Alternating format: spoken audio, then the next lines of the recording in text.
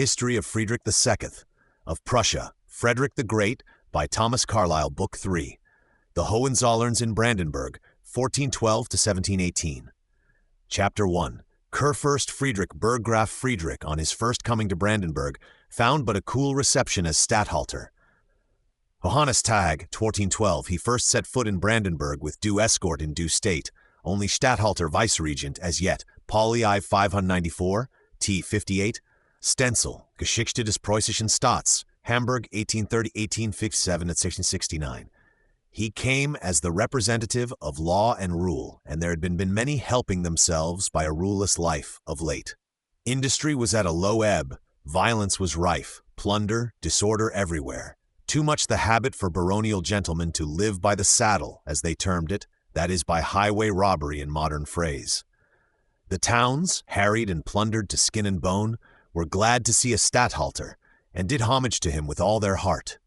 But the baronage or squirearchy of the country were of another mind. These, in the late anarchies, had set up for a kind of kings in their own right.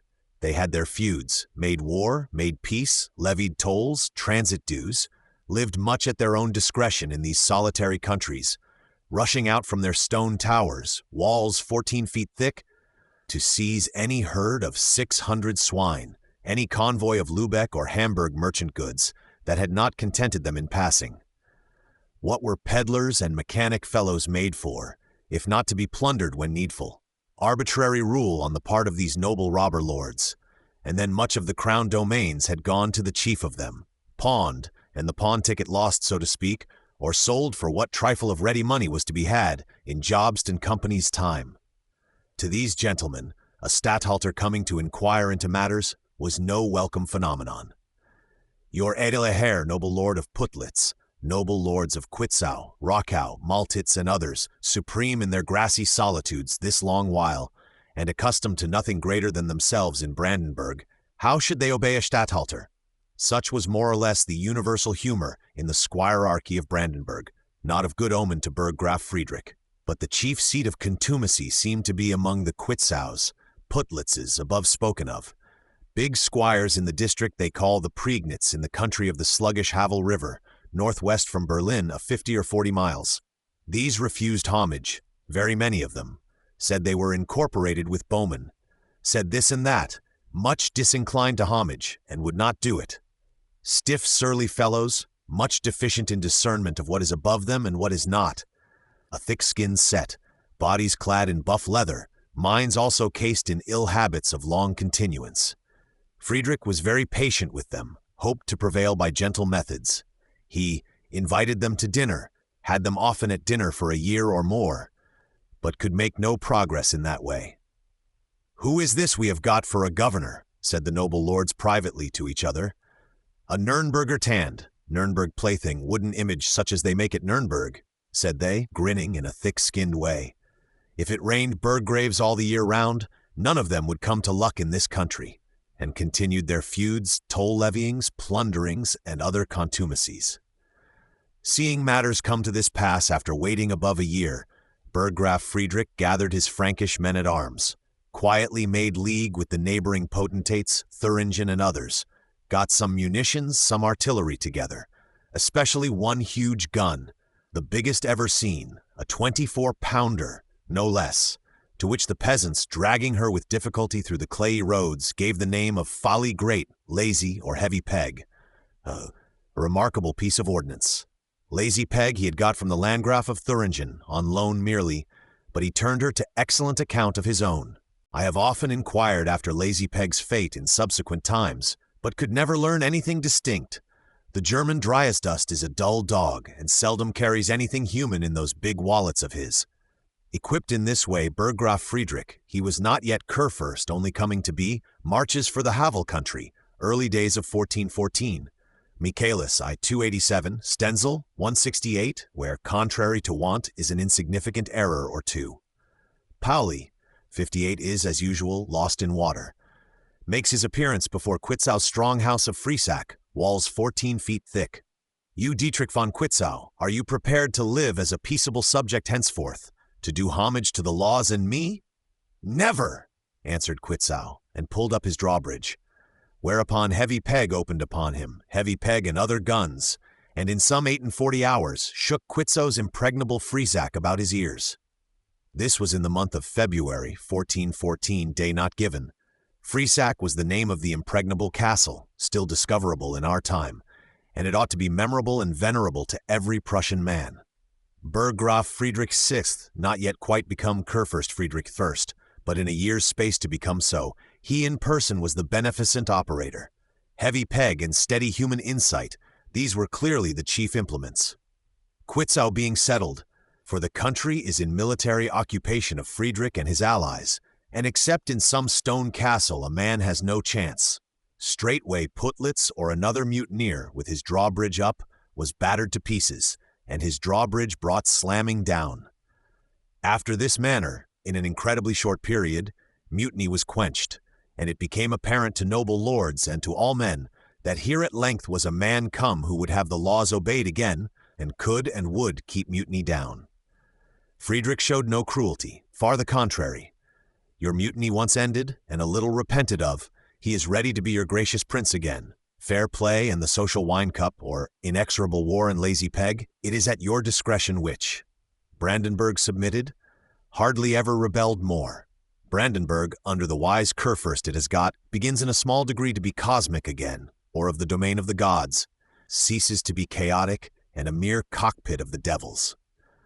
There is no doubt but this Friedrich also, like his ancestor Friedrich III, the first hereditary Burggraf, was an excellent citizen of his country, a man conspicuously important in all German business in his time, a man setting up for no particular magnanimity, ability, or heroism, but unconsciously exhibiting a good deal, which by degrees gained universal recognition. He did not shine much as Reichsgeneralissimo under Kaiser Sigismund in his expeditions against Ziska. On the contrary, he presided over huge defeat and rout once and again in that capacity, and indeed had represented in vain that, with such a species of militia, victory was impossible. He represented and again represented to no purpose, whereupon he declined the office farther, in which others fared no better. Hormayer Österreichischer Plutarch, 109 to 158. Ziska. The offer to be Kaiser was made him in his old days, but he wisely declined that too. It was in Brandenburg, by what he silently founded there, that he did his chief benefit to Germany and mankind. He understood the noble art of governing men, had in him the justice, clearness, valor, and patience needed for that. A man of sterling probity, for one thing, which indeed is the first requisite in said art. If you will have your laws obeyed without mutiny, see well that they be pieces of God Almighty's law. Otherwise, all the artillery in the world will not keep down mutiny. Friedrich traveled much over Brandenburg, looking into everything with his own eyes, making, I can well fancy, innumerable crooked things straight, reducing more and more that famishing dog kennel of a Brandenburg into a fruitful arable field. His portraits represent a square-headed, mild-looking, solid gentleman, with a certain twinkle of mirth in the serious eyes of him. Except in those Hussite wars for Kaiser Sigismund and the Reich, in which no man could prosper, he may be defined as constantly prosperous. To Brandenburg he was, very literally, the blessing of blessings, redemption out of death into life. In the ruins of that old Friesack castle, battered down by Heavy Peg, antiquarian science, if it had any eyes, might look for the taproot of the Prussian nation, and the beginning of all that Brandenburg has since grown to under the sun. Friedrich, in one capacity or another, presided over Brandenburg near 30 years. He came thither first of all in 1412, was not completely Kurfürst in his own right till 1415, nor publicly installed, with 100,000 looking on from the roofs and windows, in Constance yonder, till 1417, age then some 45. His Brandenburg residence, when he happened to have time for residing or sitting still, was Tangermunde, the castle built by Kaiser Karl IV. He died there 21st September 1440, laden tolerably with years and still better with memories of hard work done. Wrench guesses by good inference he was born about 1372. As I count, he is seventh in descent from that Conrad, Burggraf Conrad I, cadet of Hohenzollern, who came down from the Raue Alp, seeking service with Kaiser Redbeard, above 2 centuries ago. Conrad's generation and 6 others had vanished successively from the world theater in that ever-mysterious manner, and left the stage clear when Burggraf Friedrich VI came to be first elector. Let 3 centuries, let 12 generations farther come and pass, and there will be another still more notable Friedrich, our little Fritz, destined to be third king of Prussia, officially named Friedrich II, and popularly Frederick the Great. This first elector is his lineal ancestor, 12 times removed, Rensch p. 349 to 372, Hubner 176. Chapter 2. Matinées du Roi de Prusse. 11 successive Kurfürsts followed Friedrich in Brandenburg, of whom in their births, deaths, wars, marriages, negotiations, and continual multitudinous stream of smaller or greater adventures, much has been written of a dreary, confused nature, next to nothing of which ought to be repeated here. Some list of their names, with what rememberable human feature or event, if any, still speaks to us in them, we must try to give. Their names, well dated, with any actions, incidents, or phases of life, which may in this way get to adhere to them in the reader's memory, the reader can insert each at its right place in the grand tide of European events, or in such picture as the reader may have of that. Thereby, with diligence, he may produce for himself some faint twilight notion of the flight of time in remote Brandenburg, convince himself that remote Brandenburg was present all along, alive after its sort, and assisting, dumbly or otherwise, in the great world drama as that went on. We have to say in general, the history of Brandenburg under the Hohenzollerns has very little in it to excite a vulgar curiosity, though perhaps a great deal to interest an intelligent one. Had it found treatment duly intelligent, which, however, how could it, lucky beyond its neighbors, hope to do? Commonplace dry as dust, and voluminous stupidity, not worse here than elsewhere, play their part. It is the history of a state, or social vitality, growing from small to great, steadily growing henceforth under guidance, and the contrast between guidance and no guidance or misguidance in such matters is again impressively illustrated there. This we see well to be the fact, and the details of this would be of moment were they given us. But they are not. How could voluminous dry as dust give them? Then, on the other hand, the phenomenon is, for a long while, on so small a scale, wholly without importance in European politics and affairs, the commonplace historian, writing of it on a large scale, becomes unreadable and intolerable.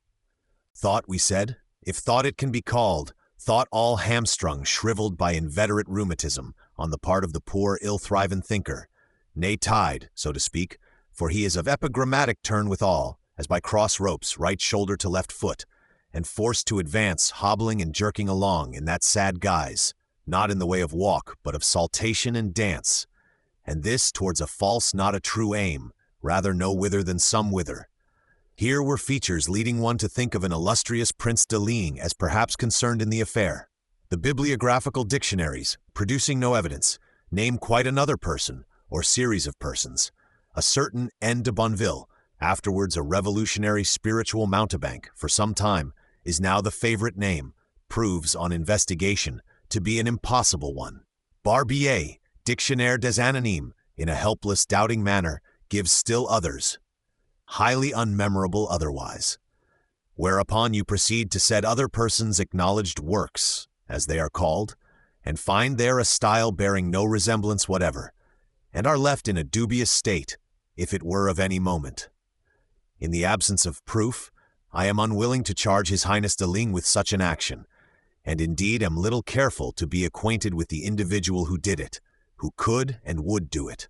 A prince of coxcombs I can discern him to have been, capable of shining in the eyes of insincere, foolish persons, and of doing detriment to them, not benefit. A man without reverence for truth or human excellence, not knowing in fact what is true from what is false, what is excellent from what is sham excellent and at the top of the mode. An apparently polite and knowing man, but intrinsically an impudent, dark, and merely modish, insolent man, who, if he fell in with Rhadamanthus on his travels, would not escape a horsewhipping.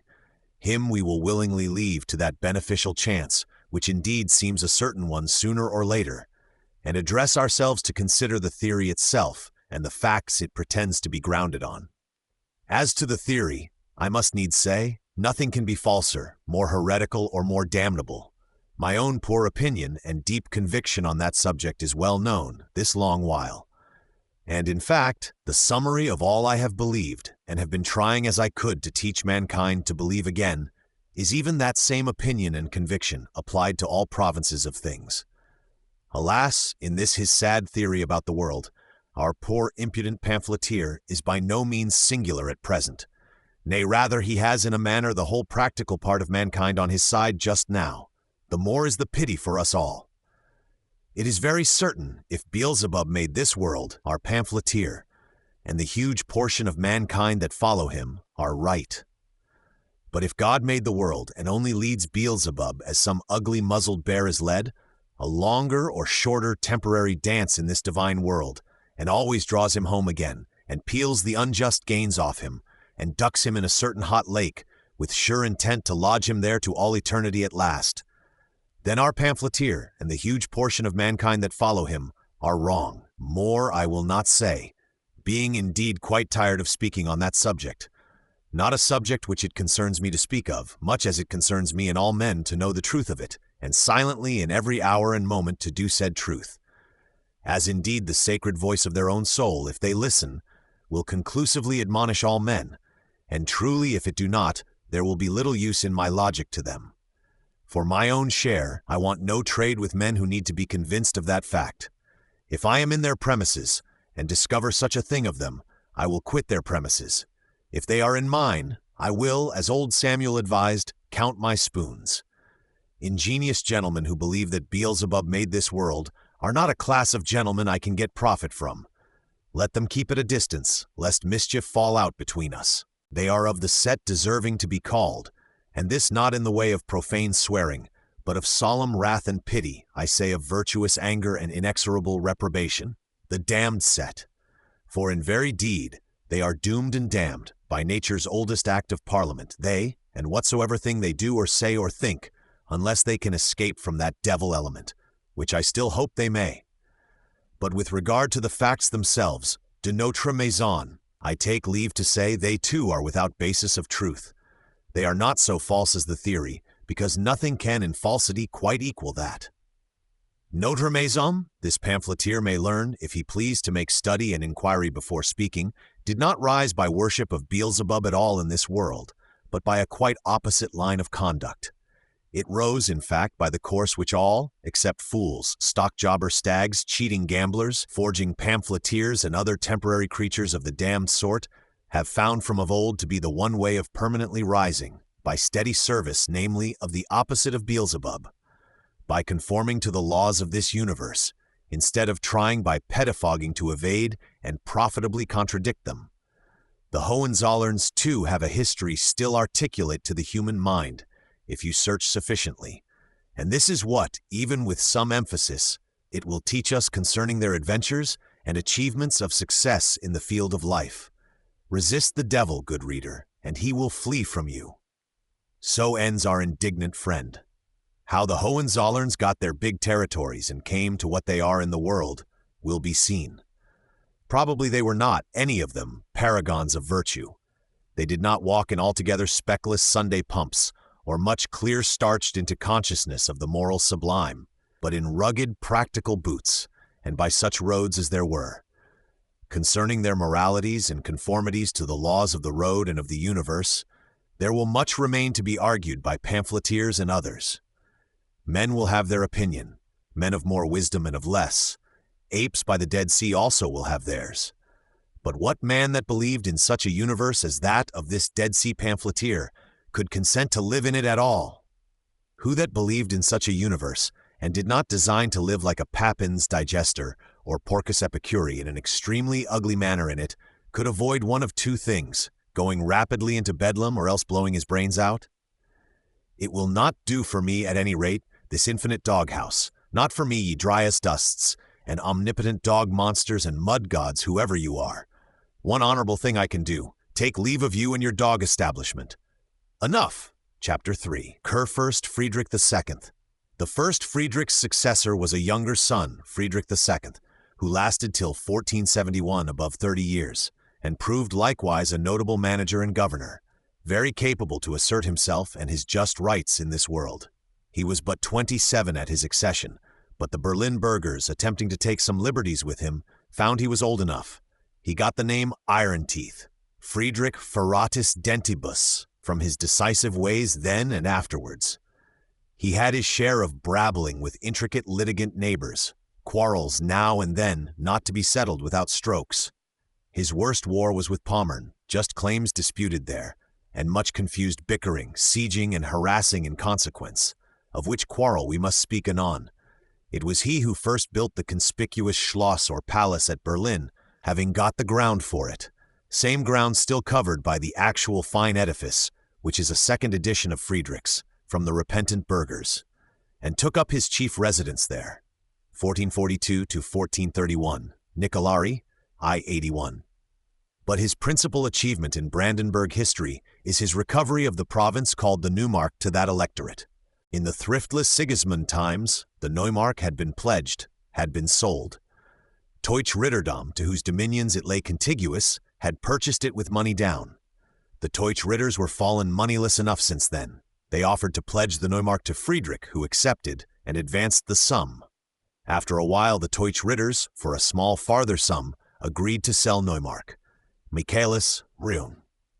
Into which transaction, with its dates and circumstances, let us cast one glance, for our behoof afterwards.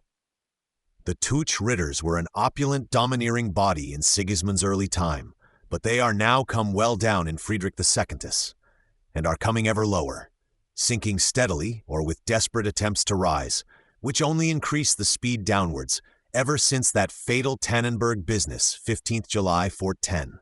Here is the sad progress of their descent to the bottom, divided into 3 stages or periods. Period first is of 30 years, 1410 to 1440. A peace with Poland soon followed that defeat of Tannenberg, humiliating peace, with mulct in money and slightly in territory attached to it, which again was soon followed by war, and ever again, each new peace more humiliating than its foregoer. Deutsch order is steadily sinking into debt, among other things, driven to severe finance measures, ultimately even to debase its coin, which produce irritation enough. Poland is gradually edging itself into the territories and the interior troubles of Preußen, prefatory to greater operations that lie ahead there. Second period of 14 years, so it had gone on, from bad to worse, till 1440, when the general population, through its heads, the landed gentry, and the towns, wearied out with fiscal and other oppressions from its domineering ritterdom, brought now to such a pinch, began everywhere to stir themselves into vocal complaint. Complaint emphatic enough. Where will you find a man that has not suffered injury in his rights, perhaps in his person? Our friends they have invited as guests, and under show of hospitality have murdered them. Men, for the sake of their beautiful wives, have been thrown into the river like dogs, and enough of the like sort. Voigt 1847, quoting evidently not an express manifesto, but one manufactured by the old chroniclers. No want of complaint, nor of complainants. Town of Thorn, town of Danzig, Kulm, all manner of towns and baronages, proceeded now to form a bund, or general covenant for complaining, to repugn in hotter and hotter form against a domineering ritterdom with back so broken. In fine, to colleague with Poland, what was most ominous of all. Baronage, burgerage, they were German mostly by blood, and by culture were wholly German, but preferred Poland to a Deutsch ritterdom of that nature. Nothing but brabblings, scufflings, objurgations, a great outbreak ripening itself. Deutsch ritterdom has to hire soldiers, no money to pay them. It was in these sad years that the Deutsch ritterdom, fallen moneyless, offered to pledge the Neumark to our Kurfürst. 1444 that operation was consummated. Pauli E7 does not name the sum. All this goes on, in hotter and hotter form, for 10 years longer. Period third begins, early in 1454, with an important special catastrophe, and ends in the 13th year after, with a still more important universal one of the same nature. Prussian Bund, or anti-oppression covenant of the towns and landed gentry, rising in temperature for 14 years at this rate, reached at last the igniting point and burst into fire. February 4th, 1454, the town of Thorn, darling first child of Deutsch ritterdom, child 223 years old at this time, founded 1231 as a wooden burg just across the river on the heathen side, mainly round the stem of an immense old oak that grew handy there. 7 barges always on the river, Weichsel, to fly to our own side if quite overwhelmed. Oak and 7 barges is still the town's arms of Thorn.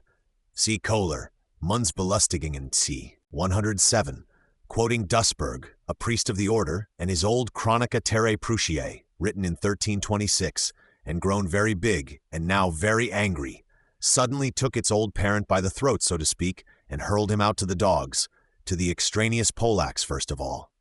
Town of Thorn, namely, sent that day its letter of renunciation to the Hochmeister over at Marienburg. Seized in a day or two more, the Hochmeister's official envoys, dignitaries of the order, led them through the streets, amid universal storm of execrations, hootings and unclean projectiles, straight to jail, and besieged the Hochmeister's Burg, Bastille of Thorn, with a few ritters in it, all the artillery and all the throats and hearts of the place raging deliriously upon it, so that the poor bidders, who had no chance in resisting, were in few days obliged to surrender.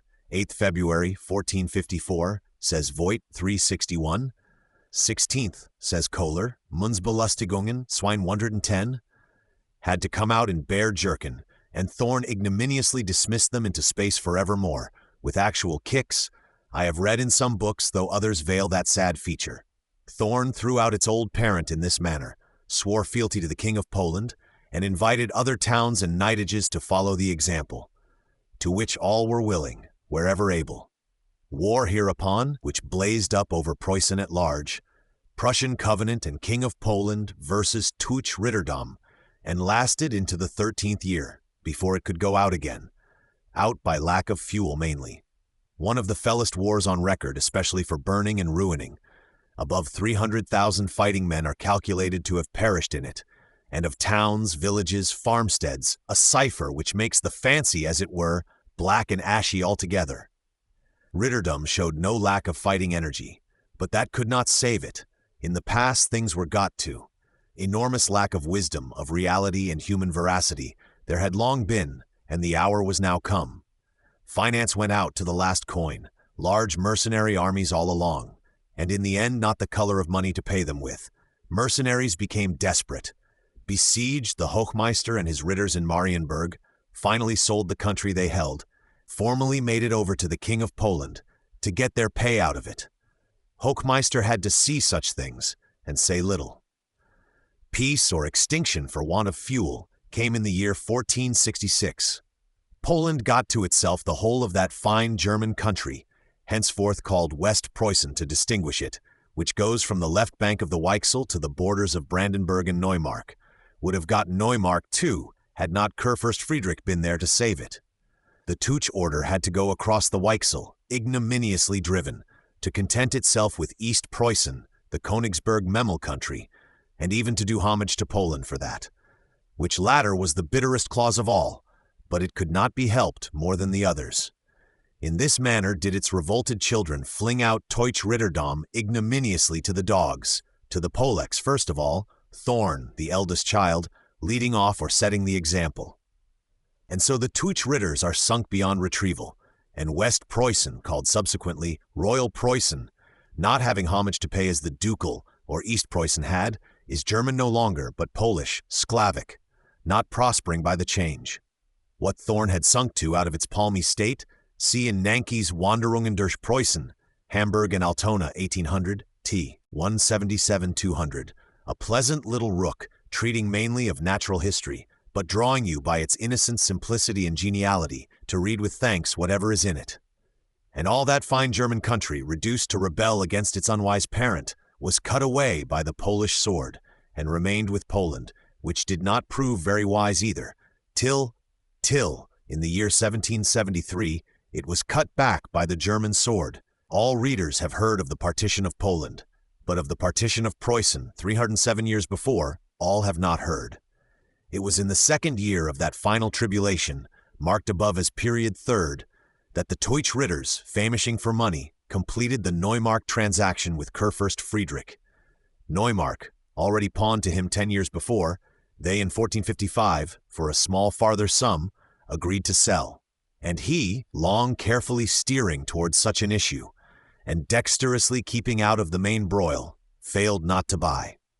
Friedrich could thenceforth, on his own score, protect the Neumark, keep up an invisible but impenetrable wall between it and the neighboring anarchic conflagrations of 13 years, and the Neumark has ever since remained with Brandenburg, its original owner. As to Friedrich's Pomeranian quarrel, this is the figure of it. Here is a scene from Wrench, which falls out in Friedrich's time, and which brought much battling and broiling to him and his, symbolical withal of much that befell in Brandenburg, from first to last. Under the Hohenzollerns as before, Brandenburg grew by aggregation, by assimilation, and we see here how difficult the process often was. Pommern, Pomerania, long Wendish, but peaceably so since the time of Albert the Bear, and growing ever more German, had, in good part, according to Friedrich's notion, if there were force in human treaties and imperial laws, fallen fairly to Brandenburg, that is to say the half of it, Stettin-Pommern had fairly fallen, in the year 1464, when Duke Otto of Stettin, the last Wendish duke, died without heirs. In that case, by many bargains, some with bloody crowns, it had been settled. If the Wendish dukes died out, the country was to fall to Brandenburg, and here they were dead. At Duke Otto's burial, accordingly, in the High Church of Stettin, when the coffin was lowered into its place, the Stettin Burgermeister, Albrecht Glinde, took sword and helmet, and threw the same into the grave, in token that the line was extinct. But Franz von Eichstätt, apparently another burgher instructed for the nonce, jumped into the grave, and picked them out again, alleging, no, the Dukes of Wolgast-Pommern were of kin. These tokens we must send to his grace at Wolgast, with offer of our homage, said Franz von Eichstätt. Wrench, p. 110, whose printer has put his date awry, Stenzel, I-23, calls the man Lorenz Eichstätten, a resolute gentleman. And sent they were, and accepted by his grace, and perhaps half a score of bargains with bloody crowns to some of them, and yet other chances and centuries, with the extinction of new lines, had to supervene before even Stettin-Pommern, and that in no complete state could be got. 1648, by Treaty of Westphalia. As to Pommern at large, Pommern not denied to be due, after such extinction and re-extinction of native ducal lines, did not fall home for centuries more, and what struggles and inextricable armed litigations there were for it, readers of Brandenburg history too wearisomely know. The process of assimilation not the least of an easy one. This Friedrich was second son. His father's outlook for him had at first been towards a Polish princess and the crown of Poland, which was not then so elective as afterwards, and with such view his early breeding had been chiefly in Poland. Johann, the eldest son and heir apparent, helping his father at home in the meanwhile. But these Polish outlooks went to nothing, the young princess having died, so that Friedrich came home, possessed merely of the Polish language and of what talents the gods had given him, which were considerable. And now, in the meanwhile, Johann, who at one time promised well in practical life, had taken to alchemy, and was busy with crucibles and speculations to a degree that seemed questionable. Father Friedrich therefore had to interfere and deal with this Johann the alchemist, Johannes Alchemista, so the books still name him, who loyally renounced the electorship at his father's bidding in favor of Friedrich, accepted Bayreuth, better half of the Kulmbach territory, for appanage, and there peacefully distilled and sublimated at discretion, the government there being an easier task and fitter for a soft speculative her. A third brother, Albert by name, got Ansbach on the father's decease, very capable to do any fighting there might be occasion for in Kulmbach. As to the burggrafship, it was now done all but the title. The first Friedrich, once he was got to be elector, wisely parted with it. The first Friedrich found his electorship had dreadfully real duties for him, and that this of the burggrafship had fallen mostly obsolete. So he sold it to the Nürnbergers for a round sum. Only the principalities and territories are retained in that quarter, about which too, and their feudal duties, boundaries, and tolls, with a jealous litigious Nürnberg for neighbor, there at length came quarreling enough. But Albert the third brother, over at Ansbach, took charge of all that, and nothing of it fell in Johann's way. The good alchemist died, performed his last sublimation, poor man, 6 or 7 years before his brother Friedrich, age then 63, 14th November 1464. Friedrich, with his iron teeth and faculties, only held out till 58, 10th February 1471. The manner of his end was peculiar. In that war with Pommern, he sat besieging a Pomeranian town, Ueckermünde the name of it, when at dinner one day, a cannonball plunged down upon the table, Michaelis I-303, with such a crash as we can fancy, which greatly confused the nerves of Frederick, much injured his hearing, and even his memory thenceforth. In a few months afterwards he resigned in favor of his successor, retired to Plassenburg, and there died in about a year more. Chapter 4. Kurfürst Albert Achilles and his successor.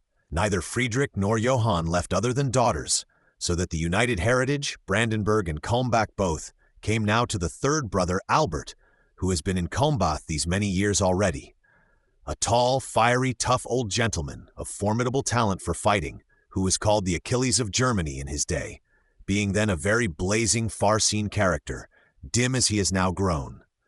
Born 1414, Kurfürst, 1417-1486. This Albert Achilles was the third elector, ancestor he of all the Brandenburg and Kulmbach-Hohenzollern princes that have since figured in the world. After him there is no break or shift in the succession, down to the little Friedrich now born. Friedrich the old grandfather, first king, was the 12th Kurfürst. We have to say they followed generally in their ancestors' steps, and had success of the like kind, more or less. Hohenzollerns all of them, by character and behavior as well as by descent. No lack of quiet energy, of thrift, sound sense. There was likewise solid fair play in general, no founding of yourself on ground that will not carry, and there was instant, gentle but inexorable, crushing of mutiny, if it showed itself, which, after the second elector, or at most the third, it had altogether ceased to do. Young Friedrich II, upon whom those Berlin burghers had tried to close their gates, till he should sign some capitulation to their mind, got from them, and not quite in ill humor, that name Iron Teeth.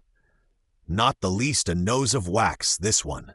No use trying here then, which with the humor attached to it, is itself symbolical of Friedrich and these Hohenzollern sovereigns. Albert, his brother, had plenty of fighting in his time, but it was in the Nuremberg and other distant regions. No fighting, or hardly any, needed in Brandenburg henceforth. With Nuremberg and the ex-burggrafship there, now when a new generation began to tug at the loose clauses of that bargain with Friedrich first, and all free towns were going high upon their privileges, Albert had at one time much trouble, and at length actual furious war. Other free towns countenancing and assisting Nuremberg in the affair, numerous petty princes, feudal lords of the vicinity, doing the like by Albert. 20 years ago, all this, and it did not last, so furious was it. 8 victories, they count on Albert's part. Furious, successful skirmishes, call them. In one of which, I remember, Albert plunged in alone, his ridders being rather shy, and laid about him hugely, hanging by a standard he had taken, till his life was nearly beaten out. 1449, Wrench, 399. 8 victories, and also 1 defeat, wherein Albert got captured, and had to ransom himself. The captor was one Kunz of Kaufungen, the Nuremberg hired general at the time, a man known to some readers for his stealing of the Saxon Prinzenrob, they call it, a feat which cost Kunz his head. Carlyle's Miscellanies, London, 1869, VI. Albert, however, prevailed in the end, as he was apt to do, and got his Nürnbergers fixed to clauses satisfactory to him. In his early days he had fought against Poles, Bohemians, and others, as imperial general. He was much concerned all along in those abstruse armed litigations of the Austrian house with its dependencies, and diligently helped the Kaiser, Friedrich III, rather a weakish, but an eager and greedy Kaiser, through most of them. That inextricable Hungarian, Bohemian, Polish Donnybrook, so we may call it, which Austria had on hand, one of Sigismund's bequests to Austria. Distressingly tumultuous Donnybrook, which goes from 1440 to 1471, fighting in a fierce, confused manner. The anti-Turk Hunyades, the anti-Austrian Corvinus, the Royal Majesties George Podiebrad, Ladislaus Postumus, Ludwig ohne Haut, Ludwig no skin, and other Ludwigs, Ladislauses and Vladislauses, striking and getting struck at such a rate. Albert was generally what we may call chief constable in all that, giving a knock here and then one there, in the Kaiser's name. Horme 138, 140, Hunyadi Corvin, Wrench 389 to 422, Michaelis 304 to 313. Almost from boyhood he had learned soldiering, which he had never afterwards leisure to forget. Great store of fighting he had, say half a century of it off and on during the 70 and odd years he lasted in this world. With the Donnybrook we spoke of, with the Nürnbergers, with the Dukes of Bavaria, endless bickerings with these dukes, Ludwig Beardy, Ludwig Superbus, Ludwig Gibbosus or Hunchback, against them and about them, on his own and the Kaiser's score. Also with the French, already clutching at Lorraine. Also with Charles the Rash of Burgundy. Lastly, with the Bishop of Bamberg, who got him excommunicated and would not bury the dead. Kurfürst Albert's letter on this last emergency to his viceregent in Kulmbach is a famed piece still extant, date 1481, Wrench p. 409. And his plan in such emergency is a simple and likely one. Carry the dead bodies to the parson's house. Let him see whether he will not bury them by and by. One must fence off the devil by the Holy Cross, says Albert. Appeal to heaven with what honest mother-wit heaven has vouchsafed one, means Albert. These fellows, the priests, continues he, would fain have the temporal sword as well as the spiritual. Had God wished there should be only one sword, he could have contrived that as well as the two. He surely did not want for intellect, or war gar ein weiser man. Want of intellect it clearly was not. In short, they had to bury the dead and do reason, and Albert hustled himself well clear of this broil as he had done of many. Battle enough, poor man, with steel and other weapons, and we see he did it with sharp insight, good forecast, now and then in a wildly leonine or aquiline manner. A tall hook-nosed man, of lean, sharp, rather taciturn aspect, nose and look are very aquiline, and there is a cloudy sorrow in those old eyes, which seems capable of sudden effulgence to a dangerous extent. He was a considerable diplomatist too, very great with the Kaiser, old Frederick III, Max's father, Charles Pfaff's great-grandfather. How admirable Albert is, not to say almost divine, to the Kaiser's then secretary, oily-mouthed Aeneas Silvius, afterwards Pope. Wrench can testify, pp. 401-586, quoting Aeneas's eulogies and gossipries, Historia Rerum Frederici Imperatoris, I conclude, though no book is named. Oily, diligent Aeneas, in his own young years and in Albert's prime, had of course seen much of this miracle of arms and art, miracle and almost divine, so to speak, and managed many things for him. Managed to get the thrice lovely heiress of the Netherlands and Burgundy, daughter of that Charles the Rash with her 17 provinces, for Max, who was thought thereupon by everybody to be the luckiest man alive, though the issue contradicted it before long. Kurfürst Albert died in 1486, March 11th, aged 72. It was some months after Bosworth fight, where our crooked Richard got his quietus here in England, and brought the Wars of the Roses to their finale.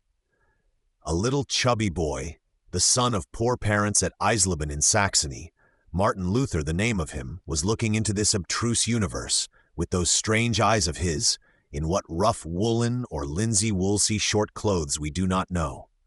Born 10th November 1483.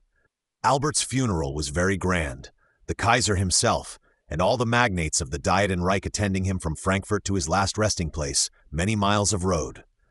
For he died at the Diet in Frankfurt on Main, having fallen ill there while busy, perhaps too busy for that age, in the harsh spring weather, electing Prince Maximilian, Lucky Max, who will be Kaiser too before long, and is already deep in ill luck, tragical and other to be king of the Romans. The old Kaiser had looked in on him at Onolsbach, Ansbach, and brought him along. Such a man could not be wanting on such an occasion. A man who perhaps did more for the German Empire than for the electorate of Brandenburg, hint some. The Kaiser himself, Frederick III, was now getting old, anxious to see Max secure, and to set his house in order. A somewhat anxious, creaky, close-fisted, ineffectual old Kaiser. See Kohler, Mundsbelustigungen, Vi 393, the Vorhonhai, 8996, for a vivid account of him. Distinguished by his luck in getting Max so provided for, and bringing the 17 provinces of the Netherlands to his house. He is the first of the Habsburg Kaisers who had what has since been called the Austrian lip, protrusive under jaw, with heavy lip disinclined to shut. He got it from his mother, and bequeathed it in a marked manner, his posterity to this day bearing traces of it. Mother's name was Cymburgis, a Polish princess, Duke of Masovia's daughter, a lady who had something of the Maltosh in her, in character as well as mouth. In old Albert, the poor old Kaiser has lost his right hand, and no doubt muses sadly as he rides in the funeral procession. Albert is buried at Heilsbronn in Frankenland among his ancestors, burial in Brandenburg not yet common for these new Kurfürsts. His skull, in an aftertime, used to be shown there, laid on the lid of the tomb. Skull marvelous for strength, and for having no visible sutures, says Wrench. Pious Brandenburg officiality at length put an end to that profanation, and restored the skull to its place, marvelous enough with what had once dwelt in it, whether it had sutures or not. Johann the Cicero is fourth Kurfürst, and leaves two notable sons. Albert's eldest son, the fourth Kurfürst, was Johannes Cicero, 1486 to 1499. Johannes was his natural name, to which the epithet Cicero of Germany, Cicero Germania, was added by an admiring public. He had commonly administered the electorate during his father's absences, and done it with credit to himself. He was an active man, nowise deficient as a governor, creditably severe on highway robbers for one thing, destroys you 15 baronial robber towers at a stroke, was also concerned in the Hungarian Bohemian Donnybrook, and did that also well. But nothing struck a discerning public like the talent he had for speaking. Spoke 4 hours at a stretch in Kaiser Max's diets, in elegantly flowing Latin, with a fair share of meaning too, and had bursts of parliamentary eloquence in him that were astonishing to hear. A tall, square-headed man of erect, cheerfully composed aspect, head flung rather back if anything. His bursts of parliamentary eloquence, once glorious as the day, procured him the name Johannes Cicero, and that is what remains of them. For they are sunk now, irretrievable he and they, into the belly of eternal night, the final resting place, I do perceive, of much Ciceronian wear in this world. Apparently he had, like some of his descendants, what would now be called distinguished literary talents, insignificant to mankind and us. I find he was likewise called Der Grosse, John the Great, but on investigation it proves to be mere John the Big, a name coming from his tall stature and ultimate fatness of body. For the rest, he left his family well off, connected with high potentates all around, and had increased his store to a fair degree in his time. Besides his eldest son, who followed as elector, by name Joachim I, a burly gentleman of whom much is written in books, he left a second son, Archbishop of Magdeburg, who in time became Archbishop of Mainz and Cardinal of Holy Church. Ulrich van Hutten's grand panegyric upon this Albert, on his first entrance into Mainz, 9th October, 5014, entrance with a retinue of 2,000 horse, mainly furnished by the Brandenburg and Kulmbach kindred, say the old books, is in Ulrichi ab Hutten Equitis Jurani Opera, Brunster Munz edition, Berlin 1821, I, 276 through 310. And by accident got to be forever memorable in church history. Archbishop of Mainz means withal Kur Mainz, elector of Mainz, who is chief of the 7 electors, and as it were their president or speaker. Albert was the name of this one. His elder brother, the then Kur Brandenburg, was called Joachim. Cardinal Albert Kur Mainz, like his brother Joachim Kur Brandenburg, figures much and blazes widely abroad in the busy reign of Karl Futh and the inextricable Lutheran papal Turk-Christian business it had. But the notable point in this Albert of Mainz was that of Leo Tex and the indulgences. Pauli v. 496-499, Wrench p. 869. Pope Leo had permitted Albert to retain his archbishopric of Magdeburg and other dignities along with that of Mainz, which was an unusual favor. But the Pope expected to be paid for it, to have 30,000 ducats, 15,000 pounds, almost a king's ransom at that time, for the pallium to Mainz. Pallium, or little bit of woolen cloth, on sale by the Pope, without which Mainz could not be held. Albert, with all his dignities, was dreadfully short of money at the time. Chapter of Mainz could or would do little or nothing, having been drained lately, Magdeburg, Halberstadt, the like. Albert tried various shifts, tried a little stroke of trade in relics, gathered in the Mainz district some hundreds of fractional sacred bones and 3 whole bodies, which he sent to Halle for pious purchase, but nothing came of this branch. The 15,000 pounds remained unpaid, and Pope Leo, building St. Peter's, furnishing a sister's toilet, and doing worse things, was in extreme need of it. What is to be done? I could borrow the money from the Fuggers of Augsburg, said the Archbishop hesitatingly, but then, "I could help you to repay it," said His Holiness. "Could repay the half of it, if only we had, but they always make such clamor about these things, an indulgence published in Germany." "Well, it must be," answered Albert at last, agreeing to take the clamor on himself and to do the feat, being at his wits' end for money. He draws out his full power, which as first spiritual Kurfürst he has the privilege to do, nominates 1516 one Tetzel for chief salesman, a priest whose hardness of face and shiftiness of head and hand were known to him. And here is one Hohenzollern that has a place in history. Poor man, it was by accident, and from extreme tightness for money. He was by no means a violent churchman. He had himself inclinations towards Luther, even of a practical sort, as the thing went on. But there was no help for it. Cardinal Albert, Kur Mainz, shows himself a copious, dexterous public speaker at the diets and elsewhere in those times, a man intent on avoiding violent methods, uncomfortably fat in his later years, to judge by the portraits. Kur Brandenburg, Kur Mainz, the younger now officially even greater than the elder, these names are perpetually turning up in the German histories of that Reformation period, absent on no great occasion, and they at length, from amid the meaningless bead-roll of names, wearisomely met with in such books, emerge into persons for us as above. Chapter 5 of the Baruth-Ansbach branch. Albert Achilles, the third elector, had before his accession been Margraf of Ansbach, and since his brother the alchemist's death, Margraf of Baruth too, or of the whole principality. Margraf of Kulmbach we will call it, for brevity's sake, though the bewildering old books have not steadily any name for it. A certain subaltern of this express title, Margraf of Kulmbach, a cadet with some temporary appanage there, who was once in the service of him they call the Winter King, and may again be transiently heard of by us here, is the altogether mysterious personage who prints himself Marquis de Lullenbach in Bromley's Collection of Royal Letters, London, 1787, Pete 52 and Second, one of the most curious books on the 30 Years' War, edited with a composed stupidity and cheerful infinitude of ignorance, which still farther distinguish it. The Bromley originals, well worth a real editing, turn out on inquiry to have been sold as autographs and dispersed beyond recovery about 50 years ago. After his accession, Albert Achilles naturally held both electorate and principality during the rest of his life, which was an extremely rare predicament for the two countries, the big and the little. No other elector held them both for nearly 100 years, nor then, except as it were for a moment. The two countries, electorate and principality, Hohenzollern both, and constituting what the Hohenzollerns had in this world, continued intimately connected, with affinity and clientship carefully kept up, and the lesser standing always under the express protection and, as it were, cousinship of the greater. But they had their separate princes, lines of princes, and they only twice, in the time of these 12 electors, came even temporarily under the same head.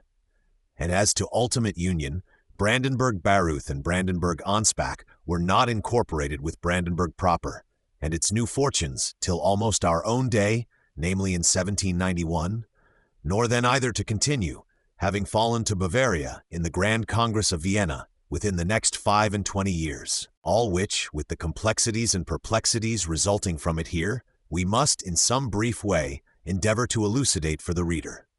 2 lines in Kulmbach or Baruth-Ansbach, the Jera Bond of 1598. Kulmbach the elector left at his death to his second son, properly to 2 sons, but one of them soon died, and the other became sole possessor, Frederick by name, who, as founder of the elder line of Brandenburg-Kulmbach princes, must not be forgotten by us. Founder of the first or elder line, for there are 2 lines, this of Friedrich's having gone out in about 100 years, and the Ansbach-Bayreuth territories having fallen home again to Brandenburg, where, however, they continued only during the then Kurfürst's life. Johann Georg, 1525 to 1598, 7th Kurfürst, was he to whom Brandenburg-Kulmbach fell home. Nay, strictly speaking, it was but the sure prospect of it that fell home.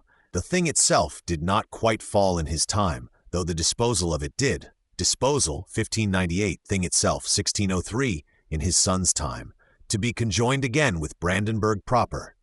Conjoined for the short potential remainder of his own life, and then to be disposed of as an appanage again, which latter operation, as Johann George had 23 children, could be no difficult one. Johann George, accordingly, year 1598, split the territory in two. Brandenburg-Bayreuth was for his second son, Brandenburg-Ansbach for his third. Hereby again were two new progenitors of Kulmbach princes introduced, and a new line, second or younger line they call it, line mostly split in two as heretofore, which after complex adventures in its split condition, Bayreuth under one head, Ansbach under another, continues active down to our little Fritz's time and farther, as will become but too apparent to us in the course of this history. From of old these territories had been frequently divided. Each has its own little capital, town of Ansbach, town of Bayreuth, populations about the same, 16,000 to 17,000 in our time, suitable for such arrangement.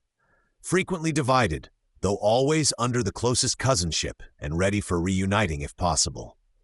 Generally under the elder line too, under Frederick's posterity, which was rather numerous and often in need of appanages, they had been in separate hands. But the understood practice was not to divide farther, Bayreuth by itself, Ansbach by itself, or still luckier if one hand could get hold of both, and especially Brandenburg by itself, uncut by any appanage. This, I observe, was the received practice. But Johann George, wise Kurfürst as he was, wished now to make it surer, and did so by a famed deed called the Jera Bond, Jerische Vertrag, dated 1598, Michaelis I 345, the last year of Johann George's life. Hereby, in a family conclave held at that Jera, a little town in Thuringen, it was settled and indissolubly fixed, that their electorate, unlike all others in Germany, shall continue indivisible. Law of primogeniture, here if nowhere else, is to be in full force, and only the Kulmbach territory, if otherwise unoccupied, can be split off for younger sons. Kulmbach can be split off, and this again withal can be split, if need be, into two, Bayreuth and Ansbach, but not in any case farther, which household law was strictly obeyed henceforth. Date of it 1598, principal author Johann George, 7th Elector. This Jera Bond the reader can note for himself as an excellent piece of Hohenzollern thrift and important in the Brandenburg annals. On the whole, Brandenburg keeps continually growing under these 12 Hohenzollerns, we perceive, slower or faster, just as the Burggrafdom had done, and by similar methods. A lucky outlay of money, as in the case of Friedrich Ironteeth in the Neumark, brings them one province, lucky inheritance another. Good management is always there, which is the mother of good luck. And so there goes on again, from Johann George downwards, a new stream of Kulmbach princes, called the Younger or New Line, properly two contemporary lines, of Bayreuther's and Ansbachers, always in close affinity to Brandenburg, and with ultimate reversion to Brandenburg, should both lines fail, but with mutual inheritance if only one. They had intricate fortunes, service in foreign armies, much wandering about, sometimes considerable scarcity of cash, but for 150 years to come, neither line by any means failed, rather the contrary in fact. Of this latter or new Kulmbach line or split line, especially of the Bayreuth part of it, our little Wilhelmina, little Fritz's sister, who became Margravine there, has given all the world notice. From the Ansbach part of it, at that time in sore scarcity of cash, came Queen Caroline, famed in our George II's time. See a synoptic diagram of these genealogies, infra, p. 388a. From it too came an unmomentous Margraf, who married a little sister of Wilhelmina's and Fritz's, of whom we shall hear. There is lastly a still more unmomentous Margraf, only son of said unmomentous and his said spouse, who again combined the two territories, Bayreuth having failed of heirs, and who, himself without heirs and with a frail Lady Craven as Margravine, died at Hammersmith, close by us in 1806, and so ended the troublesome affair. He had already in 1791 sold off to Prussia all temporary claims of his, and let Prussia have the heritage at once without waiting farther. Prussia, as we noticed, did not keep it long, and it is now part of the Bavarian dominion. For the sake of editors and readers, long may it so continue. Of this younger line, intrinsically rather insignificant to mankind, we shall have enough to write in time and place. We must at present direct our attention to the elder line. The elder line of Kulmbach, Friedrich and his three notable sons there. Kurfürst Albert Achilles' second son, Friedrich, 1460 to 1536, Rentsch, Fee 602. The founder of the elder Kalmbach line ruled his country well for certain years, and was a man famed for strength of body and mind, but claims little notice from us except for the sons he had. A quiet, commendable, honorable man, with a certain pathetic dignity, visible even in the eclipsed state he sank into. Poor old gentleman, after grand enough feats in war and peace, he fell melancholy, fell imbecile, blind, soon after middle life, and continued so for 20 years till he died. During which dark state, say the old books, it was a pleasure to see with what attention his sons treated him, and how reverently the eldest always led him out to dinner. 12. They live and dine at that high castle of Plassenburg, where old Frederick can behold the red or white mane no more. Alas, Salerg is now a correction house, where male and female scoundrels do beating of hemp, and pious Frederick, like eloquent Johann, has become a forgotten object. He was of the German Reichsarray, who marched to the Netherlands to deliver Max from Durance. Max, the king of the Romans, whom, for all his luck, the mutinous Flemings had put under lock and key at one time. 1482, Pauli Tyne 389, his beautiful young wife, thrown from her horse, had perished in a thrice tragic way short while before, and the 17 provinces were unruly under the guardianship of Max. That is his one feat memorable to me at present. He was Johann Cicero's half-brother, child by a second wife. Like his uncle Kurfürst Friedrich II, he had married a Polish princess, the sharp Achilles having perhaps an eye to crowns in that direction during that Hungarian-Bohemian-Polish Donnybrook. But if so, there again came nothing of a crown with it, though it was not without its good results for Friedrich's children by and by. He had 8 sons that reached manhood, 5 or 6 of whom came to something considerable in the world, and 3 are memorable down to this day. One of his daughters he married to the Duke of Liegnitz in Silesia, which is among the first links I notice of a connection that grew strong with that sovereign duchy, and is worth remarking by my readers here. Of the 3 notable sons, it is necessary that we say something. Casimir, George, Albert are the names of these 3. Casimir, the eldest, 1427, whose share of heritage is Bayreuth, was originally intended for the church, but inclining rather to secular and military things, or his prospects of promotion altering, he early quitted that, and took vigorously to the career of arms and business. A truculent-looking hair, with thoughtful eyes, and hanging under lip, hat of enviable softness, loose disc of felt flung carelessly on, almost like a nightcap artificially extended, so admirably soft, and the look of the man Casimir, between his cataract of black beard and this semi-nightcap, is carelessly truculent. He had much fighting with the Nürnbergers and others, laid it right terribly on, in the way of strokes when needful. He was especially truculent upon the revolt of peasants in their Bauernkrieg, 1525. Them in their wildest rage he fronted, he, that others might rally to him. Unhappy mortals, will you shake the world to pieces then, because you have much to complain of? And hanged the ringleaders of them literally by the dozen, when quelled and captured. A severe, rather truculent her. His brother George, who had Ansbach for heritage, and a right to half those prisoners, admonished and forgave his half, and pleaded hard with Casimir for mercy to the others, in a fine letter still extant, in Wrench, p. 627, which produced no effect on Casimir. For the dog's sake, and for all sakes, let not the dog learn to eat leather, of which his indispensable leashes and muzzles are made. That was a proverb often heard on the occasion, in Luther's mouth among the rest. Casimir died in 1527, aged then towards 50. For the last dozen years or so, when the father's malady became hopeless, he had governed Kalmbach, both parts of it. The Ansbach part, which belonged to his next brother George, going naturally, in almost all things, along with Bayreuth. And George, who was commonly absent, not interfering except on important occasions.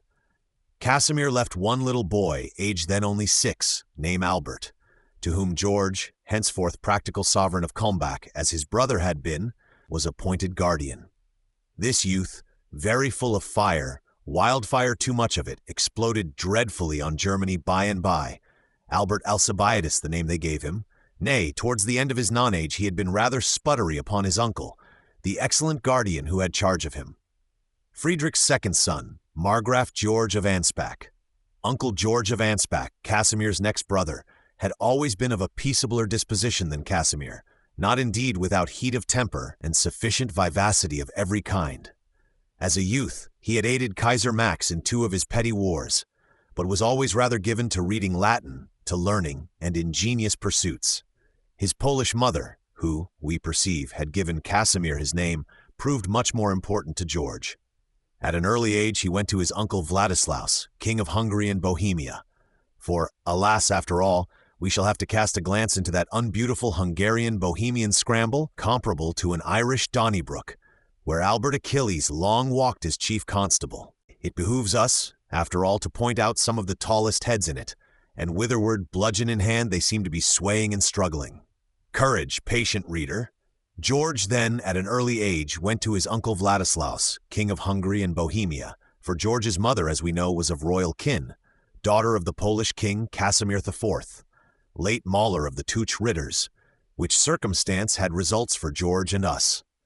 Daughter of Casimir IV the lady was, and therefore of the Jagiellon blood by her father, which amounts to little, but by her mother she was granddaughter of that Kaiser Albert II, who got 3 crowns in 1 year and died the next, whose posterity have ever since, up to the lips in trouble with their confused competitive accompaniments, Huniades, Corvinus, George Podiebrad and others, not to speak of dragon Turks coiling ever closer round you on the frontier, been kings of Hungary and Bohemia.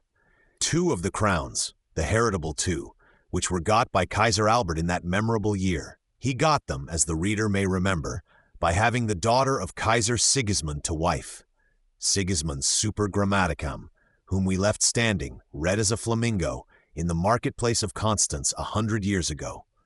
Thus time rolls on in its many-colored manner, audacious and voracious. It is in this way that George's uncle Vladislaus, Albert's daughter's son, is now King of Hungary and Bohemia, the last King Vladislaus they had, and the last king but one of any kind, as we shall see anon. Vladislaus was heir of Poland too, could he have managed to get it, but he gave up that to his brother, to various younger brothers in succession, having his hands full with the Hungarian and Bohemian difficulty. He was very fond of nephew George, well recognizing the ingenuous, wise, and loyal nature of the young man. He appointed George tutor of his poor son Ludwig, whom he left at the early age of 10 in an evil world and evil position there. Born without skin, they say, that is, born in the 7th month, called Ludwig Haut, Ludwig no skin, on that account. Born certainly, I can perceive, rather thin of skin, and he would have needed one of a rhinoceros thickness. George did his function honestly and with success. Ludwig grew up a gallant, airy, brisk young king, in spite of difficulties, constitutional and other, got a sister of the great Kaiser Carlyle to wife, determined, AD 1526, to have a stroke at the Turk dragon, which was coiling round his frontier and spitting fire at an intolerable rate. Ludwig, a fine young man of 20, marched away with much Hungarian chivalry, right for the Turk, summer 1526, George meanwhile going busily to Bohemia, and there with all his strength levying troops for reinforcement. Ludwig fought and fenced for some time with the Turk outskirts, came at last to a furious general battle with the Turk, 29th August 1526, at a place called Mohacs, far east in the flats of the lower Donau, and was there tragically beaten and ended. Seeing the battle gone and his chivalry all in flight, Ludwig too had to fly. Galloping for life, he came upon bog which proved bottomless, as good as bottomless, and Ludwig, horse and man, vanished in it straightway from this world. Hapeless young man, like a flash of lightning suddenly going down there, and the Hungarian sovereignty along with him. For Hungary is part of Austria ever since, having with Bohemia fallen to Karl Fies's brother Ferdinand, as now the nearest convenient heir of Albert with his 3 crowns, up to the lips in difficulties to this day. George, meanwhile, with finely appointed reinforcements, was in full march to join Ludwig, but the sad news of Mohacs met him. He withdrew, as soon as might be, to his own territory, and quitted Hungarian politics. This, I think, was George's 3rd and last trial of war. He by no means delighted in that art, or had cultivated it like Casimir and some of his brothers. George by this time had considerable property, part of it important to the readers of this history. Ansbach we already know, but the Duchy of Jagerndorf, that and its pleasant valleys, fine hunting grounds and larch-clad heights among the giant mountains of Silesia. That is to us the memorable territory. George got it in this manner. Some 10 or 15 years ago, the late King Vladislaus, our uncle of blessed memory, loving George and not having royal moneys at command, permitted him to redeem with his own cash certain Hungarian domains, pledged at a ruinously cheap rate, but unredeemable by Vladislaus. George did so, years ago, guess 10 or 15. George did not like the Hungarian domains with their Turk and other inconveniences. He proposed to exchange them with King Vladislaus for the Bohemian Silesian Duchy of Jagerndorf, which had just then, by failure of heirs, lapsed to the king.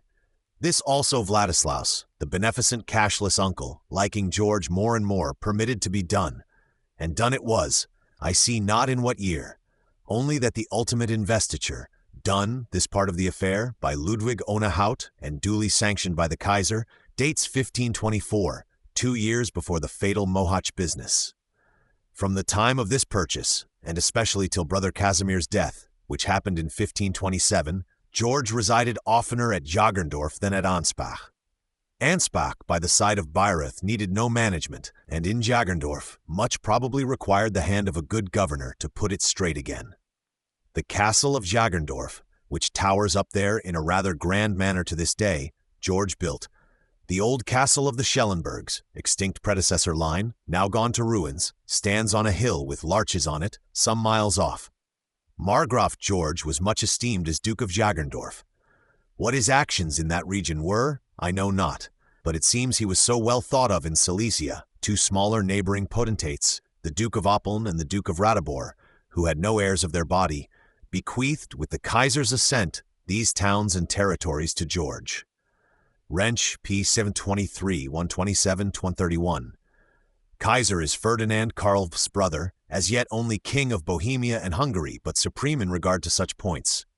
His assent is dated 17th June 1531 in Wrench. In mere love to their subjects, Wrench intimates that poor men might be governed by a wise good duke in the time coming. The Kaiser would have got the duchies otherwise. Nay, the Kaiser, in spite of his preliminary assent, proved extortionate to George in this matter, and exacted heavy sums for the actual possession of Oppeln and Ratibor. George, going so zealously ahead in Protestant affairs, grew less and less a favorite with Kaisers. But so, at any rate, on peaceable, unquestionable grounds valid as imperial law and ready money, George is at last lord of these 2 little countries, in the plain of South Silesia, as of Jagerndorf among the mountains hard by. George has and holds the Duchy of Jagerndorf, with these appendages: Jagerndorf since 1524, Ratibor and Oppeln since some years later, and lives constantly, or at the due intervals, in his own strong mountain castle of Jagerndorf there, we have no doubt, to the marked benefit of good men in those parts. Hereby has Jagerndorf joined itself to the Brandenburg territories, and the reader can note the circumstance, for it will prove memorable one day. In the business of the Reformation, Margraf George was very noble, a simple-hearted, truth-loving, modestly valiant man, rising unconsciously in that great element into the heroic figure. George the Pious, Trummum, George the Confessor, Kenner, were the names he got from his countrymen. Once this business had become practical, George interfered a little more in the Kulmbach government, his brother Casimir, who likewise had Reformation tendencies, rather hanging back in comparison to George. In 1525, the town populations, in the Kulmbach region, big Nuremberg in the van, had gone quite ahead in the new doctrine, and were becoming irrepressibly impatient to clear out the old mendacities and have the gospel preached freely to them. This was a questionable step, feasible perhaps for a great elector of Saxony, but for a Margraf of Ansbach. George had come home from Jagerndorf, some 300 miles away, to look into it for himself, found it, what with darkness all round, what with precipices menacing on both hands, and zealous, inconsiderate town populations threatening to take the bit between their teeth, a frightfully intricate thing. George mounted his horse one day this year, day not dated farther, and with only 6 attendants, privately rode off, another 200 miles, a good 3 days' ride to Wittenberg, and alighted at Dr. Martinus Lutherus's door. Wrench 25, a notable passage, worth thinking of. But such visits of high princes to that poor house of the doctors were not then uncommon. Luther cleared the doubts of George. George returned with a resolution taken. "Ahead then, ye poor Voigtland gospel populations, I must lead you, we must on." And perils enough there proved to be, and precipices on each hand. Bauernkrieg, that is to say, peasants' war, Anabaptistry and Red Republic on the one hand, Reichsacht, ban of empire, on the other. But George, eagerly, solemnly attentive, with ever new light rising on him, dealt with the perils as they came, and went steadily on in a simple, highly manful and courageous manner. He did not live to see the actual wars that followed on Luther's preaching. He was of the same age with Luther, born few months later, and died 2 years before Luther. 4th March, 1484, Nidus 27th Dec, 1543, George, 10th November, 1483, 18th February, 1546, Luther. But in all the intermediate principal transactions, George is conspicuously present. George of Brandenburg, as the books call him, or simply Margraf George. At the Diet of Augsburg, 1530, and the signing of the Augsburg Confession there, he was sure to be. He rode thither with his Ansbach Knightage about him, 400 cavaliers, Seckendorfs, Huttons, Flanzes, and other known kindreds, recognizable among the lists, Wrench 33, and spoke there not bursts of parliamentary eloquence, but things that had meaning in them. One speech of his, not in the Diet, but in the Kaiser's lodging, 15th June 1530, no doubt in Anton Fugger's house, where the Kaiser lodged for year and this time, but without the fires of cinnamon they talk of on other occasions. See Carlyle's Miscellanies, E. 259n.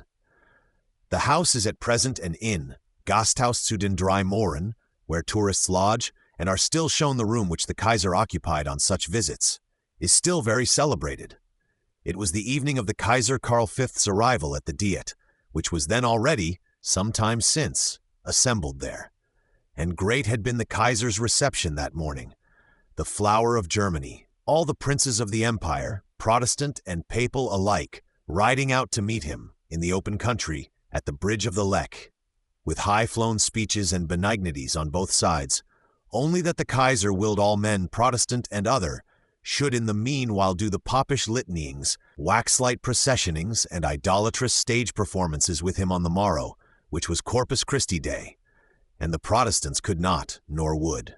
Imperial hints there had already been, from Innsbruck, benign hopes of the nature of commands, that loyal Protestant princes would in the interim avoid open discrepancies, perhaps be so loyal as keep their chaplains, peculiar divine services, private in the interim. These were hints, and now this of the Corpus Christi, a still more pregnant hint. Loyal Protestants refused it, therefore, flatly declined, though bidden and again bidden. They attended in a body, old Johann of Saxony, young Philip of Hessen, and the rest, Margraf George, as spokesman, with eloquent simplicity stating their reasons, to somewhat this effect: Invinciblest all gracious Kaiser, loyal are we to your high majesty, ready to do your bidding by night and by day. But it is your bidding under God, not against God. Ask us not, O gracious Kaiser. I cannot, and we must not, and dare not. And before I would deny my God and his evangel, these are George's own words. I would rather kneel down here before your majesty, and have my head struck off, hitting his hind head or neck with the edge of his hand by way of accompaniment, a strange radiance in the eyes of him, voice risen into musical alt. Ich wollte mein Gott und sein Evangelium verlaunen, wollte ich hier vor eurer Majestat niederknien und mir den Kopf abhauen lassen. Nit Kopf lover forced, nit Kopf ab, answered Charles in his Flemish German. Not head off, dear First, not head off, said the Kaiser, a faint smile enlightening those weighty gray eyes of his, and imperceptibly animating the thick Austrian underlip. Wrench 37. Marheinek, Geschichte der Deutschen Reformation, Berlin, 1831. Speaker and company attended again on the morrow, Margraf George still more eloquent, whose speech flew over Germany like fire over dry flax, and still exists, both speeches now oftenest rolled into one by inaccurate editors, as by Wrench, ubi supra. And the Corpus Christi idolatries were forborne the Margraf and his company this time. The Kaiser himself, however, walking, nearly roasted in the sun, in heavy purple velvet cloak, with a big wax candle, very superfluous, guttering and blubbering in the right hand of him, along the streets of Augsburg. Brandenburg, Mainz, high cousins of George, were at this Diet of Augsburg. Brandenburg, Elector Joachim Fürth, Cicero's son, of whom we have spoken, and shall speak again, being often very loud on the conservative side, and eloquent Mainz going on the conciliatory tack. Brandenburg, in his zeal, had ridden on to Innsbruck to meet the Kaiser there, and have a preliminary word with him. Both these high cousins spoke, and bestirred themselves a good deal at this diet. They had met the Kaiser on the plains of the Lech this morning, and no doubt gloomed unutterable things on George and his speech. George could not help it. Till his death in 1543, George is to be found always in the front line of this high movement, in the line where Saxon, John the Steadfast, der Beständige, and young Philip the Magnanimous of Hessen were, and where danger and difficulty were. Readers of this enlightened gold nugget generation can form to themselves no conception of the spirit that then possessed the nobler kingly mind. The command of God endures through eternity. Verbum Dei mani in aeternum was the epigraph and life motto which John the Steadfast had adopted for himself. VDMIAE. These initials he had engraved on all the furnitures of his existence, on his standards, pictures, plate, on the very sleeves of his lackeys, and I can perceive on his own deep heart first of all. VDMIE? Or might it not be read withal, as Philip of Hessen sometimes said? Philip, still a young fellow, capable of sport in his magnanimous scorn. Verbum diaboli manet in episcopis. The devil's word sticks fast in the bishops. We must now take leave of Margraf George and his fine procedures in that crisis of world history. He had got Jugendorf, which became important for his family and others. But what was that to the Promethean conquests, such we may call them, which he had the honor to assist in making for his family and for his country, and for all men? Very unconscious he of bringing fire from heaven. Good, modest, simple man. So far as I can gather, there lived in that day few truer specimens of the honest man. A rugged, rough-hewn, rather blunt-nosed physiognomy, cheekbones high, cheeks somewhat bagged and wrinkly, eyes with a due shade of anxiety and sadness in them, affectionate simplicity, faithfulness, intelligence, veracity looking out of every feature of him. Wears plentiful white beard short cut, plentiful gold chains, ruffs, ermines, a hat not to be approved of, in comparison with Brother Casimir's, miserable inverted colander of a hat, hanging at an angle of 45 degrees, with band of pearls round the top, not the bottom of it, insecure upon the fine head of George, and by no means to its embellishment. One of his daughters he married to the Duke of Liegnitz, a new link in that connection. He left one boy, George Frederick, who came under Alcibiades, his cousin of Baireuth's tutelage, and suffered much by that connection, or indeed chiefly by his own conspicuously Protestant turn, to punish which the Alcibiades connection was taken as a pretext. In riper years, George Frederick got his calamities brought well under, and lived to do good work, Protestant and other, in the world, to which we may perhaps allude again. The line of Margraf George the Pious ends in this George Frederick, who had no children. The line of Margraf George and the elder Kulmbach line altogether, 1603, Albert Alcibiades, Casimir's one son, having likewise died without posterity. Of the younger brothers, says my authority, some 4 were in the church, 2 of whom rose to be prelates. Here are the 4. 1. Wilhelm by name was Bishop of Riga in the remote Prussian outskirts and became Protestant, among the first great prelates who took that heretical course, being favored by circumstances to cast out the VD, verbum diaboli, as Philip read it. He is a wise-looking man, with magnificent beard, with something of contemptuous patience in the meditative eyes of him. He had great troubles with his Riga people, as indeed was a perennial case between their bishop and them, of whatever creed he might be. The other prelate held fast by the papal orthodoxy. He had got upon the ladder of promotion towards Magdeburg, hoping to follow his cousin Mainz, the eloquent conciliatory cardinal, in that part of his pluralities. As he did, little to his comfort, poor man, having suffered a good deal in the sieges and religious troubles of his Magdeburgers, who ended by ordering him away, having openly declared themselves Protestant at length. He had to go and occupy himself complaining, soliciting aulic councils and the like for the rest of his life. 3. The Probst of Würzburg, Provost, kind of headcanon there, orthodox papal he too, and often gave his brother George trouble. 4. A still more orthodox specimen, the youngest member of the family, who is likewise in orders. Gumbrecht, Gumbertus, a canonicus of something or other, say the books, who went early to Rome and became one of His Holiness Leo X's chamberlains. Stood the sack of Rome, Constable de Bourbons, and was captured there and ransomed, but died still young, 1528.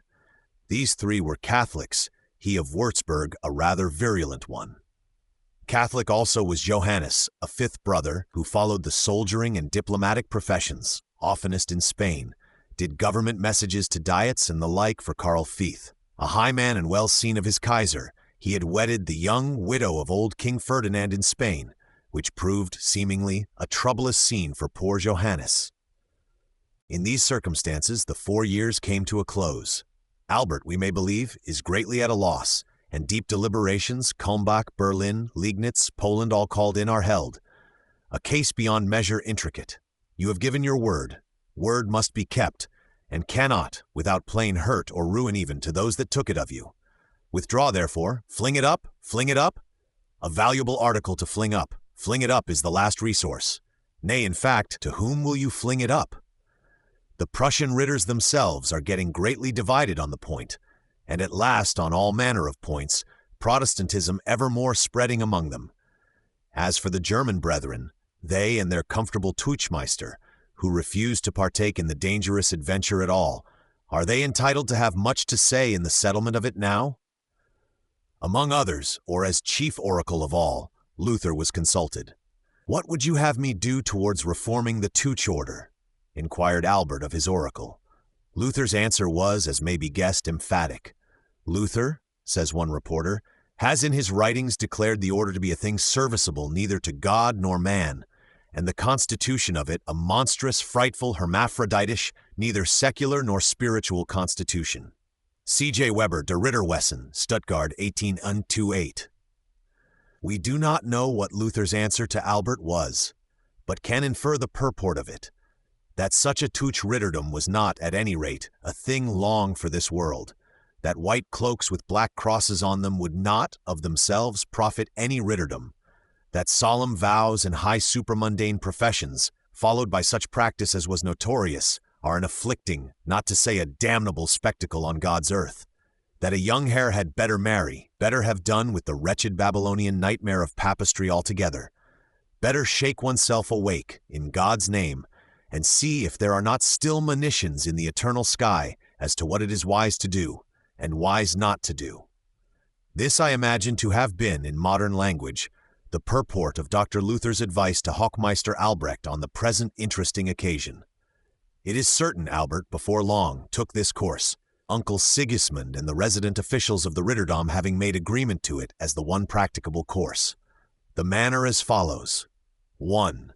Instead of elected Hochmeister, let us be hereditary Duke of Preußen, and pay homage for it to Uncle Sigismund in that character. 2. Such of the resident officials of the Ritterdom as are prepared to go along with us, we will in like manner constitute permanent feudal proprietors of what they now possess as life rent, and they shall be subvassals under us as hereditary duke. 3. In all which Uncle Sigismund and the Republic of Poland engage to maintain us against the world. That is, in sum, the transaction entered into by King Sigismund III of Poland, on the one part, and Hochmeister Albert and his Ritter officials, such as went along with him, which of course none could do that were not Protestant, on the other part, done at Krakow, 8th April, 1525. Wrench, p. 850. Here, certified by Wrench, Voigt, and others, is a worn-out patch of paper, which is perhaps worth printing. 1490, May 17th, Albert is born. 1511, February 14th, Hochmeister. 1519, December, King Sigismund's first hostile movements. 1520, October, German mercenaries arrive. 1520, November, try siege of Danzig. 1520, November 17th, give it up. 1521, April 10th, truce for 4 years. 1523, June, Albert consults Luther. 1524, November, sees Luther. 1525, April 8th, Peace of Krakow, and Albert to be Duke of Prussia, whereby Tuch Ritterdom, the Prussian part of it, vanished from the world, dissolving itself, and its hermaphrodite constitution, like a kind of male nunnery, as so many female ones had done in those years. A transaction giving rise to endless criticism, then and afterwards. Transaction plainly not reconcilable with the letter of the law, and liable to have logic chopped upon it to any amount, and to all lengths of time. The Teuchmeister and his German brethren shrieked murder. The whole world then, and for long afterwards, had much to say and argue. To us, now that the logic chaff is all laid long since, the question is substantial, not formal.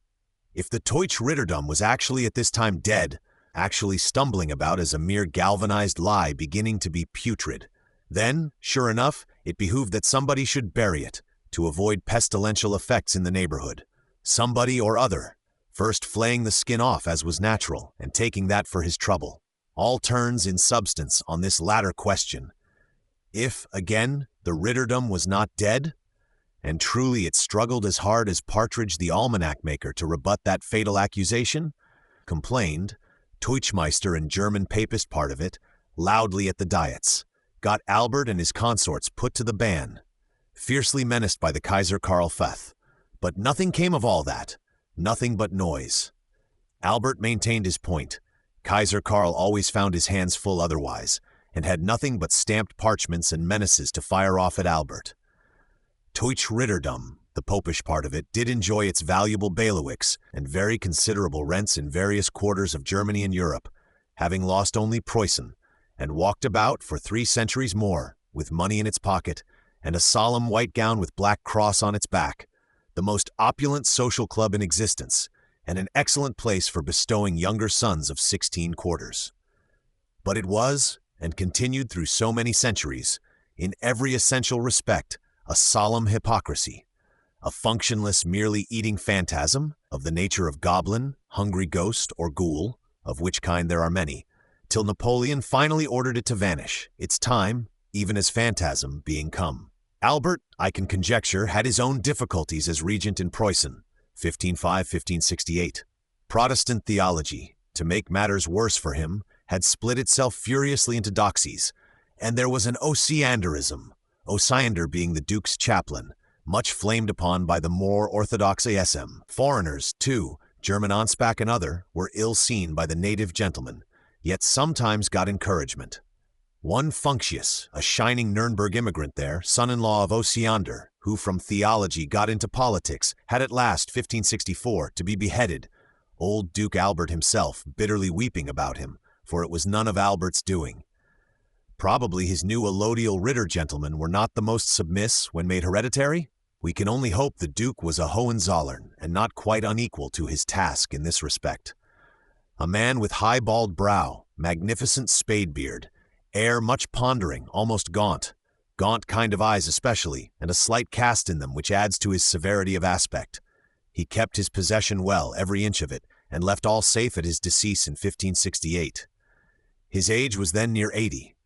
It was the 10th year of our Elizabeth as queen, invincible armada not yet built, but Alba very busy, cutting off high heads in Brabant, and stirring up the Dutch to such fury as was needful for exploding Spain and him. This Duke Albert was a profoundly religious man, as all thoughtful men then were, much given to theology, to doctors of divinity, being eager to know God's laws in this universe, and wholesomely certain of damnation if he should not follow them. Fond of the profane sciences too, especially of astronomy. Erasmus Reinhold and his Tabula Prutenicae were once very celebrated. Erasmus Reinhold proclaims gratefully how these his elaborate tables, done according to the latest discoveries 1551 and onwards, were executed upon Duke Albert's high bounty, for which reason they are dedicated to Duke Albert, and called Prutenicae, meaning Prussian. Wrench p. 855. The University of Königsberg was already founded several years before, in 1544. Albert had not failed to marry, as Luther counseled. By his first wife he had only daughters, by his second one son, Albert Frederick, who, without opposition or difficulty, succeeded his father. Thus was Preußen acquired to the Hohenzollern family, for before long the electoral branch managed to get Maitbelenent, that is to say, eventual succession, and Preußen became a family heritage, as Anspach and Bayreuth were. Chapter 7. Albert Alcibiades. One word must be spent on poor Albert, Casimir's son, 15th already mentioned. This poor Albert, whom they call Alcibiades, made a great noise in that epoch, being what some define as the failure of a Fritz, who has really features of him we are to call Frederick the Great, but who burnt away his splendid qualities as a mere temporary shine for the able editors, and never came to anything. A high and gallant young fellow left fatherless in childhood. Perhaps he came too early into power. He came at any rate in very volcanic times, when Germany was all in convulsion, the old religion and the new having at length broken out into open battle, with huge results to be hoped and feared, and the largest game going on in sight of an adventurous youth. How Albert staked in it, how he played to immense heights of sudden gain and finally to utter bankruptcy, I cannot explain here. Some German delineator of human destinies, artist worth the name if there were any, might find in him a fine subject. He was ward of his Uncle George, and the probable fact is, no guardian could have been more faithful. Nevertheless, on approaching the years of majority but not discretion, he saw good to quarrel with his uncle, claimed this and that, which was not granted, quarrel lasting for years. Nay, matters ran so high at last it was like to come to war between them, had not George been wiser. The young fellow actually sent a cartel to his uncle, challenged him to mortal combat, at which George only wagged his old beard, we suppose, and said nothing. Neighbors interposed, the Diet itself interposed, and the matter was got quenched again. Leaving Albert, let us hope, a repentant young man. We said he was full of fire, too much of it wildfire. His profession was arms. He shone much in war, went slashing and fighting through those Schmalkaldic broils and others of his time.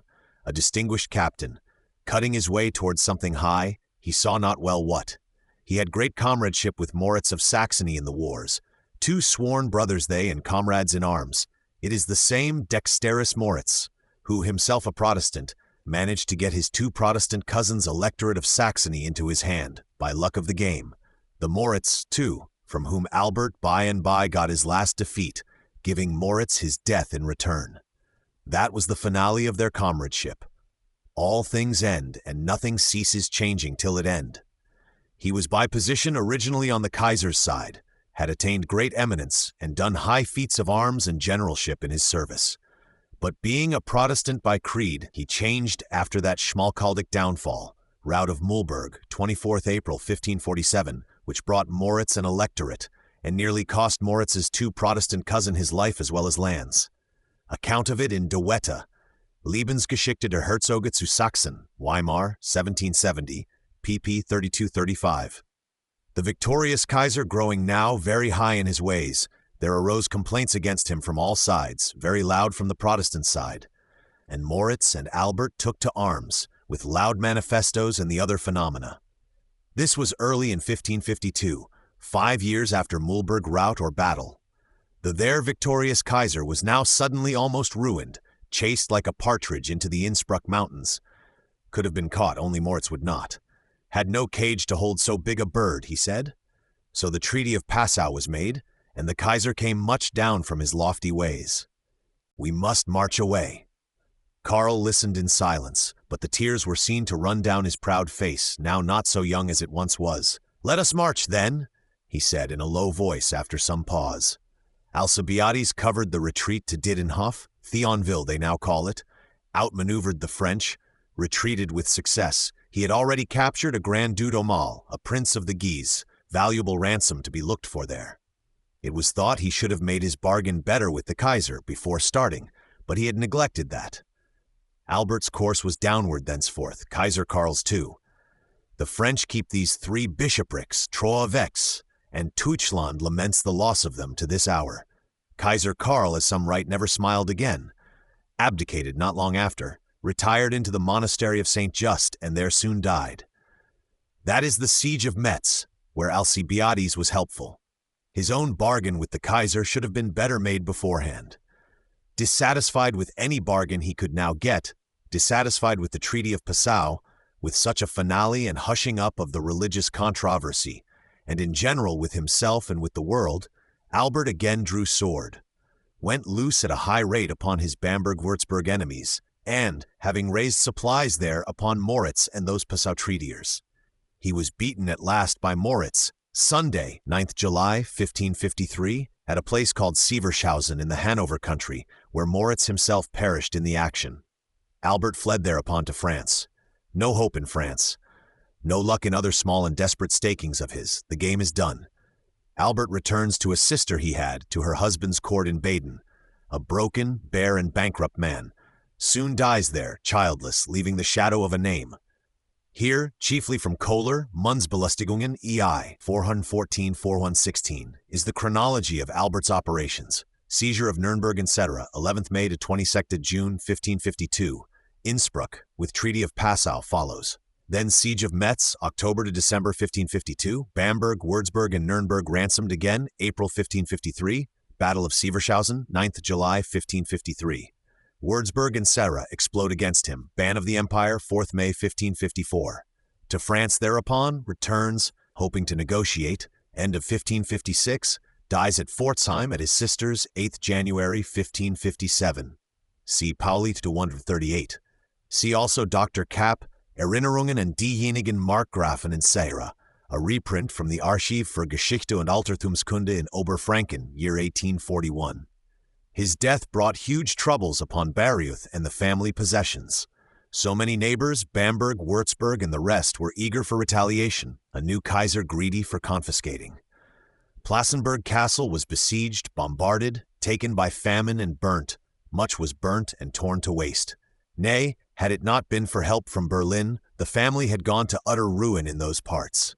For this Alcibiades had, in his turn, been guardian to Uncle George's son, the George Frederick we once spoke of, still a minor but well known afterwards, and it was attempted by an eager Kaiser Ferdinand to involve this poor youth in his cousin's illegalities, as if ward and guardian had been one person.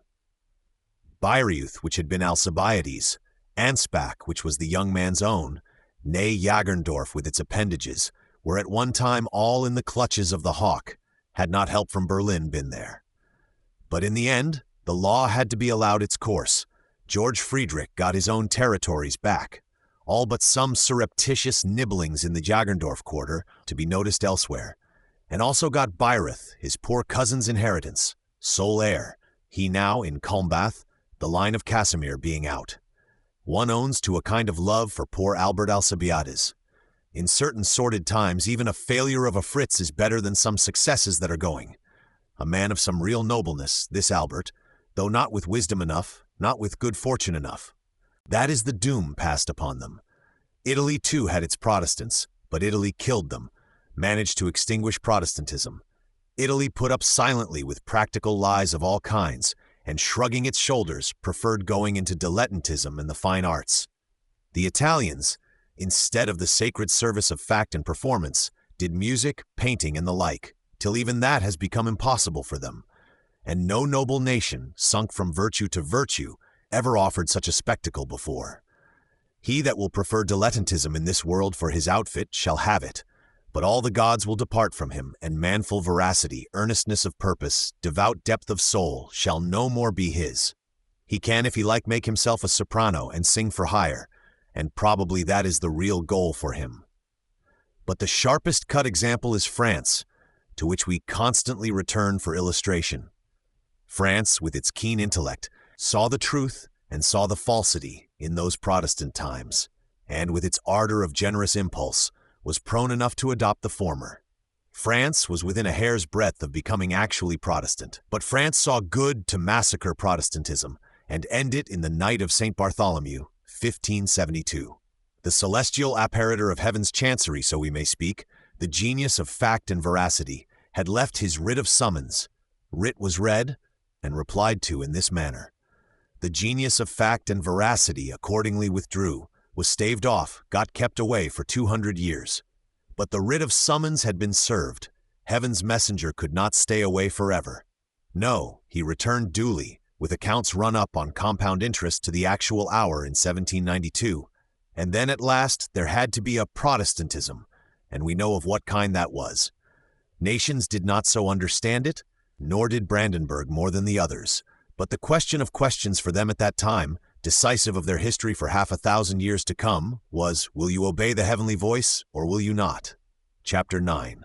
Kurfürst Joachim I, Brandenburg in the matter of the Reformation was at first, with Albert of Mainz, Tetzel's friend, on the one side, and Pius George of Ansbach, niet Kop AB, on the other, certainly a divided house.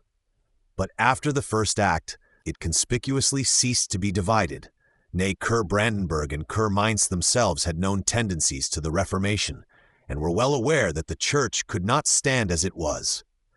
Nor did the cause want partisans in Berlin, in Brandenburg, hardly to be repressed from breaking into flame, while Kurfürst Joachim was so prudent and conservative. Of this loud Kurfürst Joachim I, here and there mentioned already, let us now say a more express word. 1484, 1499, 1535, birth, accession, death of Joachim. Joachim I, Big John's son, hesitated hither and thither for some time, trying if it would not do to follow the Kaiser Karl Pfaff's lead, and at length, crossed in his temper perhaps by the speed his friends were going at, declared formally against any farther reformation, and in his own family and country was strict upon the point. He is a man, as I judge, by no means without a temper of his own, very loud occasionally in the diets and elsewhere, reminds me a little of a certain King Friedrich Wilhelm, whom my readers shall know by and by. A big, surly, rather bottle-nosed man with thick lips, abstruse, wearied eyes, and no eyebrows to speak of. Not a beautiful man when you cross him over much. Of Joachim's wife and brother-in-law. His wife was a Danish princess, sister of poor Christian II, king of that country, dissolute Christian, who took up with a huckster woman's daughter. Mother sold gingerbread, it would appear, at Bergen in Norway, where Christian was viceroy. Christian made acceptable love to the daughter, Divike Dove Columbina, as he called her.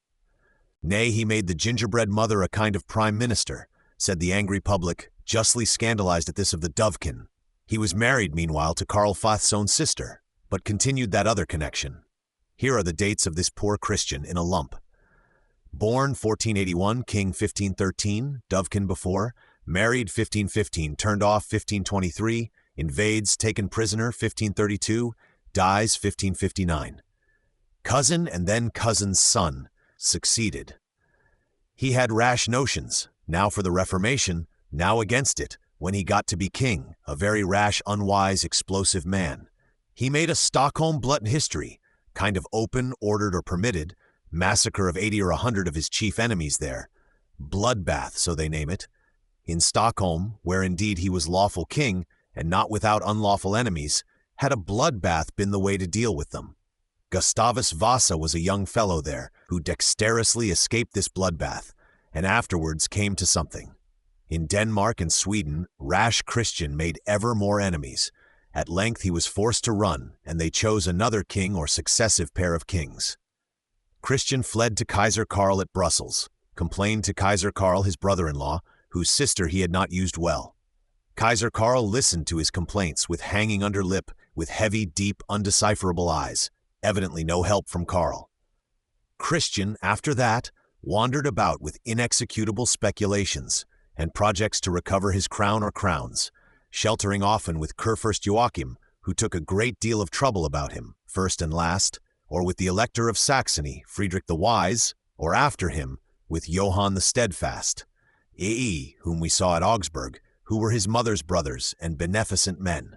He was in Saxony on such terms, coming and going, when a certain other flight thither took place, soon to be spoken of, which is the cause of our mentioning him here. In the end, AD 1532, he did get some force together and made sail to Norway, but could do no execution whatever there. On the contrary, was frozen in on the coast during winter, seized, carried to Copenhagen, and packed into the castle of Sonderburg, a grim sea lodging on the shore of Schleswig, prisoner for the rest of his life, which lasted long enough. 26 years of prison, the first 17 years of it strict and hard, almost of the dungeon sort. The remainder, on his fairly abdicating, was in another castle, that of Kalundborg in the island of Zealand, with fine apartments and conveniences, and even a good house of liquor now and then, at discretion of the old soul. That was the end of headlong Christian II. He lasted in this manner to the age of 78. Kohler, Mundsbelustigungen, X. 47-48, Holberg, Dänemarkische Staats- und Reichshistorie, Copenhagen, 1731, Not the Big Book by Holberg, p. 241, Budhaus, Allgemeines Historisches Lexikon, Leipzig, 1709, Christianus II. His sister Elizabeth at Brandenburg is perhaps, in regard to natural character, recognizably of the same kin as Christian, but her behavior is far different from his. She too is zealous for the Reformation, but she has a right to be so, and her notions that way are steady, and she has hitherto, though in a difficult position, done honor to her creed. Surly Joachim is difficult to deal with, is very positive now that he has declared himself. In my house at least shall be nothing farther of that unblessed stuff. Poor lady, I see domestic difficulties very thick upon her, nothing but division, the very children ranging themselves in parties. She can pray to heaven, she must do her wisest. She partook once by some secret opportunity of the communion under both kinds. One of her daughters noticed and knew, told father of it. Father knits up his thick lips, rolls his abstruse, dissatisfied eyes in an ominous manner. The poor lady, probably possessed of an excitable imagination too, trembles for herself. It is thought, his dirk-locked will wall you up for life, my serene lady. Dark prison for life, which probably may not be long. These surmises were of no credibility, but there and then the poor lady, in a shiver of terror, decides that she must run, goes off actually one night, Monday after the Laetare, which we find is 24th March, in the year 1528, Pauli IV, who cites Seckendorf, and this fraction of a letter of Luther's to one Lincus, or Linky, written on the Friday following, 28th March 1528.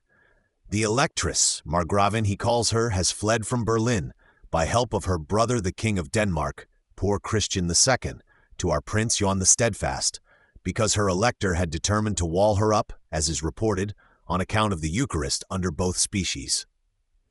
Pray for our prince. The pious man and affectionate soul gets a great deal of trouble with his kindred. Or thus in the original, Marcionisa aufugita Berlin auxilio fratris regis Daniae ad nostrum principum quod Marcio statuert iam immorariu dicitur propter Eucharistiam utriusque specie. Ora pro nostro principe, der fromme man und herzliche Mensch ist doch ja wohl gepfleget. Seckendorf, Historia Lutheranismi, 62, number 8, p. 22. In a mean vehicle under cloud of darkness, with only one maid and groom, driving for life. That is very certain. She too is on flight towards Saxony, to shelter with her uncle Kurfürst Johann, unless for reasons of state he scruple? On the dark road her vehicle broke down, a spoke given way. Not a bit of rope to splice it, said the improvident groom.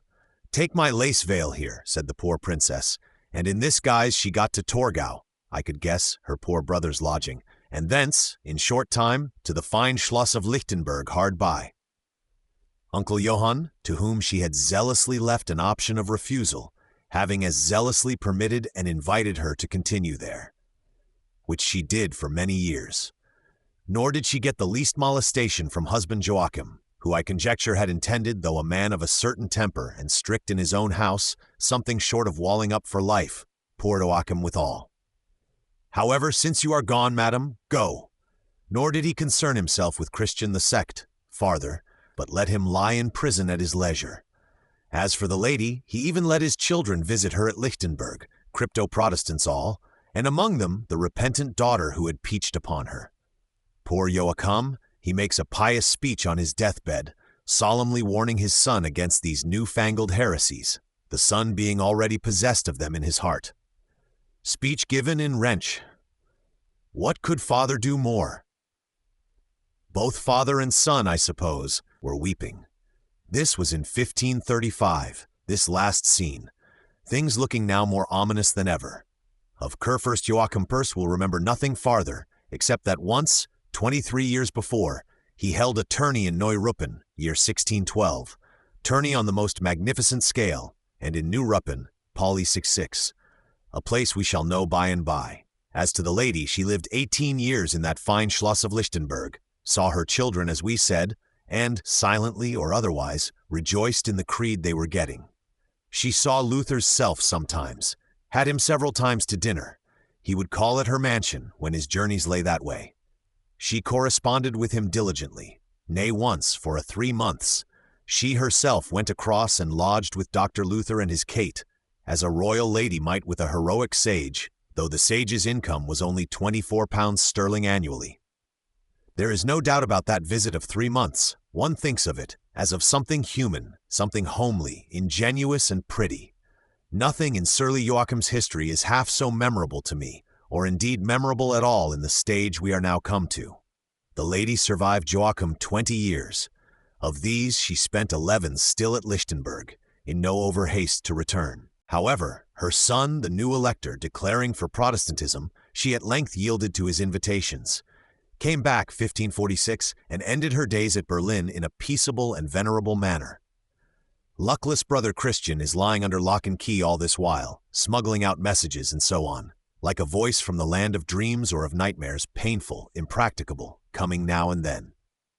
Chapter text: Kurfürst Joachim II. Joachim II, 6th Elector, no doubt after painful study and intricate silent consideration ever since his 12th year, when Luther was first heard of over the world, came gradually, and before his father's death had already come, to the conclusion of adopting the Confession of Augsburg as the true interpretation of this universe, so far as we had yet got, and did so publicly in the year 1539, Wrench 452, to the great joy of Berlin and the Brandenburg populations generally, who had been of a Protestant humor, hardly restrainable by law for some years past. By this decision Joachim held fast with a stout, weighty grasp, nothing spasmodic in his way of handling the matter, and yet a heartiness which is agreeable to see. He could not join in the Schmalkaldic War, seeing, it is probable, small chance for such a war, of many chiefs and little council, nor was he willing yet to part from the Kaiser Carlyle, who was otherwise very good to him. He had fought personally for this Kaiser, twice over against the Turks, first as Brandenburg captain, learning his art, and afterwards as Kaiser's generalissimo in 1542. He did no good upon the Turks on that latter occasion, as indeed what good was to be done in such a quagmire of futilities as Joachim's element there was. Too sumptuous in his dinners, too much wine withal, hint some calumniously. Paulus Jovius and Segur, see Pauli, 7073. Hector of Germany, say others. He tried some small prefatory siege or scalade of pest, could not do it, and came his ways home again as the best course. Pedant chroniclers give him the name Hector, Joachim Hector, to match that of Cicero and that of Achilles. A man of solid structure, this our Hector, in body and mind, extensive cheeks, very large, heavy-laden face, capable of terrible bursts of anger, as his kind generally were. The Schmalkaldic War went to water, as the Germans phrase it. Kur Sachsen, that is, Johann Friedrich the Magnanimous, son of Johann, Vivdmiae, and nephew of Friedrich the Wise, had his sorrowfully valid reasons for the war. Large force too, plenty of zealous co-partners, Philip of Hessen and others, but no generalship, or not enough, for such a business. Big army, as is apt enough to happen, fell short of food. Kaiser Karl hung on the outskirts, waiting confidently till it came to famine. Johann Friedrich would attempt nothing decisive while provender lasted, and having in the end, strangely enough, and somewhat deaf to advice, divided his big army into 3 separate parts. Johann Friedrich was himself, with one of those parts, surprised at Mühlberg on a Sunday when at church, 24th April 1547, and was there beaten to sudden ruin, and even taken captive, like to have his head cut off, by the triumphant, angry Kaiser. Philip of Hessen, somewhat wiser, was home to Marburg, safe with his part in the interim. Elector Joachim II of Brandenburg had good reason to rejoice in his own cautious reluctances on this occasion. However, he did now come valiantly up, hearing what severities were in the wind. He pleaded earnestly, passionately, he and cousin or already Elector Moritz, Pauli, 102, who was just getting Johann Friedrich's electorship fished away from him out of these troubles. Kurfürst, 4th June 1547. For Johann Friedrich of Saxony's life, first of all. For Johann's life first. This is a thing not to be dispensed with, your majesty, on any terms whatever. A sine qua non, this life to Protestant Germany at large, to which the Kaiser indicated, he would see, not immediate death at any rate, we will see. A life that could not and must not be taken in this manner. This was the first point. Then, secondly, that Philip of Hessen, now home again at Marburg, not a bad or disloyal man, though headlong and with 2 wives, might not be forfeited, but that peace and pardon might be granted him on his entire submission. To which second point the Kaiser answered, yes, then, on his submission. These were the 2 points. These pleadings went on at Halle, where the Kaiser now lies in triumphantly victorious humor in the early days of June, year 1547. Johann Friedrich of Saxony had been, by some imperial court council or other, Spanish merely, I suppose, doomed to die. Sentence was signified to him while he sat at chess. Can wait till we end the game, thought Johann. Pergamus, said he to his comrade, let us go on then. Sentence not to be executed till 1c. With Philip of Hessen, things had a more conclusive aspect. Philip had accepted the terms procured for him, which had been laboriously negotiated, brought to paper, and now wanted only the sign manual to them. Ohne einigen Gefängnis, without any imprisonment, one of the chief clauses. And so Philip now came over to Halle, was met and welcomed by his 2 friends, Joachim and Moritz, at Naumburg, a stage before Halle, clear now to make his submission and beg pardon of the Kaiser according to bargain. On the morrow, 19th June, 1547, the papers were got signed. And next day, 20th June, Philip did, according to bargain, openly beg pardon of the Kaiser in His Majesty's Hall of Audience, townhouse of Halle, I suppose, knelt at the Kaiser's feet publicly on both knees, while his Chancellor read the submission and entreaty as agreed upon. And alas, then the Kaiser said nothing at all to him. Kaiser looked haughtily, with impenetrable eyes and shelf lip, over the head of him, gave him no hand to kiss, and left poor Philip kneeling there. An awkward position indeed, which any German painter that there were might make a picture of, I have sometimes thought. Picture of some real meaning, more or less, if for symbolic. Towers of Babel, medieval mythologies, and extensive smearings of that kind, he could find leisure. Philip, having knelt a reasonable time and finding there was no help for it, rose in the dread silence, some say, with too sturdy an expression of countenance, and retired from the affair, having at least done his part of it. The next practical thing was now supper, or as we of this age should call it, dinner. Uncommonly select and high supper, host the Duke of Alba, where Joachim, Elector Moritz, and another high official, the Bishop of Arras, were to welcome poor Philip after his troubles. How the grand supper went I do not hear, possibly a little constrained, the Kaiser's strange silence sitting on all men's thoughts, not to be spoken of in the present company. At length the guests rose to go away. Philip's lodging is with Moritz, who is his son-in-law, as learned readers know. You, Philip, your lodging is mine, my lodging is yours, I should say. Cannot we ride together? Philip is not permitted to go, said imperial officiality. Philip is to continue here, and we fear go to prison. Prison, cried they all, ohne einigen Gefängnis, without any imprisonment. As we read the words, it is ohne ewigen Gefängnis, without eternal imprisonment, answer the others. And so, according to popular tradition, which has little or no credibility, though printed in many books, their false secretary had actually modified it. No intention of imprisoning his Dirklocht of Hessen forever, not forever, answered they. And Kurfürst Joachim, in astonished indignation, after some remonstrating and arguing, louder and louder, which profited nothing, blazed out into a very whirlwind of rage, drew his sword, it is whispered with a shudder, drew his sword, or was for drawing it, upon the Duke of Alba, and would have done God knows what, had not friends flung themselves between and got the Duke away or him away. Pauli, I 103. Other accounts bear that it was upon the Bishop of Arras he drew his sword, which is a somewhat different matter. Perhaps he drew it on both, or on men and things in general, for his indignation knew no bounds. The heavy, solid man, yet with a human heart in him after all, and a Hohenzollern abhorrence of chicanery, capable of rising to the transcendent pitch. His wars against the Turks and his other Hectorships I will forget, but this, of a face so extensive kindled all into divine fire for poor Philip's sake, shall be memorable to me. Philip got out by and by, though with difficulty, the Kaiser proving very stiff in the matter, and only yielding to obstinate pressures and the force of time and events. Philip got away, and then how Johann Friedrich of Saxon, after being led about for 5 years in the Kaiser's train, a condemned man, liable to be executed any day, did likewise at last get away, with his head safe and electorate gone. These are known historical events, which we glanced at already, on another score. For by and by, the Kaiser found tougher solicitation than this of Joachim's. The Kaiser, by his high carriage in this and other such matters, had at length kindled a new war round him, and he then soon found himself reduced to extremities again, chased to the Tyrol mountains, and obliged to comply with many things. New war, of quite other emphasis and management than the Schmalkaldic one, managed by Elector Moritz and our poor friend Albert Alcibiades as principals. A Kaiser chased into the mountains, capable of being seized by a little spurring. "Capture him?" said Albert. "I have no cage big enough for such a bird," answered Moritz, and the Kaiser was let run. How he ran then towards Treaty of Passau, 1552, towards Siege of Metz and other sad conclusions.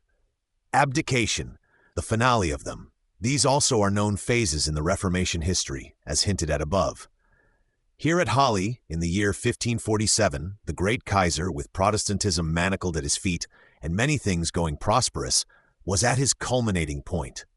He published his interim, 1548, "What you troublesome Protestants are to do, in the meantime, while the Council of Trent is sitting, and Tillet and I decide for you," and in short, drove and reined in the Reich with a high hand and a sharp whip, for the time being. Troublesome Protestants mostly rejected the interim. Moritz and Alcibiades, with France in the rear of them, took to arms in that way, took to ransoming fat bishoprics, verbum diaboli mane, we know where, took to chasing Kaisers into the mountains, and times came soon round again. In all these latter broils Kurfürst Joachim II, deeply interested, as we may fancy, strove to keep quiet, and to prevail, by weight of influence and wise counsel, rather than by fighting with his Kaiser. One sad little anecdote I recollect of Joachim, an accident which happened in those Passau interim days, a year or two after that drawing of the sword on Alba. Kurfürst Joachim unfortunately once fell through a staircase in that time, being, as I guess, a heavy man. It was in the castle of Grimnitz, one of his many castles, a spacious enough old hunting seat, the repairs of which had not been well attended to. The good Herr, weighty of foot, was leading down his electress to dinner one day in this Schloss of Grimnitz. Broad stair climbs round a grand hall, hung with stag trophies, groups of weapons, and the like hall furniture. An unlucky timber yielded, yawning chasm in the staircase. Joachim and his good princess sank by gravitation, Joachim to the floor with little hurt. His poor princess, horrible to think of, being next the wall, came upon the stag horns and boar spears down below. Pali Tli. The poor lady's hurt was indescribable. She walked lame all the rest of her clays, and Joachim, I hope, but not with confidence, in '94, loved her all the better for it. This unfortunate old Schloss of Grimnitz, some 30 miles northward of Berlin, was by the 8th Kurfürst, Joachim Frederick, grandson of this one, with great renown to himself and to it, converted into an endowed high school, the famed Kumstal Gymnasium, still famed, though now under some change of circumstances and removed to Berlin itself. Nikolai. Joachim's first wife, from whom descend the following Kurfürsts, was a daughter of that Duke George of Saxony, Luther's celebrated friend. If it rained Duke George's 9 days running, Joachim gets co-infeftment in Preußen. This second wife, she of the accident at Grimnitz, was Hedwig, King Sigismund of Poland's daughter, which connection, it is thought, helped Joachim well in getting what they called the Leaning of Preußen, for it was he that achieved this point from King Sigismund. Mitbelehnung, co-infeftment, in Preußen, whereby is solemnly acknowledged the right of Joachim and his posterity to the reversion of Preußen, should the Kulmbach line of Duke Albert happen to fail. It was a thing Joachim long strove for, till at length his father-in-law did, some 20 years hence, concede it him. Date Lublin, 19th July 1568, Pauli, by 177 to 179-3, Wrench, P 57, Stenzel, I, 331-342. Should Albert's line fail, then the other Kulmbachers get Preußen. Should the Kulmbachers all fail, the Berlin-Brandenburgers get it. The Kulmbachers are at this time rather scarce of heirs. Poor Alcibiades died childless, as we know, and Casimir's line is extinct. Duke Albert himself has left only one son, who now succeeds in Preußen, still young and not of the best omens. Margraf George the Pious, he left only George Friedrich, an excellent man, who is now prosperous in the world and wedded long since, but has no children. So that, between Joachim's line and Preußen, there are only 2 intermediate heirs, and it was a thing eminently worth looking after. Nor has it wanted that. And so Kurfürst Joachim, almost at the end of his course, has now made sure of it. Joachim makes heritage brotherhood with the Duke of Liegnitz. Another feat of like nature Joachim II had long ago achieved, which likewise in the long run proved important and in the history of the world, an Erbverbruderung, so they term it, with the Duke of Liegnitz, date 1537.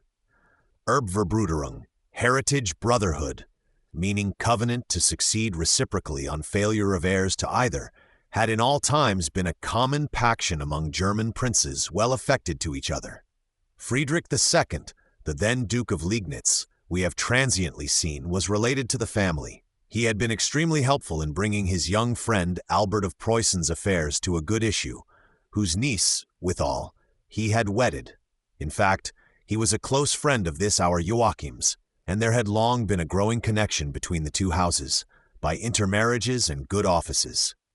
The Dukes of Liegnitz were sovereign princes, come of the old Piasts of Poland, and had perfect right to enter into this transaction of an Erbverbruderung with whom they liked. True, they had, above 200 years before, in the days of King Johann Ichdien, AD 1329, voluntarily constituted themselves vassals of the Crown of Bohemia. Pauli, 3:22. But the right to dispose of their lands as they pleased had all along been carefully acknowledged and saved entire. And so late as 1521, just 16 years ago, the Bohemian King Vladislaus I, our good Margraf George's friend, had expressly, in a deed still extant, confirmed to them, with all the emphasis and amplitude that law phraseology could bring to bear upon it, the right to dispose of said lands in any manner of way, by written testament, or by verbal on their deathbed. They can, as they see wisest, give away, sell, pawn, dispose of, and exchange, vergeben, verkaufen, versetzen, verschaffen, verwechseln, these said lands, to all lengths, and with all manner of freedom, which privilege had likewise been confirmed twice over, 1522, 1524, by Ludwig the next king, Ludwig ohne Haut, who perished in the bogs of Mohatz, and ended the native line of Bohemian-Hungarian kings. Nay, Ferdinand, king of the Romans, Karl's brother, afterwards Kaiser, who absorbed that Bohemian crown among the others, had himself, by implication, sanctioned or admitted the privilege in 1529, only 8 years ago. Stenzel, I 3:23. The right to make the Erbverbruderung could not seem doubtful to anybody, and made accordingly it was, signed, sealed, drawn out on the proper parchments, 18th October, 1537, to the following clear effect, that if Duke Friedrich's line should die out, all his Liegnitz countries, Liegnitz, Brieg, Wohlau, should fall to the Hohenzollern-Brandenburgers, and that, if the line of Hohenzollern-Brandenburg should first fail, then all and singular the Bohemian fiefs of Brandenburg, as Crossen, Zulichow, and 7 others there enumerated, should fall to the House of Liegnitz. Stenzel I 3:20. It seemed a clear paction, questionable by no mortal. Double marriage between the two houses, eldest son on each side, to suitable princess on the other, was to follow, and did follow after some delays, 17th February, 1545. So that the matter seemed now complete, secure on all points, and a matter of quiet satisfaction to both the houses and to their friends. But Ferdinand, King of the Romans, King of Bohemia and Hungary, and coming to be emperor one day, was not of that sentiment. Ferdinand had once implicitly recognized the privilege, but Ferdinand, now when he saw the privilege turned to use, and such a territory as Liegnitz exposed to the possibility of falling into inconvenient hands, explicitly took other thoughts, and gradually determined to prohibit this Erbverbruderung. The states of Bohemia, accordingly, in 1544, it is not doubtful, by Ferdinand's suggestion, were moved to make inquiries as to this heritage fraternity of Liegnitz. I 22. On which hint King Ferdinand straightway informed the Duke of Liegnitz that the act was not justifiable and must be revoked. The Duke of Liegnitz, grieved to the heart, had no means of resisting. Ferdinand, King of the Romans, backed by Kaiser Karl, with the states of Bohemia barking at his wink, were too strong for poor Duke Friedrich of Liegnitz. Great corresponding between Berlin, Liegnitz, Prague ensued on this matter, but the end was a summons to Duke Friedrich, summons from King Ferdinand in March 1546, to appear in the Imperial Hall Kaiserhof at Breslau, and to submit that deed of Überbruderung to the examination of the states there. The states, already up to the affair, soon finished their examination of it, 8th May 1546. The deed was annihilated, and Frederick was ordered furthermore to produce proofs within 6 months that his subjects too were absolved of all oaths or the like regarding it, and that in fact the transaction was entirely abolished and reduced to zero. Frederick had to comply. Very much chagrined, he returned home, and died next year, it is supposed, of heartbreak from this business. He had yielded outwardly, but to force only. In a codicil appended to his last will, some months afterwards, which will, written years ago, had treated the Überbruderung as a fact settled, he indicates, as with his last breath, that he considered the thing still valid, though overruled by the hand of power. Let the reader mark this matter, for it will assuredly become memorable one day.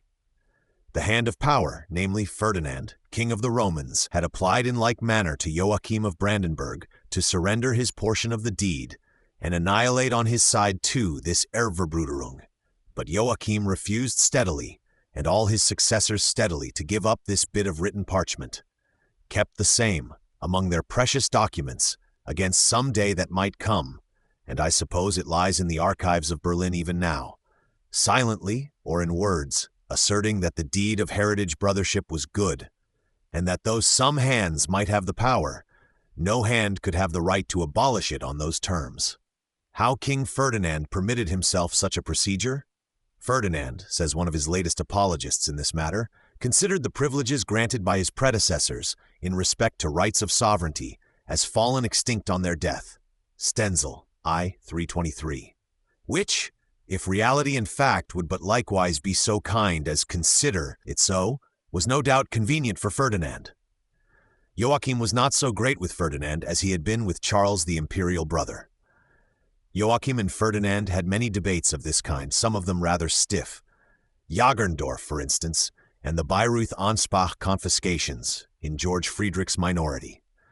Ferdinand, now Kaiser, had snatched Jagerndorf from poor young George Friedrich, son of excellent Margraf George, whom we knew. Part of the spoils of Albert Alcibiades, thought Ferdinand, and a good windfall, though young George Friedrich had merely been the ward of cousin Alcibiades and totally without concern in those political explosions. Excellent windfall, thought Ferdinand, and held his grip. But Joachim, in his weighty, steady way, intervened. Joachim, emphatic in the Diets and elsewhere, made Ferdinand quit grip and produce Jagerndorf again. Jagerndorf and the rest had all to be restored, and except some filchings in the Jagerndorf appendages, Ratibor and Oppeln, restored only in semblance, and at length juggled away altogether. Wrench, pp. 129, 130. Everything came to its right owner again. Nor would Joachim rest till Alcibiades' territories too were all punctually given back to this same George Friedrich, to whom, by law and justice, they belonged. In these points Joachim prevailed against a strong-handed Kaiser, apt to consider one's rights fallen extinct now and then. In this of Liegnitz all he could do was to keep the deed, in steady protests silent or vocal. But enough now of Joachim Hector, 6th Kurfürst, and of his workings and his strugglings. He walked through this world, treading as softly as might be, yet with a strong, weighty step, rending the jungle steadily asunder, well seeing whither he was bound. Rather an expensive Herr, built a good deal, completion of the Schloss at Berlin one example, Nikolai, and was not otherwise afraid of outlay in the Reich's politics or in what seemed needful. If there is a harvest ahead, even a distant one, it is poor thrift to be stingy of your seed corn. Joachim was always a conspicuous public man, a busy politician in the Reich, stanch to his kindred, and by no means blind to himself or his own interests. Stanch also, we must grant, and ever active, though generally in a cautious, weighty, never in a rash, swift way, to the great cause of Protestantism, and to all good causes. He was himself a solemnly devout man, deep awe-stricken reverence dwelling in his view of this universe, most serious, though with a jocose dialect commonly, having a cheerful wit in speaking to men. Luther's books he called his Seelenschatz, soul's treasure. Luther and the Bible were his chief reading. Fond of profane learning too, and of the useful or ornamental arts, given to music, and would himself sing aloud when he had a melodious leisure hour. Excellent old gentleman, He died rather suddenly but with much nobleness, 3 January 1571, age 66. Old Wrench's account of this event is still worth reading. Wrench, P. 58. Joachim's death scene has a mild, pious beauty which does not depend on creed. He had a brother too, not a little occupied with politics, and always on the good side, a wise, pious man whose fame was in all the churches, Johann of Custrin, called also Johann the Wise, who busied himself zealously in Protestant matters, second only in piety and zeal to his cousin Margraf George the Pious, and was not so held back by official considerations as his brother the Elector now and then. Johann of Custrin is a very famous man in the old books. Johann was the first that fortified Custrin, built himself an illustrious schloss, and roofed it with copper in Custrin, which is a place we shall be well acquainted with by and by, and lived there with the Neumark for appanage, a true man's life, mostly with a good deal of business, warlike and other, on his hands, with good books, good deeds, and occasionally good men, coming to enliven it, according to the terms then given. Chapter Them. 7th Kurfürst, Johann George. Kaiser Karl, we said, was very good to Joachim, who always strove, sometimes with a stretch upon his very conscience, to keep well with the Kaiser. The Kaiser took Joachim's young prince along with him to those Schmalkaldic wars, not the comfortable side for Joachim's conscience, but the safe side for an anxious father. Kaiser made a knight of this young prince. On one occasion of distinction, he wrote often to Papa about him, what a promising young hero he was. Seems really to have liked the young man. It was Johann George, Elector afterwards, 7th Elector. This little incident is known to me on evidence. Wrench, 465. A small thing that certainly befell at the siege of Wittenberg, A.D. 1547, during those Philip of Hessen negotiations, 300 and odd years ago.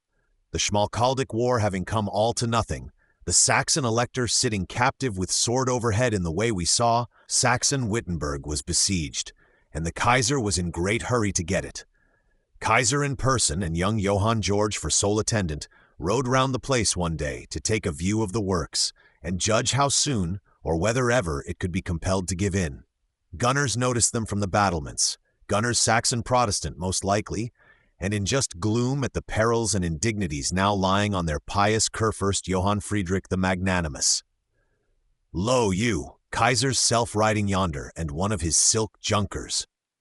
Suppose we gave the Kaiser's self a shot then, said the gunner, or thought. It might help a better man from his life perils if such shot did.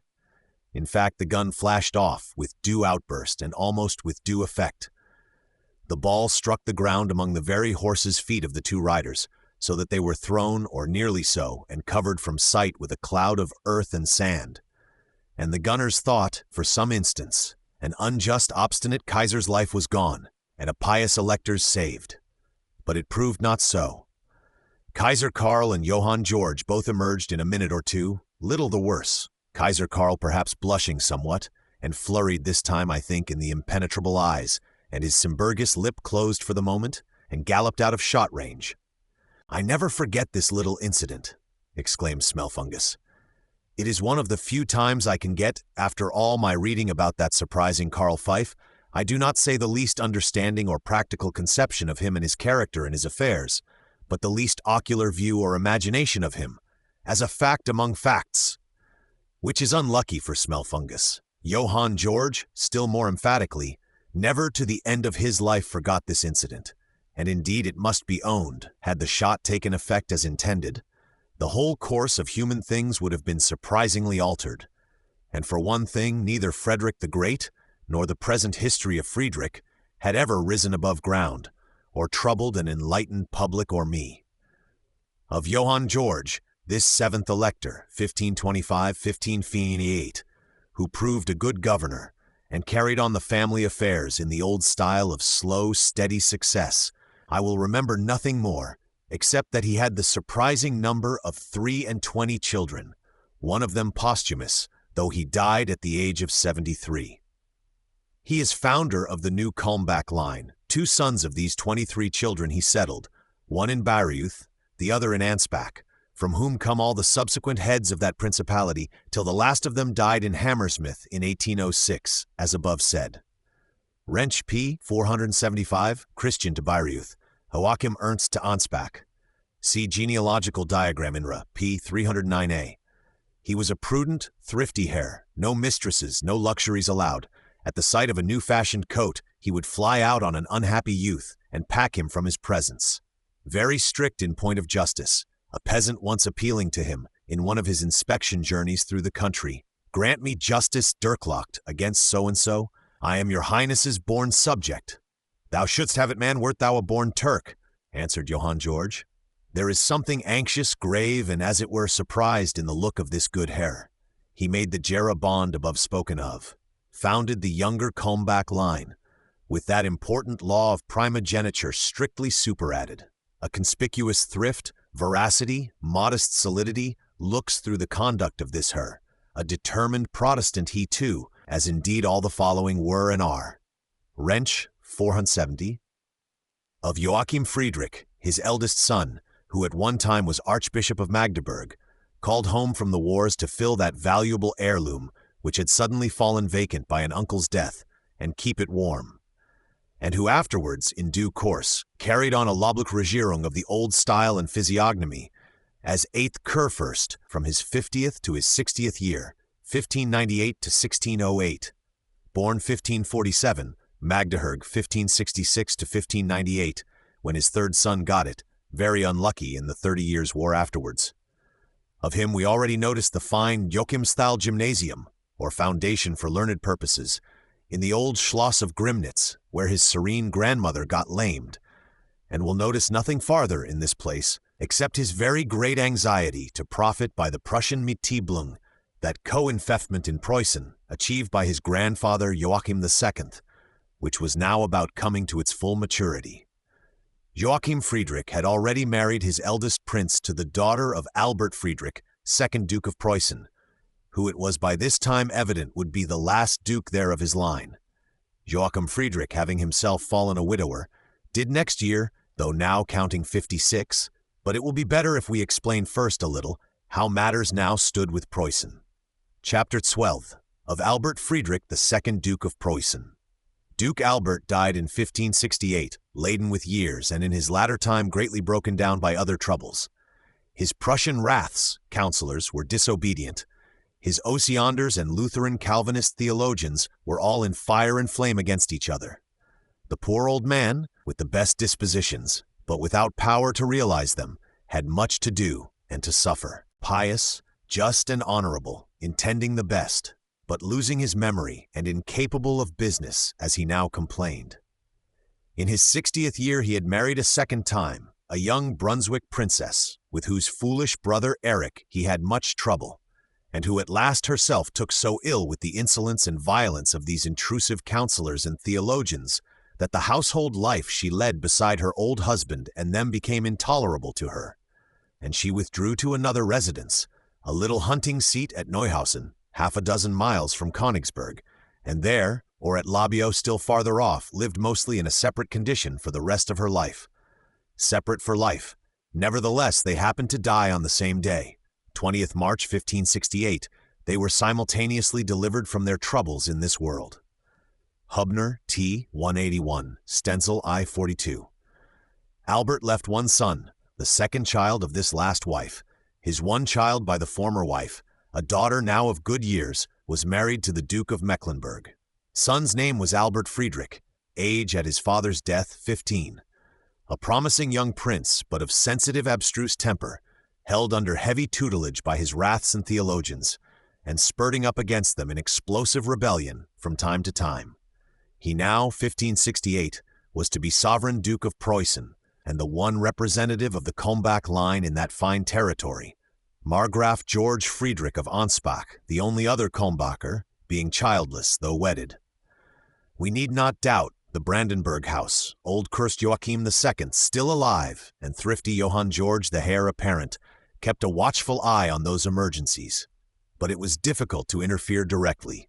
The native Prussian Raths were very jealous, and Poland itself was a ticklish sovereignty to deal with.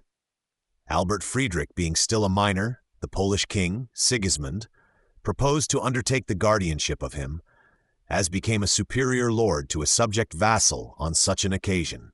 But the Prussian Raths assured his majesty their young prince was of such a lively intellect, he was perfectly fit to conduct the affairs of the government, especially with such a body of expert counselors to help him, and might be at once declared of age. Which was accordingly the course followed, Poland caring little for it, Brandenburg digesting the arrangement as it could, and thus it continued for some years, even under new difficulties that arose, the official clique of Raths being the real government of the country, and poor young Albert Frederick bursting out occasionally into tears against them, occasionally into futile humors of a fiery nature.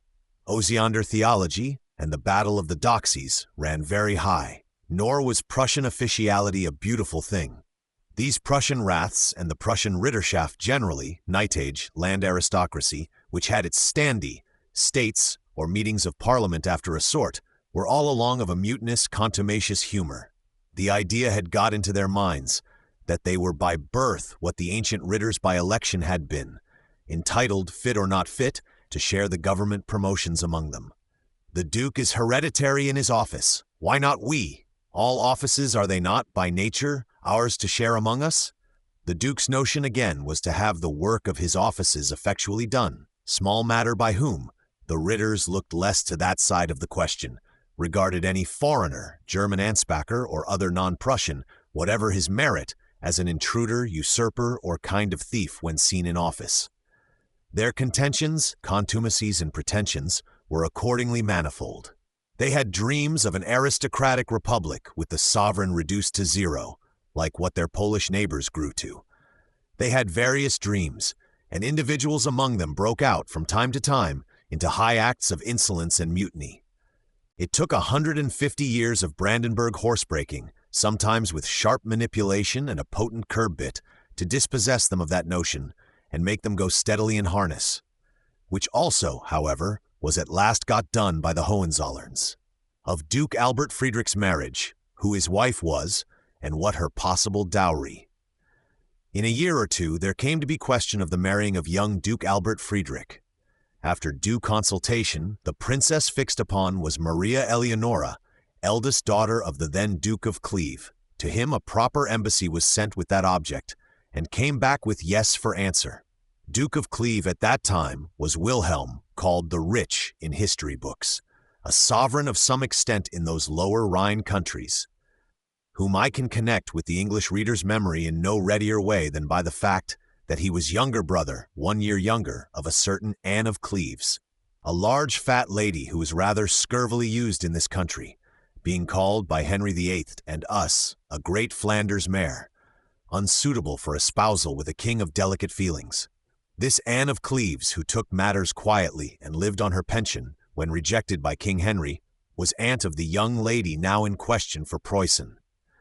She was still alive here in England, pleasantly quiet at Burley-on-the-Hill, till Maria Eleonora was 7 years old, who possibly enough still reads in her memory some fading vestige of new black frocks or trimmings, and brief court mourning on the death of poor Aunt Anne overseas.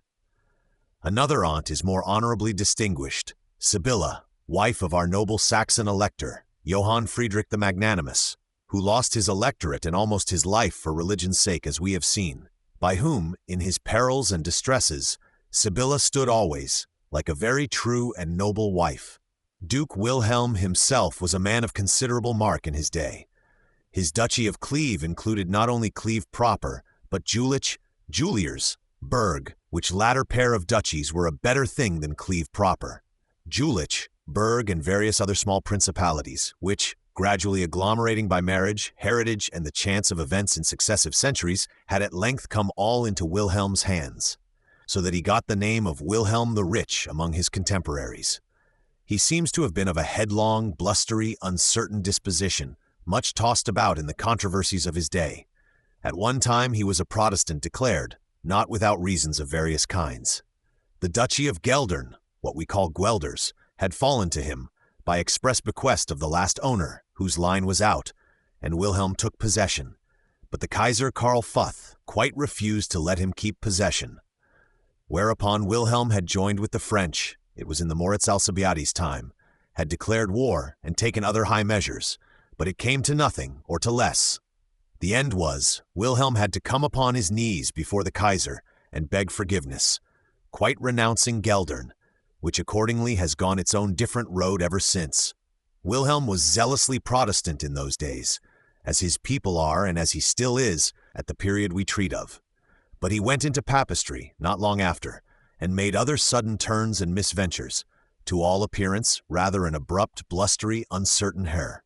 It is to him that Albert Frederick, the young Duke of Preußen, guided by his council, now, year 1572, sends an embassy, demanding his eldest daughter, Maria Eleonora, to wife. Duke Wilhelm answered sent a counter-embassy with whatever else was necessary, and in due time the young bride, with her father, set out towards Preußen, such being the arrangement, there to complete the matter.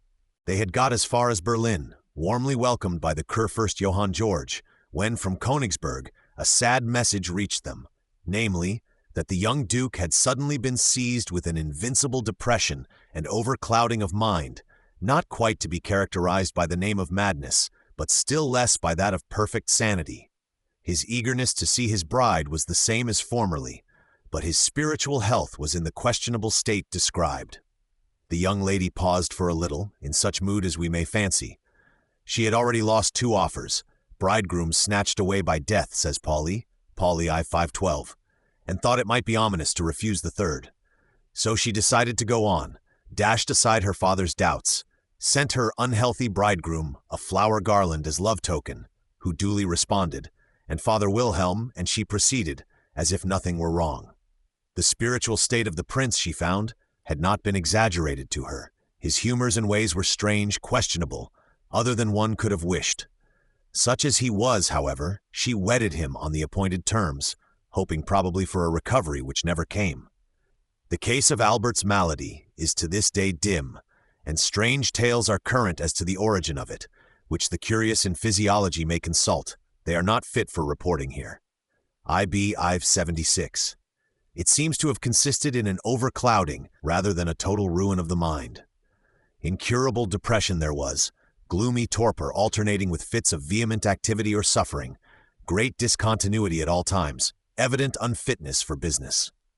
It was long hoped he might recover, and doctors in divinity and in medicine undertook him, theologians, exorcists, physicians, quacks, but no cure came of it, nothing but mutual condemnations, violences, and even execrations from the said doctors and their respective official patrons, lay and clerical. Must have been such a scene for a young wife as has seldom occurred in romance or reality. Children continued to be born, daughter after daughter, but no son that lived. Margraf George Friedrich comes to Preußen to administer. After 5 years' space, in 1578, Pauli IV 476-482, cure being now hopeless, and the very council admitting that the duke was incapable of business, George Friedrich of Ansbach-Bayreuth came into the country to take charge of him, having already, he and the other Brandenburgers, negotiated the matter with the King of Poland, in whose power it mostly lay. George Friedrich was by no means welcome to the Prussian council, nor to the wife, nor to the landed aristocracy, other than welcome for reasons we can guess. But he proved, in the judgment of all fair witnesses, an excellent governor, and, for 26 years administered the country with great and lasting advantage to it. His portraits represent to us a large ponderous figure of a man, very fat in his latter years, with an air of honest sense, dignity, composed solidity, very fit for the task now on hand. He resolutely, though in mild form, smoothed down the flaming fires of his clergy, commanding now this controversy and then that other controversy, de concreto et de inconcreto, or whatever they were, to fall strictly silent, to carry themselves on by thought and meditation merely, and without words. He tamed the mutinous aristocracy, the mutinous burgermeisters, town council of Königsberg, whatever mutiny there was. He drained bogs, says old Wrench. He felled woods, made roads, established inns. Prussia was well governed till George's death, which happened in the year 1603. Wrench, pp. 666-688. Ansbach, in the meanwhile, Ansbach, Bayreuth, and Jagendorf, which were latterly all his, he had governed by deputy. No need of visiting those quiet countries, except for purposes of kindly recreation, or for a swift general supervision now and then. By all accounts, An excellent, steadfast, wise, and just man, this fat George Frederick, worthy of the father that produced him. Nit cop ab lover forced nit cop ab, and that is saying much. By his death without children, much territory fell home to the elder house, to be disposed of as was settled in the Jera bond 5 years before. Anspach and Bayreuth went to 2 brothers of the now elector, Kurfürst Joachim Friedrich, sons of Johann George of blessed memory, founders, they, of the new line of whom we know. Jagerndorf the elector himself got, and he, not long after, settled it on one of his own sons, a new Johann George, who at that time was fallen rather landless and out of a career. Johann George of Jagerndorf, so called thenceforth, whose history will concern us by and by. Preußen was to be incorporated with the electorate, where possession of it once had. But that is a ticklish point, still ticklish in spite of rights, and liable to perverse accidents that may arise. Joachim Friedrich, as we intimated once, was not wanting to himself on this occasion. But the affair was full of intricacies, a very wasp's nest of angry humors, and required to be handled with delicacy, though with force and decision. Joachim Friedrich's eldest son, Johann Sigismund, Electoral Prince of Brandenburg, had already, in 1594, married one of Albert Friedrich the hypochondriac Duke of Preußen's daughters, and there was a promising family of children, no lack of children.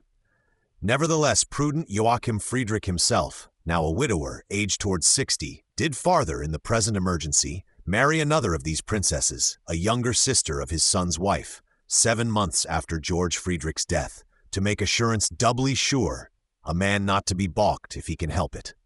By virtue of excellent management, Duchess, Prussian Standy, States, and Polish Crown needing all to be contented, Joachim Friedrich, with gentle, strong pressure, did furthermore squeeze his way into the actual guardianship of Preußen and the imbecile Duke, which was his by right.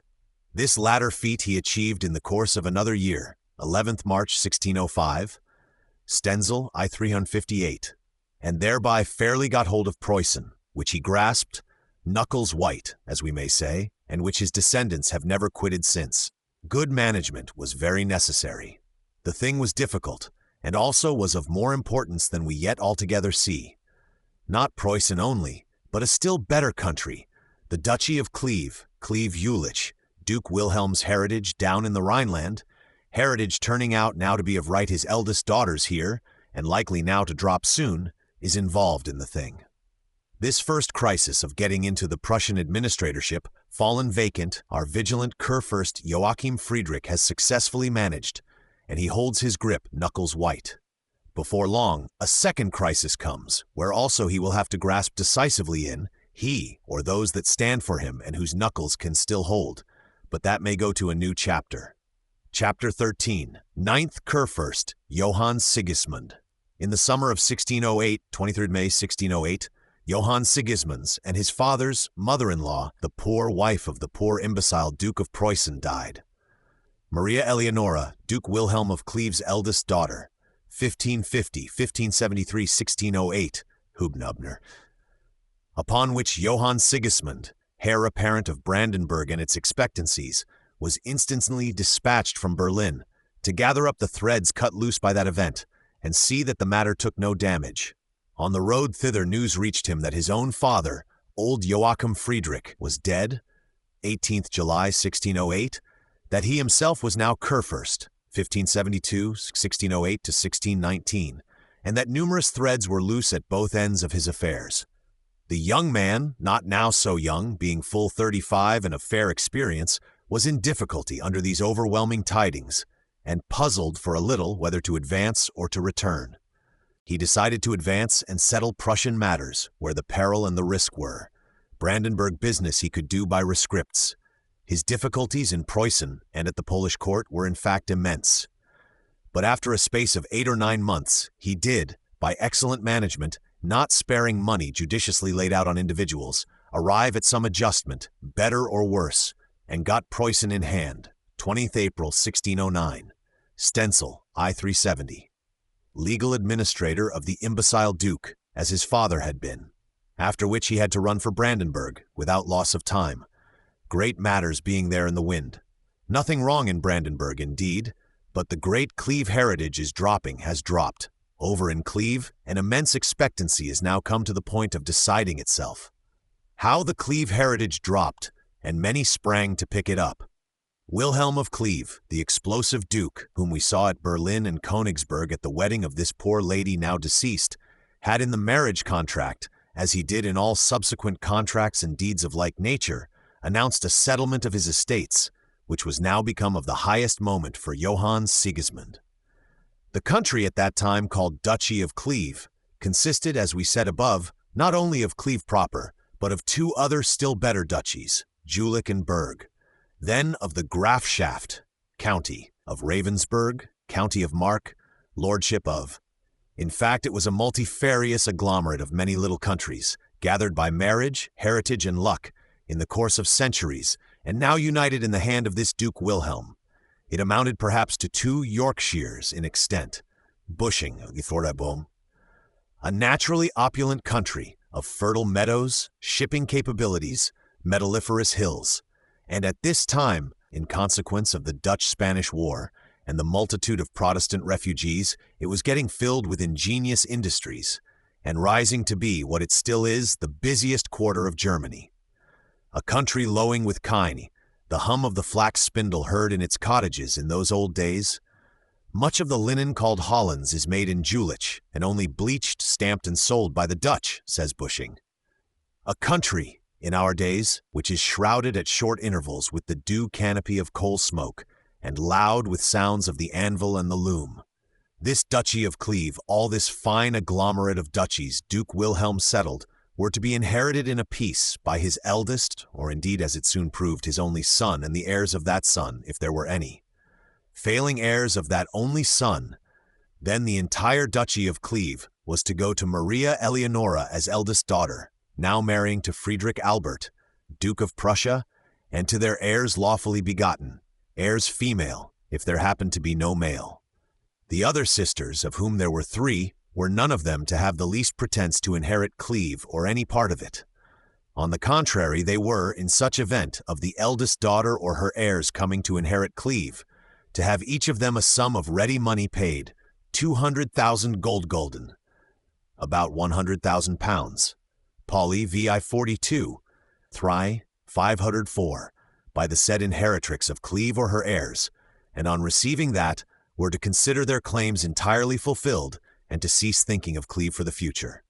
This settlement, by express privilege of Kaiser Karl Pfuff, nay of Kaiser Maximilian before him, and the laws of the Reich, Duke Wilhelm doubted not he was entitled to make, and this settlement he made, his lawyers writing down the terms in their wearisome way, perhaps 6 times over, and struggling by all methods to guard against the least misunderstanding. A Protestant of Protestants, this Palatine Neuburg too, junior branch, possible heir in time coming, of Kurpfalz, Elector Palatine himself, in the Rhine countries, of Kurpfalz, who is acknowledged chief Protestant, official president of the Evangelical Union they have lately made among them in these menacing times. Pfalz-Neuburg too, this young Wolfgang Wilhelm, if he do not break off kind, might be very awkward to the Kaiser in Cleve-Jülich. Nay, Saxony itself, for they are all Protestants, unless perhaps Saxony might become pliant and try to make itself useful to a munificent imperial house? Evidently, what would best suit the Kaiser and Spaniards were this, that no strong power whatever got footing in Cleve to grow stronger by the possession of such a country. Better than best it would suit, if he, the Kaiser, could himself get it smuggled into his hands, and there hold it fast, which privately was the course resolved upon at headquarters. In this way the succession controversy of the Cleve duchies is coming to be a very high matter, mixing itself up with the grand Protestant papal controversy, the general armed lawsuit of mankind in that generation. Kaiser, Spaniard, Dutch, English, French, Henry IV, and all mortals are getting concerned in the decision of it. Chapter 14. Symptoms of a great war coming. Meanwhile, Brandenburg and Neuburg both hold grip of Cleve in that manner, with a mutually menacing, inquiring expression of countenance. Each grasps it, so to speak, convulsively with the one hand, and has with the other hand his sword by the hilt, ready to fly out. But to understand this Brandenburg-Neuburg phenomenon and the then significance of the Cleve-Jülich controversy, we must take the following bits of chronology along with us. For the German Empire, with Protestant complaints and papist usurpations and severities, was at this time all a continent of sour, thick smoke, already breaking out into dull red flashes here and there, symptoms of the universal conflagration of a 30 Years' War which followed. Symptom first is that of Donauworth, and dates above a year back. First symptom, Donauworth, 1608. Donauworth, a Protestant imperial free town in the Bavarian regions, had been, for some fault on the part of the populace, against a flaring mass procession which had no business to be there, put under ban of the empire, had been seized accordingly, December 1607, and much cuffed and shaken about by Duke Maximilian of Bavaria as executor of the said ban. Michaelis, 216, Badalid 53, who, what was still worse, would by no means give up the town when he had done with it, town being handy to him, and the man being stout and violently papist. Hence the evangelical union which we saw, which has not taken Donauworth yet, nor ever will. Donauworth never was retaken, but is Bavarian at this hour, a town nameable in history ever since, not to say withal that it is where Marlborough did the lines of Schellenberg long after. Schellenberg, Jingle Hill, so to render it, looks down across the Danube or Donau River upon Donauworth, its lines and other histories now much abolished and quiet under grass. But now all Protestantism sounding everywhere, in angry, mournful tone, Donauworth, give up Donauworth, and an evangelical union, with moneys, with theoretic contingents of force being on foot for that and the like objects, we can fancy what a scramble this of Cleve-Jülich was like to be, and especially what effect this dueling attitude of Brandenburg and Neuburg had on the Protestant mind. Protestant neighbors, Landgraf Moritz of Hessen-Kassel at their head, intervene in tremulous haste in the Cleve-Jülich affair. Peace, O friends, some bargain, peaceable joint possession, any temporary bargain till we see. Can two Protestants fall to slashing one another in such an aspect of the Reich and its Jesuitries? And they did agree, Dortmund, 10th May 1609, the first of their innumerable agreements, to some temporary joint possession, the thrice thankful country doing homage to both, with oath to the one that shall be found genuine. And they did endeavor to govern jointly and to keep the peace on those terms, though it was not easy.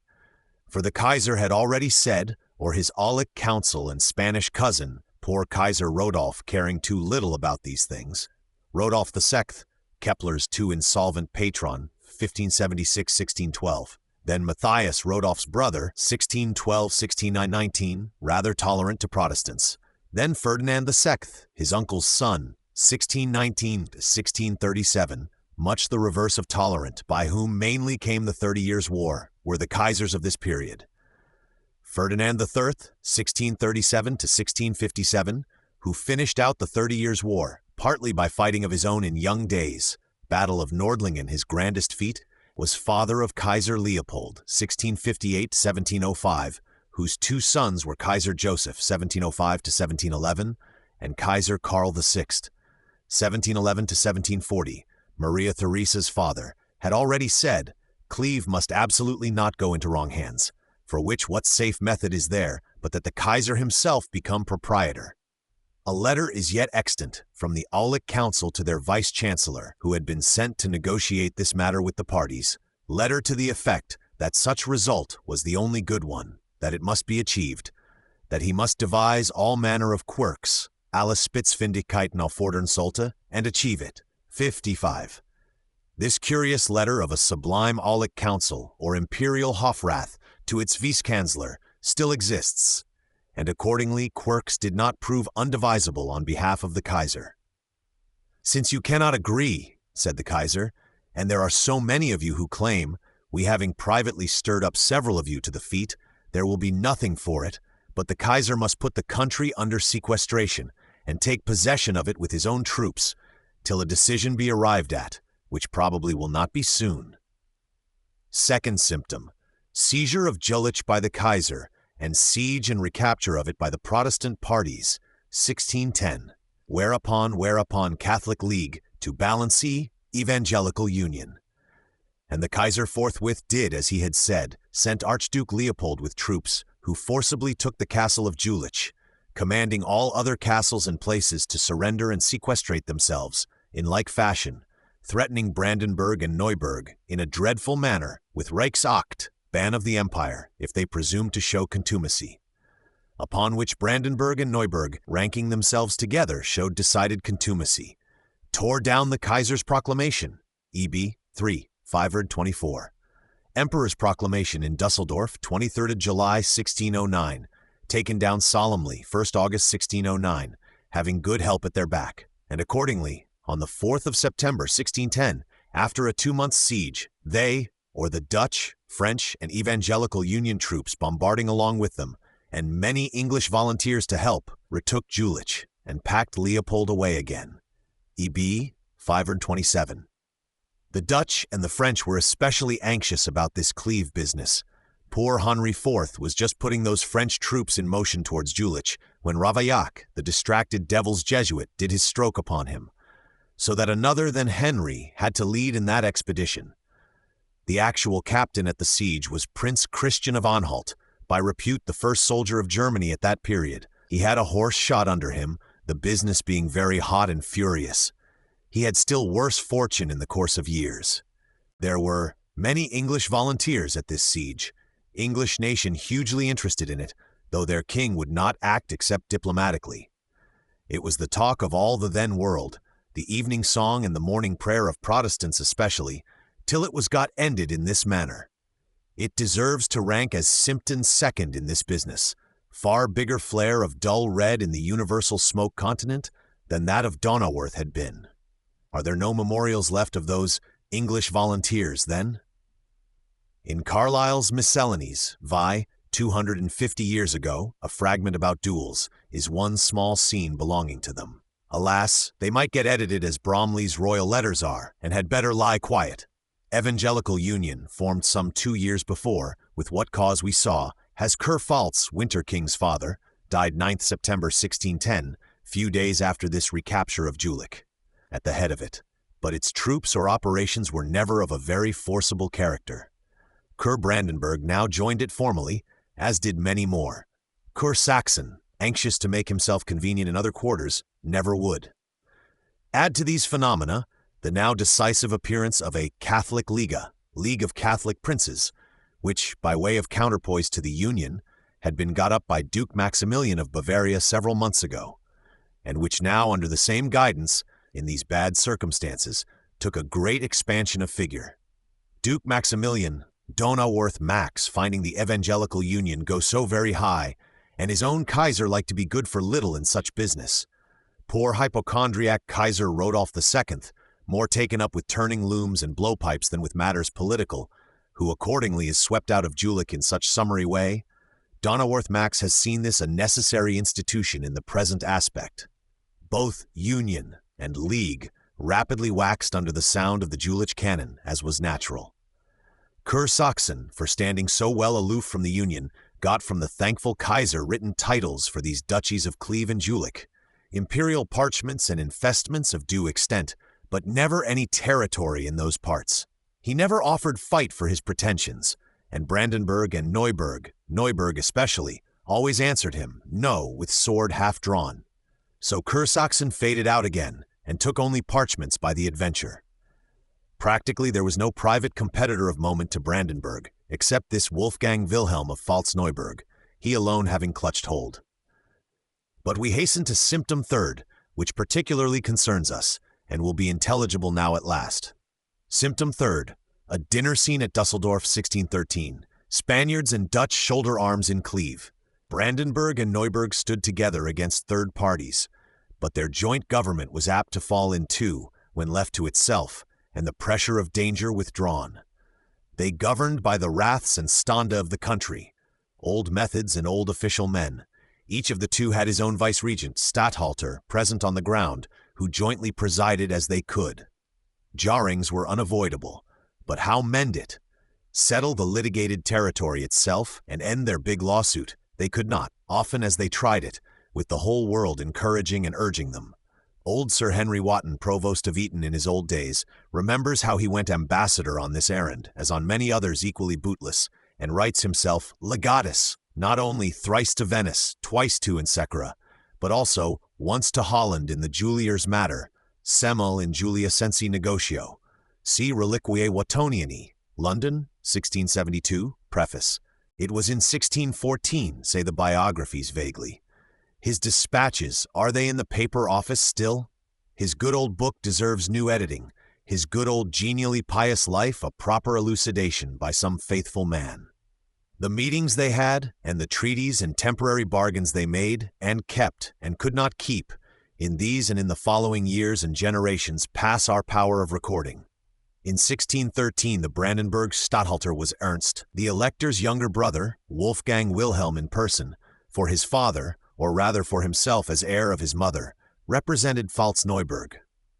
Ernst of Brandenburg had adopted Calvinism as his creed, a thing hateful and horrible to the Lutheran mind, of which sort Wolfgang Wilhelm, to a degree now altogether inconceivable. Discord arose in consequence between the Statthalters, as to official appointments, sacred and secular. You are for promoting Calvinists. And you, I see, are for promoting Lutherans. Johann Sigismund himself had to intervene. Wolfgang Wilhelm and he had their meetings, friendly colloquies, the final colloquy of which is still memorable, and issues in symptom third. We said, a strong flame of choler burnt in all these Hohenzollerns, though they held it well down. Johann Sigismund, an excellent man of business, knew how essential a mild tone is. Nevertheless, he found, as this colloquy went on, that human patience might at length get too much. The scene, after some examination, is conceivable in this wise. Place Dusseldorf, Elector's apartment in the Schloss there. Time late in the year 1613, day not discoverable by me. The two sat at dinner, after much colloquy all morning. Johann Sigismund, a middle-aged, big-headed, stern-faced, honest-looking man. Hair cropped, I observe, and eyelids slightly contracted, as if for sharper vision into matters. Wolfgang Wilhelm, of features fallen dim to me. An airy gentleman, well out of his teens, but I doubt not of wisdom sufficient, evidently very high and stiff in his ways. His proposal, by way of final settlement, and end to all these brabbles, was this, and he insisted on it. Give me your eldest princess to wife. Let her dowry be your whole claim on Cleve Jülich. I will marry her on that condition, and we shall be friends. Here evidently is a gentleman that does not want for conceit in himself. Consider, too, in Johann Sigismund's opinion, he had no right to a square inch of these territories, though for peace sake a joint share had been allowed him for the time. On that condition, jackanapes, thought Johann Sigismund, my girl is not a monster, nor at a loss for husbands fully better than you, I should hope. This he thought, and could not help thinking, but endeavored to say nothing of it. The young jackanapes went on insisting. Nature at last prevailed. Johann Sigismund lifted his hand, princely etiquettes melting all into smoke on the sudden, and gave the young jackanapes a slap over the face. Veritable slap, which opened in a dreadful manner the eyes of young Pfalz-Neuburg to his real situation, and sent him off high-flaming, vowing never-imagined vengeance. A remarkable slap, well testified to, though the old histories, struck blank with terror, reverence, and astonishment, can for most part only symbol it in dumb show. Pufendorf, Raider Brandenburg F 16,213, and many others are in this case. Tobias Fanner, Historia Pazis Westphalicae, Lib I, 9p26, is explicit. Neque ut in fida regnandi societas est Brandenburgio et Neoburgio diu conveniabat, eorumque jurgia cum matrimonia federe pacari posse propinqui ipsorum credidescent, acrius exarcere, inter epulis quibus futurum generum septemver. The sevensman, or elector, one of the seven, excipiabat, hujus enim filia Wolfgango sperabatur, quas sermones euunter trunque altercalione provecta, ut elector irae impotestur, nulla dignitatis hospit, cognationis, affinitatis vevericundia cohibitus, intenderit neoburgio manus, et contra tendentis os verberaverit. Ida, quae apud concordids vincula caritatis, incidamenta irarum apud infensos erant. Cited in Kohler, Munz Belustingen, sign, 341, who refers also to Levasseur, Histoire de Louis XVIII. Pauli, Bedome's Knight Vaporous, a slap that had important consequences in this world. For now, Wolfgang Wilhelm, flaming off in never-imagined vengeance, posted straight to München, to Max of Bavaria there, declared himself convinced, or nearly so, of the Roman Catholic religion. Wooed, and in a few weeks, 10th November 1613, wedded Max's younger sister, and soon after at Dusseldorf pompously professed such his blessed change of belief, with immense flourish of trumpeting and jubilant pamphleteering from Holy Church. Kohler, ubi supra.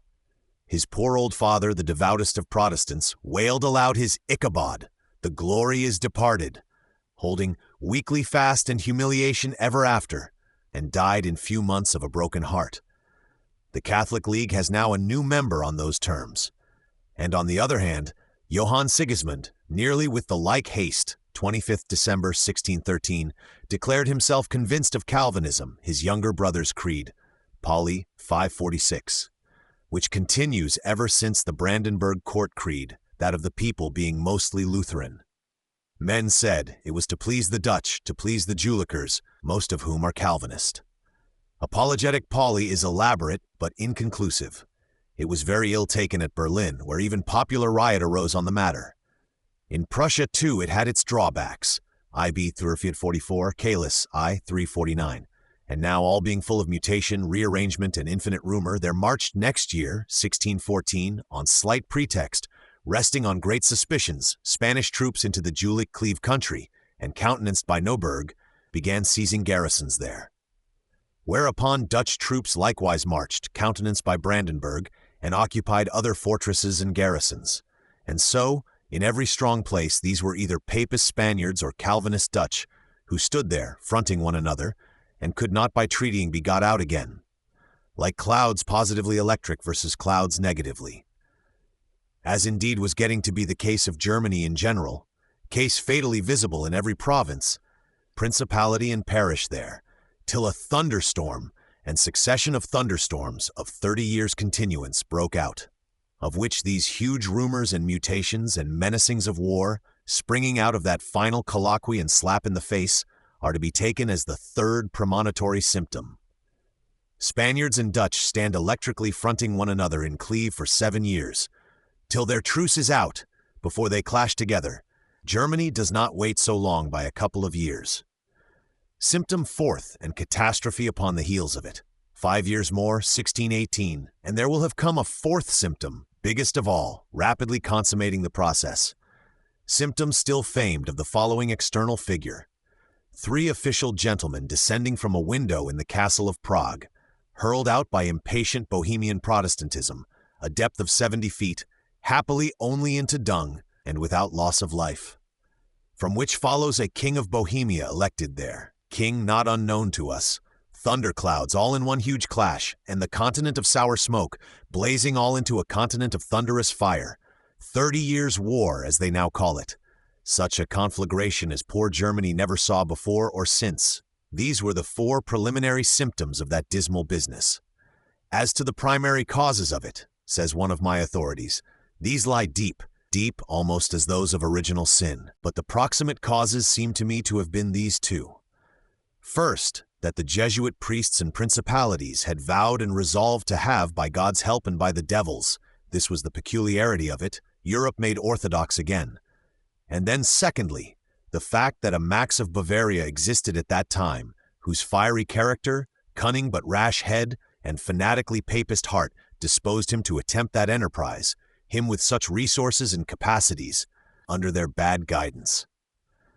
Johann Sigismund did many swift, decisive strokes of business in his time, businesses of extensive and important nature, but this of the slap to Neuburg has stuck best in the idle memory of mankind.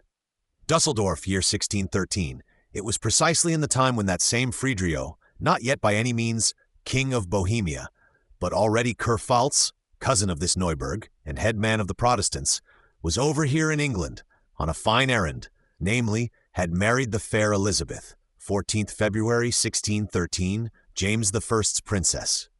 Goody Palsgrave, as her mother floutingly called her, not liking the connection. What kind of a king of Bohemia this Frederick made 5 or 6 years after, and what sea of troubles he and his entered into, we know. The Winterkönig, Winter King, fallen in times of frost or built of mere frost, a snow king altogether soluble again, is the name he gets in German histories. But here is another hook to hang chronology upon. This brief Bohemian kingship had not yet exploded on the Weissenberg of Prague, battle there Sunday 8th November 1620, when old Sir Henry Wotton, being sent as ambassador to lie abroad, as he wittily called it to his cost, in that business, saw in the city of Linz in the picturesque green country by the shores of the Donau there, an ingenious person who is now recognizable as one of the remarkablest of mankind, Mr. John Kepler, namely, Kepler as Wotton writes him, addressing the great Lord Bacon, unhappily without strict date of any kind, on that among other subjects. Mr. John's now ever memorable watching of those motions of the star Mars, de motibus stelle Martis, Prague 1609, with calculations repeated 70 times, and also with discovery of the planetary laws of this universe some 10 years ago, appears to be unknown to Wotton and Bacon. But there is something else of Mr. John's devising. It seems Baptista Porta of Naples, dead some years before, must have given him the essential hint, of whom or whose hint Mr. John does not happen to inform His Excellency at present, which deserves attention from an instaurator of philosophy. He hath a little black tent, of what stuff is not much importing, says the ambassador, which he can suddenly set up where he will in a field, and it is convertible like a windmill to all quarters at pleasure, capable of not much more than one man as I conceive, and perhaps at no great ease, exactly close and dark, save at one hole, about 1.5 inches in the diameter, to which he applies a long perspective trunk, with the convex glass fitted to the said hole, and the concave taken out at the other end, which extendeth to about the middle of this erected tent, through which the visible radiations of all the objects without are intromitted, falling upon a paper, which is accommodated to receive them, and so he traceth them with his pen in their natural appearance, turning his little tent round by degrees, till he hath designed the whole aspect of the field. Relique Wottoniani, London 1672, p. 300.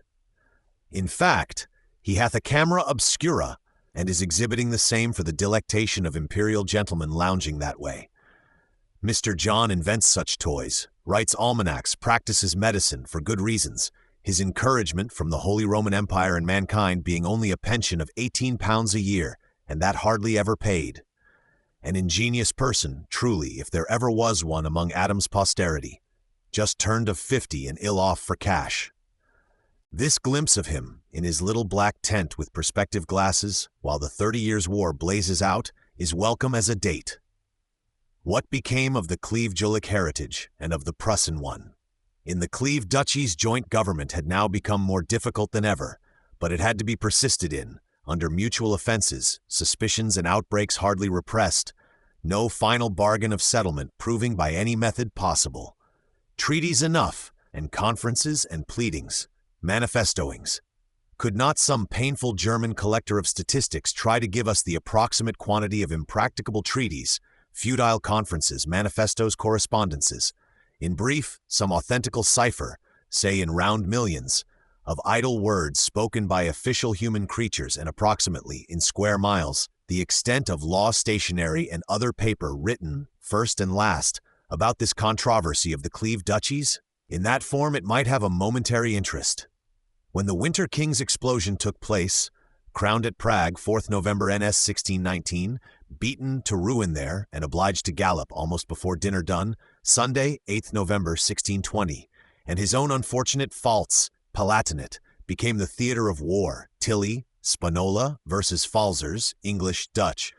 Involving all the neighboring regions, Cleve-Jülich did not escape its fate. The Spaniards and the Dutch, who had long sat in gloomy armed truce, occupying with obstinate precaution the main fortresses of these Jülich-Cleve countries, did now straightway, their 12 years' truce being out, 1621, Pauli, Vi, 578 to 580, fall to fighting and besieging one another there. The huge war, which proved of 30 years, being now all ablaze. What the country suffered in the interim may be imagined. In 1624, in pity to all parties, some attempt at practical division of the territory was again made. Neuburg to have Berg and Jülich, Brandenburg to have Cleve, Mark, Ravensburg and the minor appurtenances, and treaty to that effect was got signed, 11th May, 1624.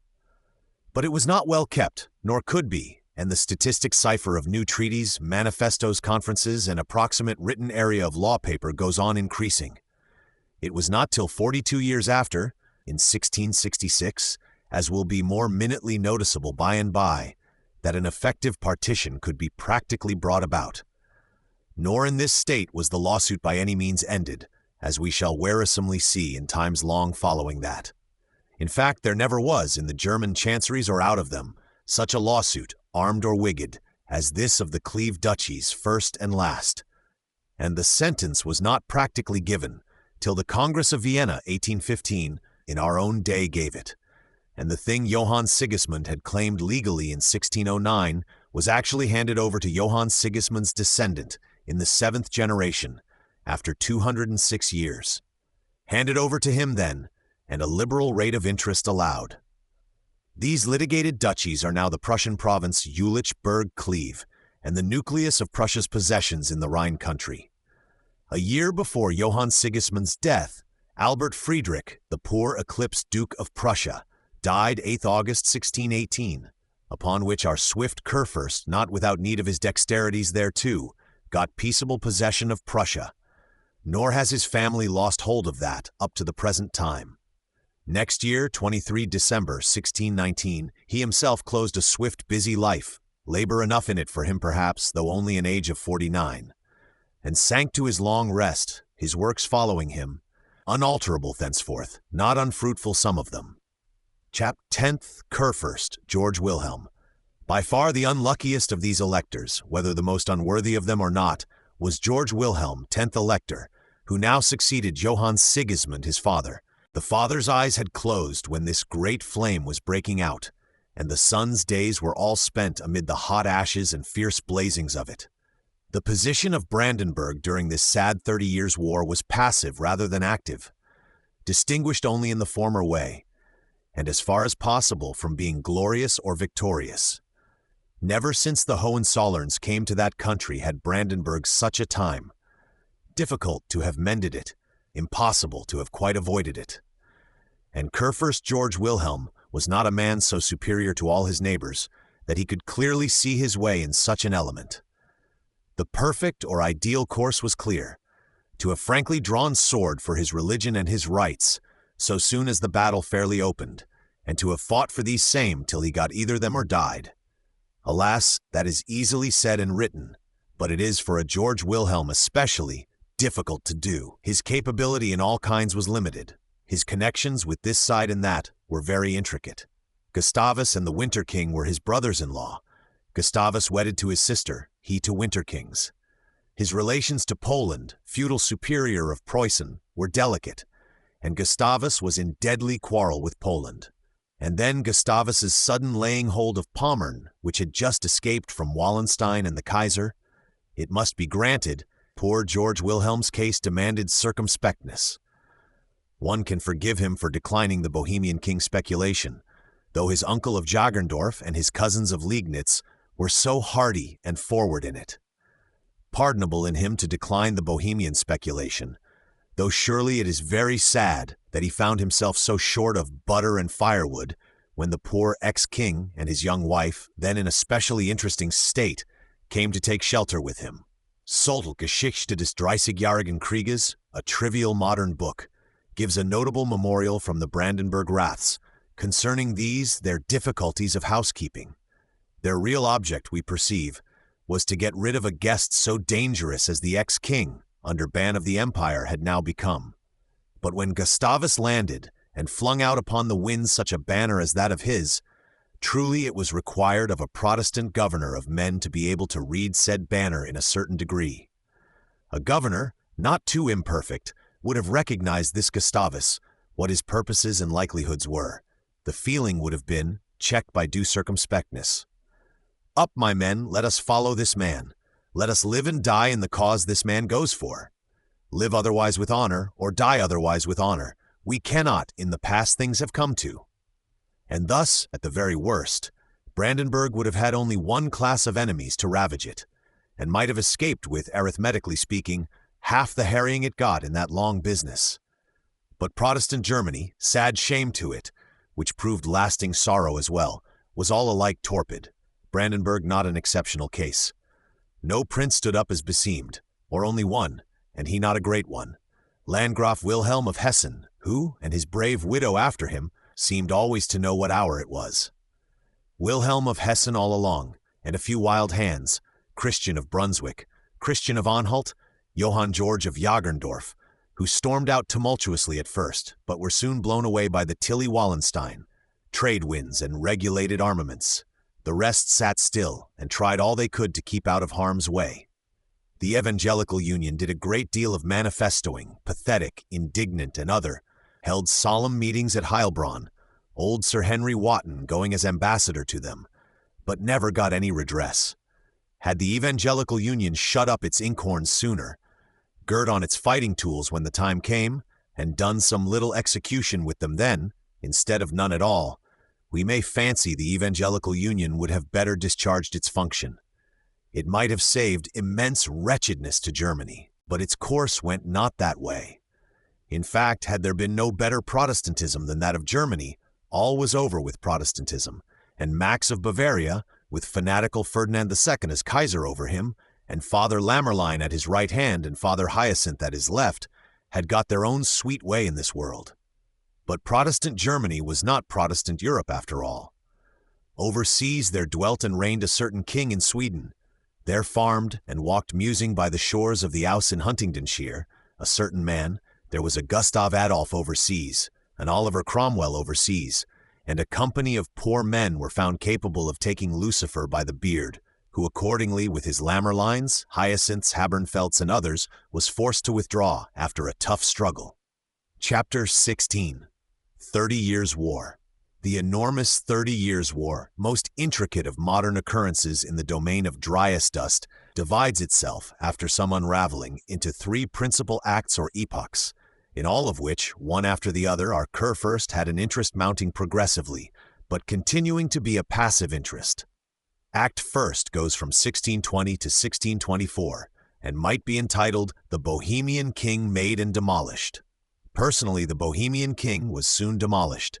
His kingship may be said to have gone off by explosion, by one fight, namely, done on the Weissenberg near Prague, Sunday, 8th November 1620, while he sat at dinner in the city, the boom of the cannon coming in with interest upon his high guests and him. He had to run in hot haste that night, leaving many of his important papers, and becomes a Winter King. Winter King's account was soon settled, but the extirpating of his adherents and capturing of his hereditary lands, Palatinate and Upper Palatinate, took 3 years more. Hard fighting for the Palatinate. Tilly and company against the Evangelical Union troops and the English under Sir Horace Vere. Evangelical Union troops, though marching about there under an uncle of our Kurfürst, Margraf Joachim Ernst, that lucky Ansbach uncle, founder of the line, who professed some skill in soldiering, were a mere picture of an army, would only observe and would not fight at all, so that the whole fighting fell to Sir Horace and his poor handful of English, of whose grim posture in Frankendale, Frankenthal, a little town in the Palatinate, NW from Mannheim a short way, and other strongholds for months long, there is talk enough in the old English history books. Then there were certain stern war captains who rallied from the Weissenberg defeat. Christian of Brunswick, the chief of them, titular Bishop of Halberstadt, a high-flown, fiery young fellow of terrible fighting gifts, he flamed up considerably, with the Queen of Bohemia's glove stuck in his hat. "Bright lady, it shall stick there, till I get you your own again or die." 1621 to 1623, age not yet 25, died by poison 1626, having again become supremely important just then. Gottes Freund, der Pfaffenfeind, God's friend, priest's foe, alles für Ruhm und Ehre, all for glory in her. The bright Elizabeth, become ex-queen, were mottos of his.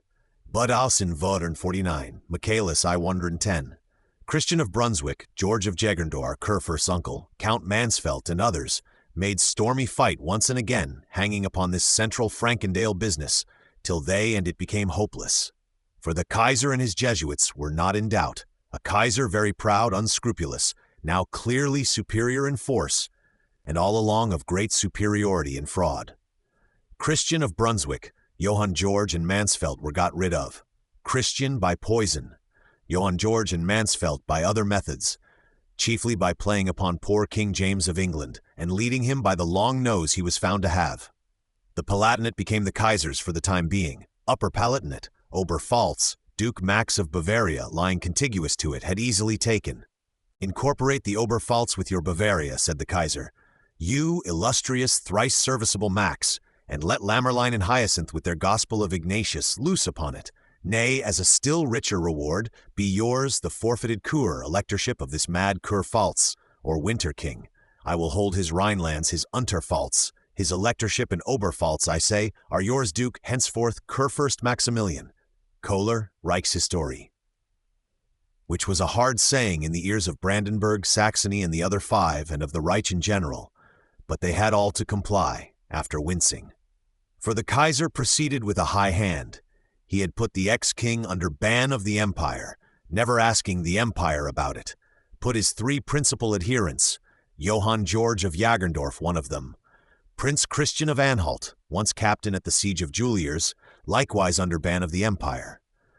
22 Jan, 1621, IBP 518, and in short had flung about and was flinging his thunderbolts in a very Olympian manner. Under all which, what could Brandenburg and the others do, but whimper some trembling protest, clear against law, and sit obedient?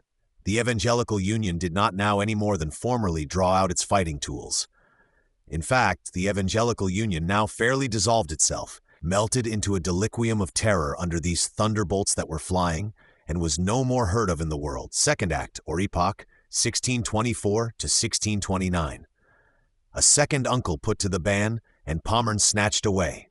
Except in the Nether Saxon Circle, distant northwest region, with its Hanover, Mecklenburg, with its rich Hamburgs, Lübecks, Magdeburgs, all Protestant, and abutting on the Protestant north, trembling Germany lay ridden over as the Kaiser willed. Foreign League got up by France, King James, Christian IV of Denmark, James's brother-in-law, with whom he had such drinking in Somerset House long ago, on Christian's visit hither, old histories of James I, Worcestershire, went to water or worse. Only the Nether Saxon Circle showed some life, was levying an army, and had appointed Christian of Brunswick its captain, till he was got poisoned, upon which the drinking King of Denmark took the command.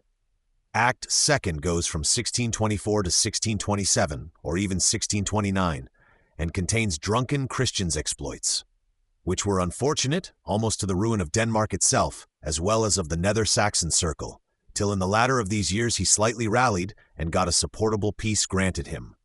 Peace of Lübeck, 1629, after which he sits quiet, contemplative, with an evil eye upon Sweden now and then. The beatings he got, in quite regular succession, from Tilly and consorts, are not worth mentioning. The only thing one now remembers of him is his alarming accident on the ramparts of Hameln, just at the opening of these campaigns. At Hameln, which was to be a strong post, drunken Christian rode out once on a summer afternoon, 1624, to see that the ramparts were all right, or getting all right, and tumbled, horse and self in liquor, it is thought, in an ominous, alarming manner. Taken up for dead. Nay, some of the vague histories seem to think he was really dead, but he lived to be often beaten after that, and had many moist years more.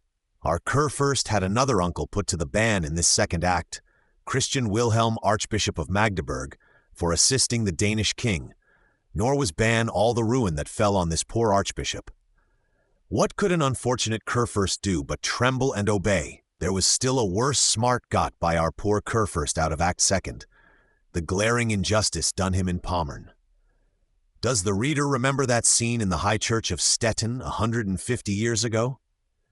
How the Burgermeister threw sword and helmet into the grave of the last Duke of Pommern-Stettin there, and a forward citizen picked them out again in favor of a collateral branch?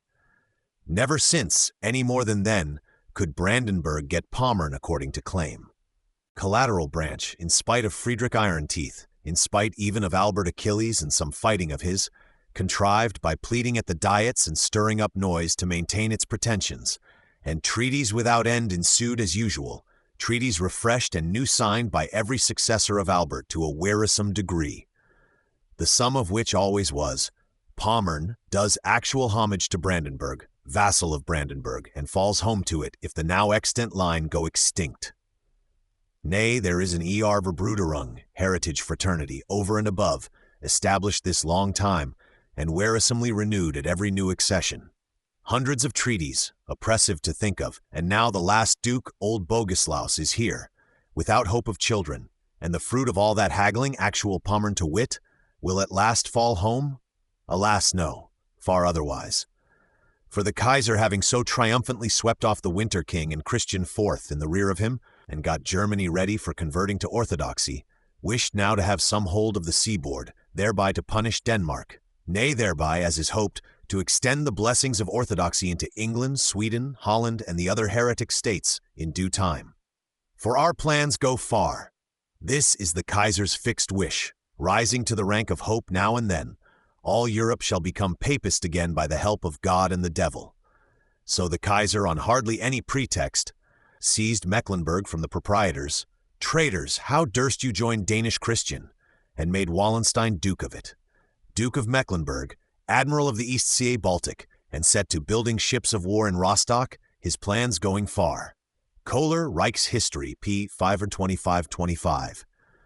This done, he seized Pommern, which also is a fine sea country, stirring up Max of Bavaria to make some idle pretense to Pommern, that so the Kaiser might seize it in sequestration till decided on. Under which hard treatment George Wilhelm had to sit sad and silent, though the Stralsunders would not. Hence the world-famous Siege of Stralsund, 1628, fierce Wallenstein declaring, "I will have the town, if it hung by a chain from heaven," but finding he could not get it, owing to the Swedish succor, to the stubborn temper prevalent among the townsfolk, and also greatly to the rains and peat bogs. A second uncle of George Wilhelm's, that unlucky Archbishop of Magdeburg above mentioned, the Kaiser, once more by his own arbitrary will, put under ban of the empire in this second act. Traitor, how durst you join with the Danes? The result of which was Tilly's sack of Magdeburg, 10 to 12 May 1631, a transaction never forgettable by mankind. As for Pommern, Gustav Adolf, on his intervening in these matters, landed there. Pommern was now seized by Gustav Adolf as a landing place and place of arms, indispensable for Sweden in the present emergency, and was so held thenceforth. Pommern will not fall to George Wilhelm at this time. Third act, and what the Kurfürst suffered in it.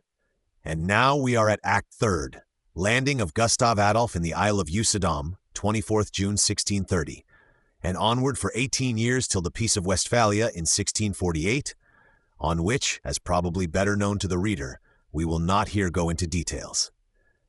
In this third act, too, George Wilhelm followed his old scheme, peace at any price, as shy of Gustav as he had been of other champions of the cause, and except complaining, petitioning, and manifestoing, studiously did nothing. Poor man, it was his fate to stand in the range of these huge collisions. Bridge of Dessau, Siege of Stralsund, sack of Magdeburg, Battle of Leipzig, where the Titans were bowling rocks at one another, and he hoped by dexterous skipping to escape share of the game. To keep well with his Kaiser, and such a Kaiser to Germany and to him, this, for George Wilhelm, was always the first commandment. If the Kaiser confiscate your uncles against law, seize your Pommern, rob you on the public highways, George Wilhelm, even in such case, is full of dubitations. Nay, his prime minister, one Schwarzenberg, a Catholic, an Austrian official at one time, progenitor of the Austrian Schwarzenbergs that now are, was secretly in the Kaiser's interest, and is even thought to have been in the Kaiser's pay all along. Gustav, at his first landing, had seized Pommern and swept it clear of Austrians, for himself and for his own wants, not too regardful of George Wilhelm's claims on it. He cleared out Frankfurt on Oder, Kustrin, and other Brandenburg towns in a similar manner, by cannon and storm when needful, drove the imperialists and Tilly forth of these countries. Advancing next year to save Magdeburg, now shrieking under Tilly's bombardment, Gustav insisted on having, if not some bond of union from his brother-in-law of Brandenburg, at least the temporary cession of two places of war for himself, Spandau and Kustrin, indispensable in any farther operation, which cession Kurfürst George Wilhelm, though giving all his prayers to the good cause, could by no means grant. Gustav had to insist with more and more emphasis, advancing at last with military menace upon Berlin itself. He was met by George Wilhelm and his council in the woods of Köpenick, short way to the east of that city.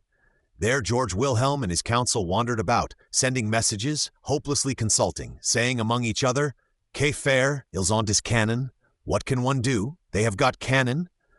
Oeuvre de Frederick le Grand, Berlin, 1840-1856 et Seca, Memoirs de Brandebourg, I-38. For the rest, Friedrich's account of the transaction is very loose and scanty. See Pauli from 68 and his minute details. For many hours round the inflexible Gustav, who was there like a fixed milestone and to all questions and comers had only one answer. Que faire, ils ont des cannons? This was the 3D May, 1631. This probably is about the nadir point of the Brandenburg-Hohenzollern history. The little Friedrich, who became Frederick the Great, in writing of it, has a certain grim banter in his tone, and looks rather with mockery on the perplexities of his poor ancestor, so fatally ignorant of the time of day it had now become. On the whole, George Wilhelm did what is to be called nothing in the 30 Years' War. His function was only that of suffering. He followed always the bad lead of Johann George, Elector of Saxony, a man of no strength, devoutness, or adequate human worth, who proved on these negative grounds, and without flagrancy of positive badness, an unspeakable curse to Germany. Not till the Kaiser fulminated forth his restitution edict, and showed he was in earnest about it, 1629 to 1631, restore to our Holy Church what you have taken from her since the Peace of Passau, could this Johann George prevail upon himself to join Sweden, or even to do other than hate it for reasons he saw. Seized by the throat in this manner and ordered to deliver, Kursachsen did, and Brandenburg along with him, make treaty with the Swede. 8th February, 1631. Kohler, Reichshistory, pp. 526 to 531. In consequence of which they too, some months after, by way of cooperating with Gustav on his great March Vienna ward, sent an invading force into Bohemia, Brandenburg contributing some poor 3,000 to it, who took Prague and some other open towns, but did almost nothing there, say the histories, except dine and drink. It is clear enough they were instantly scattered home, October 1633, Stenzel, I-503, at the first glimpse of Wallenstein dawning on the horizon again in those parts. Gustav having vanished, Field of Lutzen, 6th November, 1632, Pauli, Iviv 576. Oxenstiern, with his high attitude and presidency of the Union of Heilbronn, was rather an offense to Kursachsen, who used to be foremost man on such occasions. Kursachsen broke away again, made his Peace of Prague, 1635 20th May, Stenzel I, 513, whom Brandenburg again followed. Brandenburg and gradually all the others, except the noble Wilhelm of Hessen-Kassel alone. Miserable peace, bit of chaos clouded up and done over with official varnish, which proved to be the signal for continuing the war beyond visible limits and rendering peace impossible. After this, George Wilhelm retires from the scene, lives in Kustrin mainly, mere miserable days which shall be invisible to us. He died in 1640, and except producing an active, brave son very unlike himself, did nothing considerable in the world.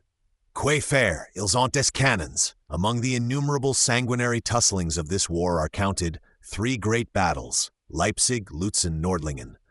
Under one great captain, Swedish Gustav, and the 2 or 3 other considerable captains who appeared in it, high passages of furious valor, of fine strategy and tactic, are on record. But on the whole, the grand weapon in it, and towards the latter times the exclusive one, was hunger. The opposing armies tried to starve one another, at lowest, tried each not to starve. Each trying to eat the country, or at any rate to leave nothing eatable in it. What that will mean for the country we may consider.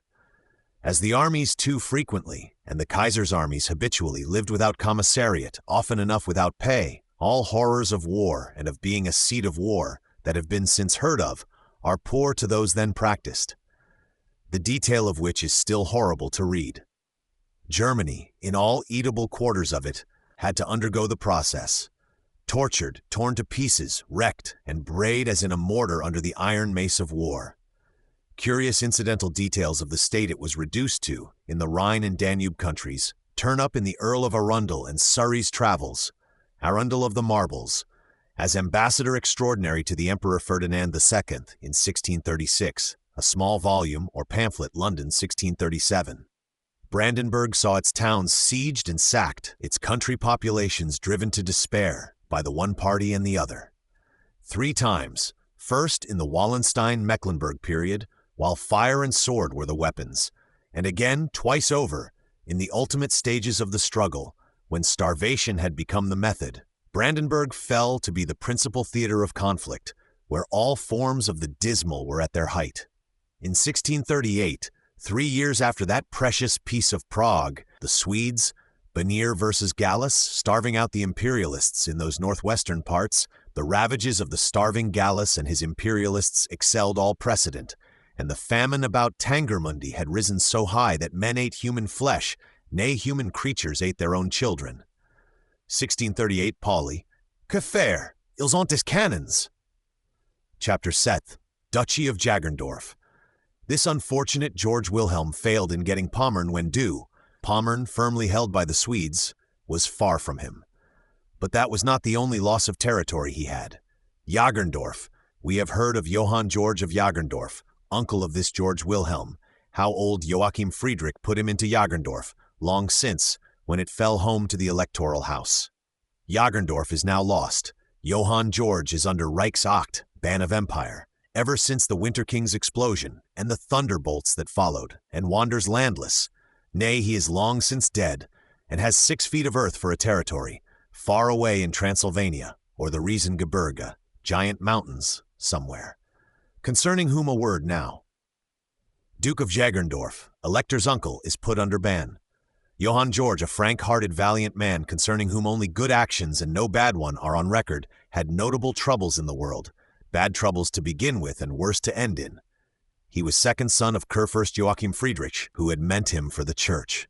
1577 to 1624, Wrench, 486. The young fellow was coadjutor of Strasbourg, almost from the time of getting into short clothes. This as a basis. On this followed all manner of things, freedom from Swedish-Austrian invasions as the first thing. He was himself, as appeared by and by, a fighter of the first quality when it came to that, but never was willing to fight if he could help it, preferred rather to shift, maneuver, and negotiate, which he did in a most vigilant, adroit, and masterly manner. But by degrees he had grown to have and could maintain it an army of 24,000 men, among the best troops then in being. With or without his will, he was in all the great wars of his time, the time of Louis XIV, who kindled Europe 4 times over, thrice in our Kurfürst's day. The Kurfürst's dominions, a long straggling country reaching from Memel to Wesel, could hardly keep out of the way of any war that might rise. He made himself available, never against the good cause of Protestantism and German freedom, yet always in the place and way where his own best advantage was to be had. Louis XIV had often much need of him.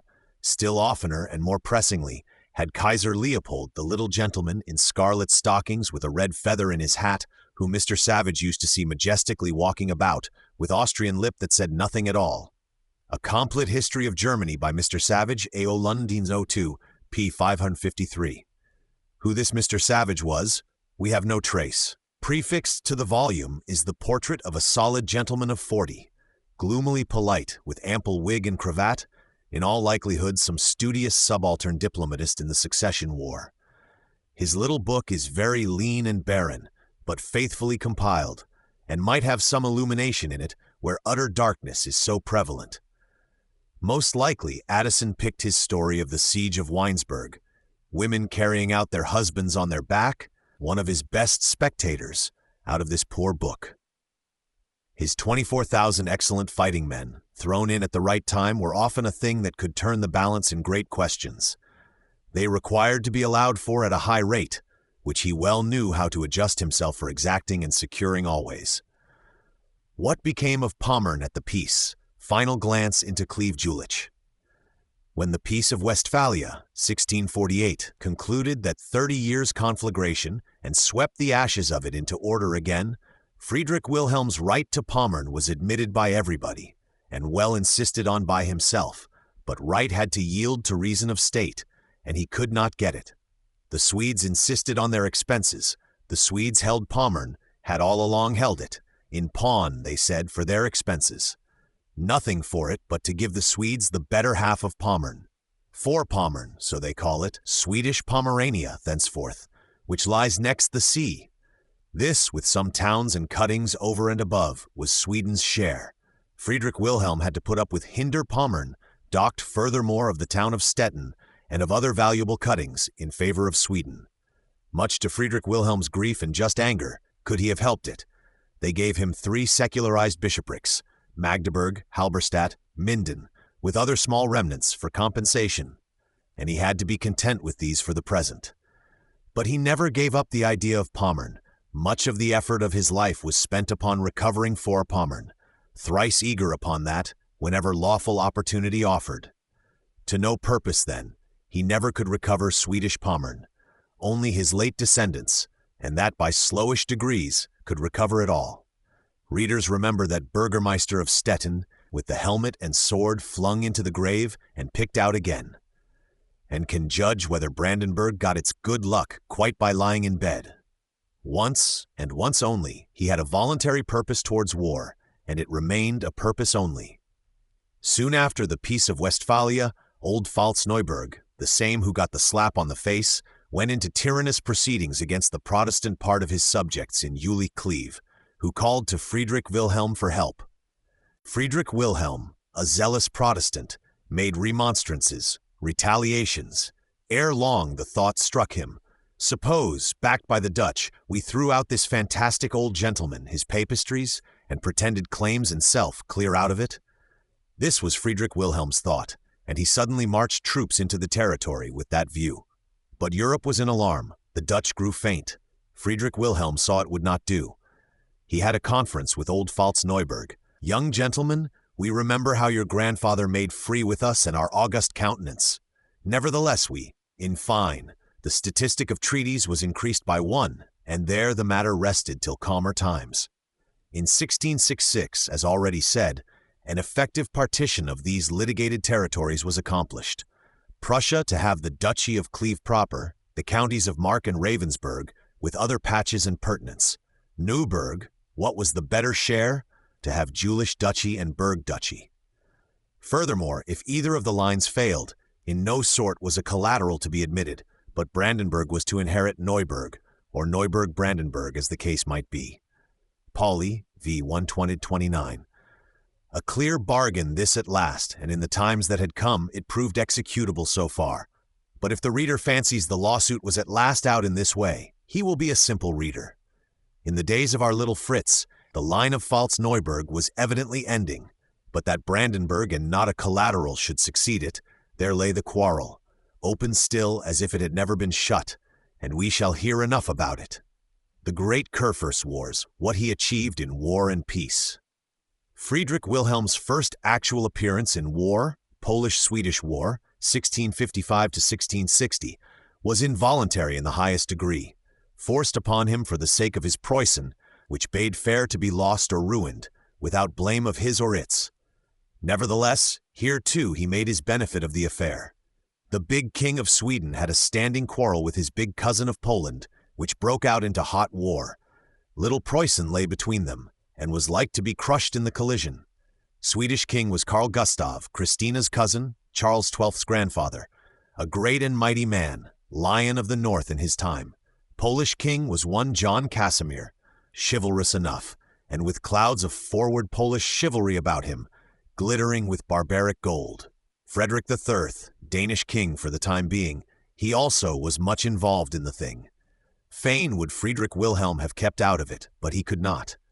Carl Gustav as good as forced him to join. He joined, fought along with Carl Gustav an illustrious battle, Battle of Warsaw, 3 days long, 28-30th July 1656, on the skirts of Warsaw, crowds looking from the upper windows there.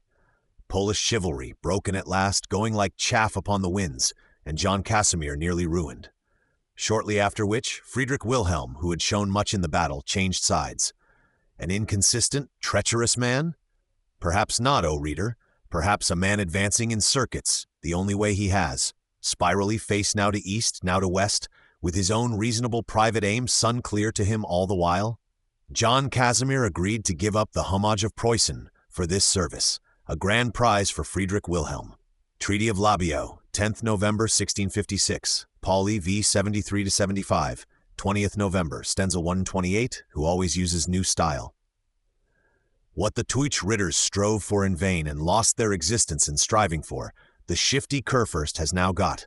Ducal Prussia, which is also called East Prussia, is now a free sovereignty, and will become as royal as the other Polish part. or perhaps even more so in the course of time.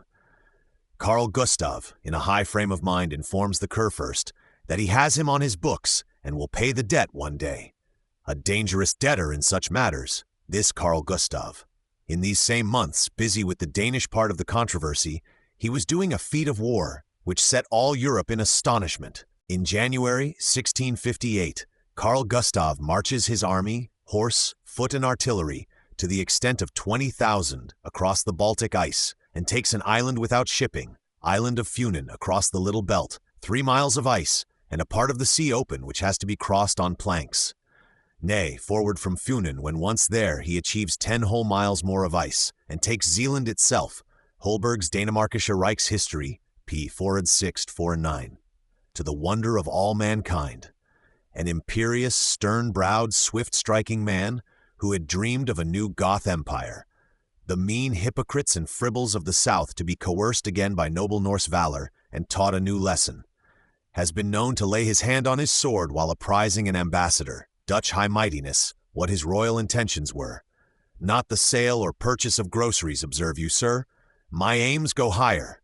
Charles XII's grandfather, and somewhat the same type of man.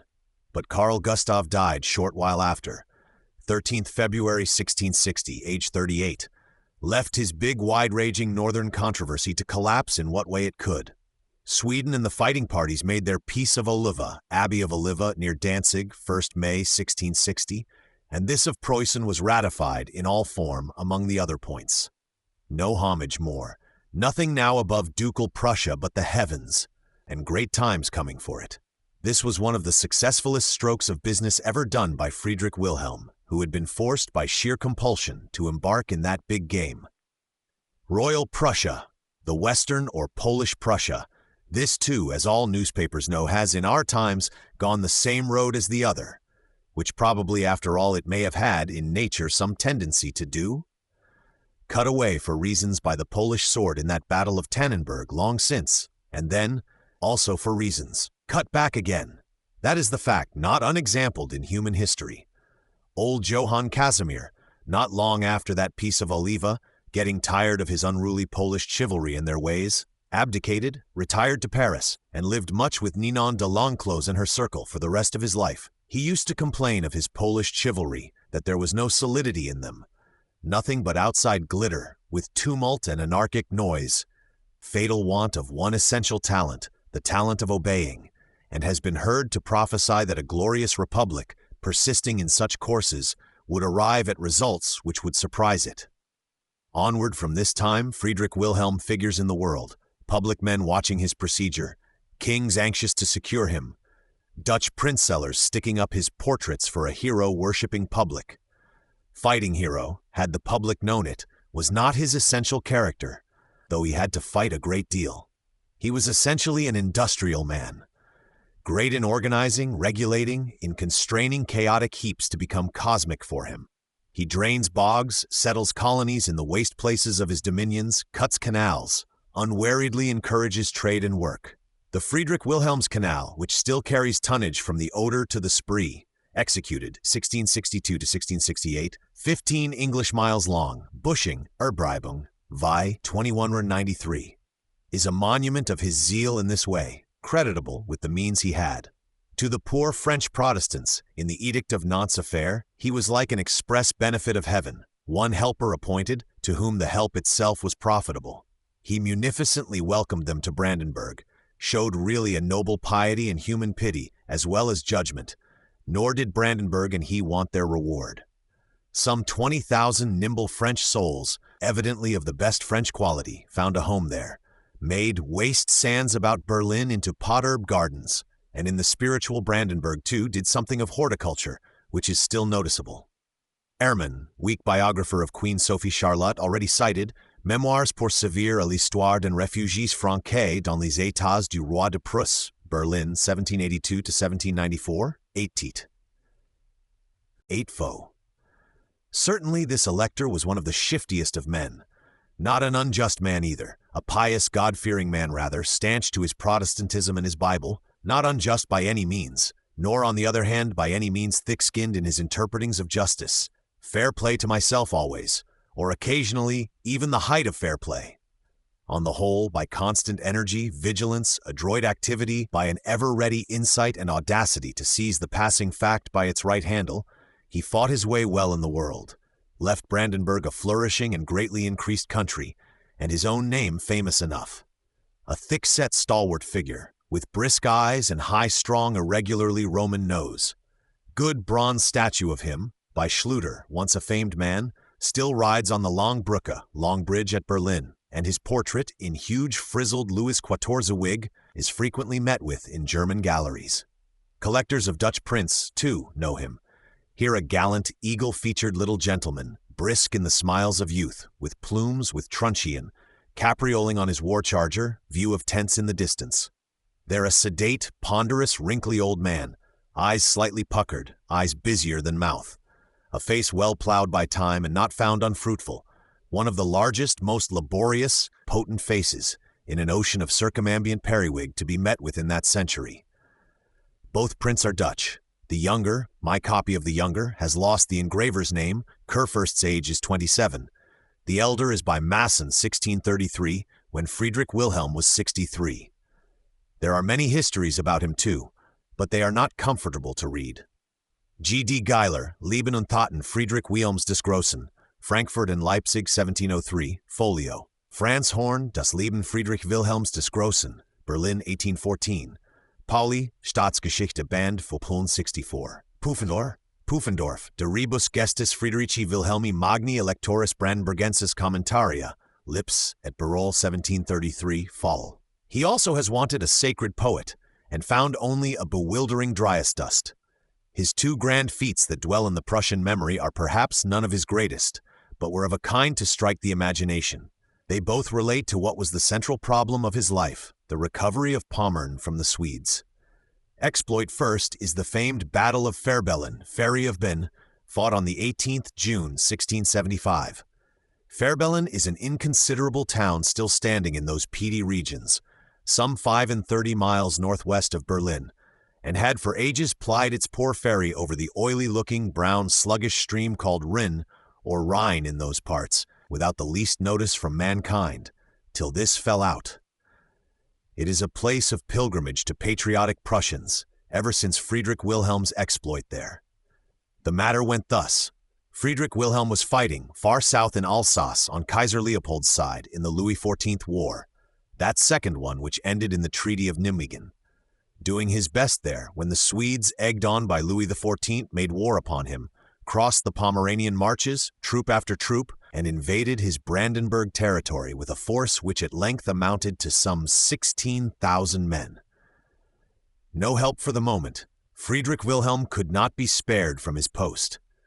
The Swedes, who had at first professed well, gradually went into plunder, roving, harrying at their own will, and a melancholy time they made of it for Friedrich Wilhelm and his people. Lucky if temporary harm were all the ill they were likely to do. Lucky if! He stood steady, however, in his solid manner, finishing the thing in hand first, since that was feasible. He then even retired into winter quarters to rest his men, and seemed to have left the Swedish 16,000 autocrats of the situation, who accordingly went storming about at a great rate. Not so, however, very far indeed from so. Having rested his men for certain months, Friedrich Wilhelm silently in the first days of June 1675 gets them under march again, marches his cavalry and he as first installment, with best speed from Schweinfurt, Stenzel, 3347, which is on the river Main, to Magdeburg, a distance of 200 miles. At Magdeburg, where he rests 3 days, waiting for the first handful of foot and a field piece or two, he learns that the Swedes are in 3 parties wide asunder, the middle party of them within 40 miles of him. Probably stronger, even this middle one, than his small body, of 6,000 horse, 1,200 foot, and 3 guns. Stronger, but capable perhaps of being surprised, of being cut in pieces before the others can come up. Rathenau is the nearest skirt of this middle party. Thither goes the Kurfürst, softly, swiftly, in the June night, 16 to 17th June, 1675, gets into Rathenau by brisk stratagem, tumbles out the Swedish horse regiment there, drives it back towards Fehrbellin. He himself follows hard, swift riding enough in the summer night, through those damp Havel lands in the old Hohenzollern fashion, and indeed old Freysack Castle, as it chances. Freysack, scene of Dietrich von Quitzow and Lazy Peg long since, is close by. Follows hard, we say, strikes in upon this midmost party, nearly twice his number, but infantry for the most part, and after fierce fight, done with good talent on both sides, cuts it into utter ruin as proposed. Thereby he has left the Swedish army as a mere head and tail without body, has entirely demolished the Swedish army. Stenzel, Tyne, 350, 357. Same feat intrinsically as that done by Cromwell on Hamilton and the Scots in 1648. It was, so to speak, the last visit Sweden paid to Brandenburg, or the last of any consequence, and ended the domination of the Swedes in those quarters. A thing justly to be forever remembered by Brandenburg. On a smallish modern scale, the Bannockburn-Sempak Marathon of Brandenburg.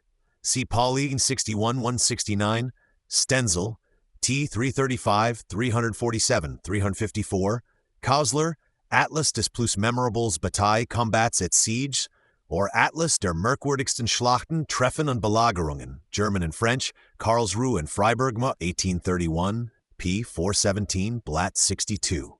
Exploit second was 4 years later, in some sort a corollary to this, and a winding up of the Swedish business.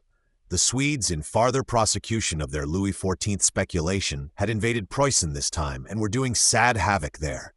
It was in the dead of winter, Christmas, 1678, more than 400 miles off, and the Swedes, to say nothing of their other havoc, were in a case to take Königsberg and ruin Prussia altogether, if not prevented. Friedrich Wilhelm starts from Berlin with the opening year, on his long march. The horse troops first, foot to follow at their swiftest. He himself, his wife, his ever-true Louisa, accompanying, as her wont was, travels towards the end at the rate of 60 miles a day. He gets in still in time, finds Königsberg unscathed.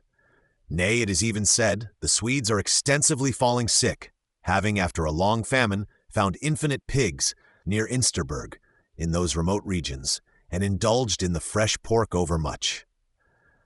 I will not describe the subsequent maneuvers, which would interest nobody.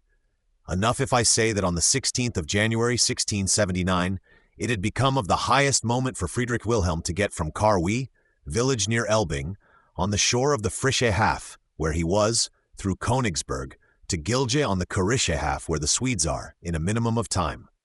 Distance, as the crow flies, is about 100 miles. Road, which skirts the two halves, Pauly 15-222, Stenzel 392-397, wide shallow washes, as we should name them, is of rough quality and naturally circuitous. It is ringing frost today and for days back. Friedrich Wilhelm hastily gathers all the sledges, all the horses of the district, mounts some 4,000 men in sledges, starts with the speed of light in that fashion. Scours along all day, and after the intervening bit of land again along, awakening the icebound silences. Gloomy Frische Haff, wrapped in its winter cloud coverlids, with its wastes of tumbled sand, its poor frost-bound fishing hamlets, pine hillocks, desolate-looking, stern as green Morso, says Busching, who traveled there in winter-time. Busching's Beitrage, Halle 1760. Hears unexpected human noises, and huge grinding and trampling, the 4,000 in long fleet of sledges, scouring across it in that manner. All day they rush along, out of the remy hazes of morning into the olive-colored clouds of evening again, with huge, loud, grinding rumble, and do arrive in time at Gilje. A notable streak of things, shooting across those frozen solitudes in the new year, 1679, little short of Carl Gustav's feat which we heard of in the other or Danish end of the Baltic 20 years ago, when he took islands without ships. This second exploit, suggested or not by that prior one of Carl Gustav on the ice, is still a thing to be remembered by Hohenzollerns and Prussians. The Swedes were beaten here on Friedrich Wilhelm's rapid arrival, were driven into disastrous rapid retreat northward, which they executed in hunger and cold, fighting continually like northern bears under the grim sky. Friedrich Wilhelm sticking to their skirts, holding by their tail, like an angry bear-ward with steel whip in his hand. A thing which on the small scale reminds one of Napoleon's experiences. Not till Napoleon's huge fighting flight, 134 years after, did I read of such a transaction in those parts. The Swedish invasion of Preußen has gone utterly to ruin. And this, then, is the end of Sweden and its bad neighborhood on these shores, where it has tyrannously sat on our skirts so long? Swedish Pommern the Elector already had, last year, coming towards it ever since the exploit of Färbellen, he had invaded Swedish Pommern, had besieged and taken Stettin, nay Stralsund too, where Wallenstein had failed, cleared Pommern altogether of its Swedish guests, who had tried next in Preussen, with what luck we see. Of Swedish Pommern the Elector might now say, "Surely it is mine, again mine as it long was, well won a second time since the first would not do." But no, Louis XIV proved a gentleman to his Swedes. Louis, now that the peace of Nimgen had come, and only the Elector of Brandenburg was still in harness, said steadily, though anxious enough to keep well with the Elector, "They are my allies, these Swedes. It was on my bidding they invaded you. Can I leave them in such a pass? It must not be." So Pommern had to be given back, a miss which was infinitely grievous to Friedrich Wilhelm. The most victorious Elector cannot hit always, were his right never so good. Another miss which he had to put up with, in spite of his rights and his good services, was that of the Silesian duchies. The heritage fraternity with Liegnitz had at length in 1675 come to fruit. The last Duke of Liegnitz was dead. Duchies of Liegnitz, of Brieg-Wollau, are Brandenburgs if there were right done. But Kaiser Leopold in the scarlet stockings will not hear of heritage fraternity. "Nonsense," answers Kaiser Leopold. "A thing suppressed at once ages ago by imperial power, flat zero of a thing at this time, and you, I again bid you, return me your papers upon it." This latter act of duty Friedrich Wilhelm would not do, but continued insisting. "Pauli, Jagerndorf at least, O Kaiser of the world," said he. "Jagerndorf, there is no color for your keeping that." To which the Kaiser again answers, "Nonsense," and even falls upon astonishing schemes about it, as we shall see, but gives nothing. Ducal Preussen is sovereign, Cleve is at peace, Hinterpommern. This Elector has conquered much, but the Silesian heritages and Vorpommern and some other things he will have to do without. Louis XIV, it is thought, once offered to get him made king, Ebed of Simin, 215, but that he declined for the present. His married and domestic life is very fine and human, especially with that Oranian Nassau princess, who was his first wife, 1646 to 1667, Princess Louisa of Nassau-Orange, aunt to our own Dutch William, King William III in time coming, an excellent wise princess, from whom came the Orange heritages, which afterwards proved difficult to settle. Orange was at last exchanged for the small principality of Neuchâtel in Switzerland, which is Prussia's ever since. Oranienburg, Orangeburg, a royal country house, still standing, some 20 miles northwards from Berlin, was this Louisa's place. She had trimmed it up into a little jewel of the Dutch type, Potherb gardens, training schools for young girls and the like, a favorite abode of hers when she was at liberty for recreation. But her life was busy and earnest. She was helpmate, not in name only, to an ever-busy man. They were married young, a marriage of love withal. Young Friedrich Wilhelm's courtship, wedding in Holland, the honest, trustful walk and conversation of the two sovereign spouses, their journeyings together, their mutual hopes, fears, and manifold vicissitudes, till death, with stern beauty, shut it in. All is human, true and wholesome in it, interesting to look upon, and rare among sovereign persons. Not but that he had his troubles with his womankind. Even with this his first wife, whom he loved truly, and who truly loved him, there were scenes, the lady having a judgment of her own about everything that passed, and the man being choleric withal. Sometimes, I have heard, he would dash his hat at her feet, saying symbolically, "Govern you then, madam, not the Kurfürst hat, a coif is my wear, it seems." Forster, Friedrich Wilhelm Muss, König von Preußen, Potsdam, 1834, I. 177. Yet her judgment was good, and he liked to have it on the weightiest things, though her powers of silence might halt now and then. He has been known on occasion to run from his privy council to her apartment while a complex matter was debating, to ask her opinion, hers too, before it was decided. Excellent Louisa, princess full of beautiful piety, good sense and affection, a touch of the Nassau heroic in her. At the moment of her death, it is said, when speech had fled, he felt, from her hand which lay in his, 3 slight pressures. Farewell, thrice mutely spoken in that manner, not easy to forget in this world. Wegfuhrer, Leben der Kurfürstin Louise, Leipzig, 1838.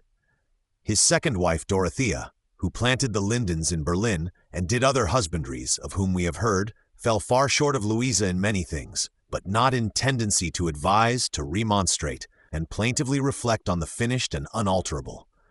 Dreadfully thrifty lady, moreover, did much in dairy produce, farming of town rates, provision taxes, not to speak again of that tavern she was thought to have in Berlin, and to draw custom to in an oblique manner.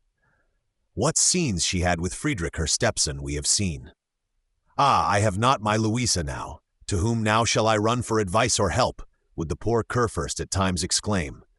He had some trouble, considerable trouble now and then, with mutinous spirits in Preußen, men standing on antique Prussian franchises and parchments, refusing to see that the same were now antiquated, incompatible, not to say impossible, as the new sovereign alleged, and carrying themselves very stiffly at times. But the Hohenzollerns had been used to such things. A Hohenzollern like this one would evidently take his measures, soft but strong, and ever stronger to the needful pitch, with mutinous spirits. One burgermeister of Königsberg, after much stroking on the back, was at length seized in open hall, by electoral writ, soldiers having first gently barricaded the principal streets and brought cannon to bear upon them. This burgermeister, seized in such brief way, lay prisoner for life, refusing to ask his liberty, though it was thought he might have had it on asking. Horn, Das Leben Friedrich Wilhelms des Großen, Berlin, 1868. Another gentleman, a Baron von Kalkstein of old Teuch-Bitter kin, of very high ways, in the provincial estates, Standy and elsewhere, got into lofty, almost solitary opposition, and at length into mutiny proper, against the new, non-Polish sovereign, and flatly refused to do homage at his accession in that new capacity.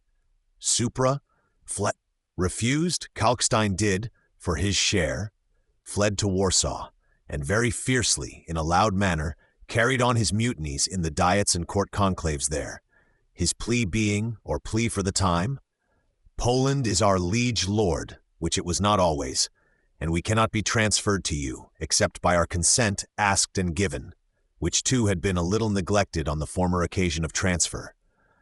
So that the great elector knew not what to do with Kalkstein, and at length, as the case was pressing, had him kidnapped by his ambassador at Warsaw, had him rolled into a carpet there, and carried swiftly in the ambassador's coach, in the form of luggage, over the frontier, into his native province, there to be judged, and in the end, since nothing else would serve him, to have the sentence executed and his head cut off.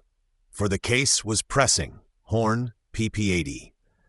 These things, especially this of Kalkstein, with a boisterous Polish diet and parliamentary eloquence in the rear of him, gave rise to criticism, and required management on the part of the great elector. Of all his ancestors, our little Fritz, when he grew big, admired this one. A man made like himself in many points. He seems really to have loved and honored this one. In the year 1750, there had been a new cathedral got finished at Berlin. The ancestral bones had to be shifted over from the vaults of the old one, the burying place ever since Joachim II, that Joachim who drew his sword on Alba.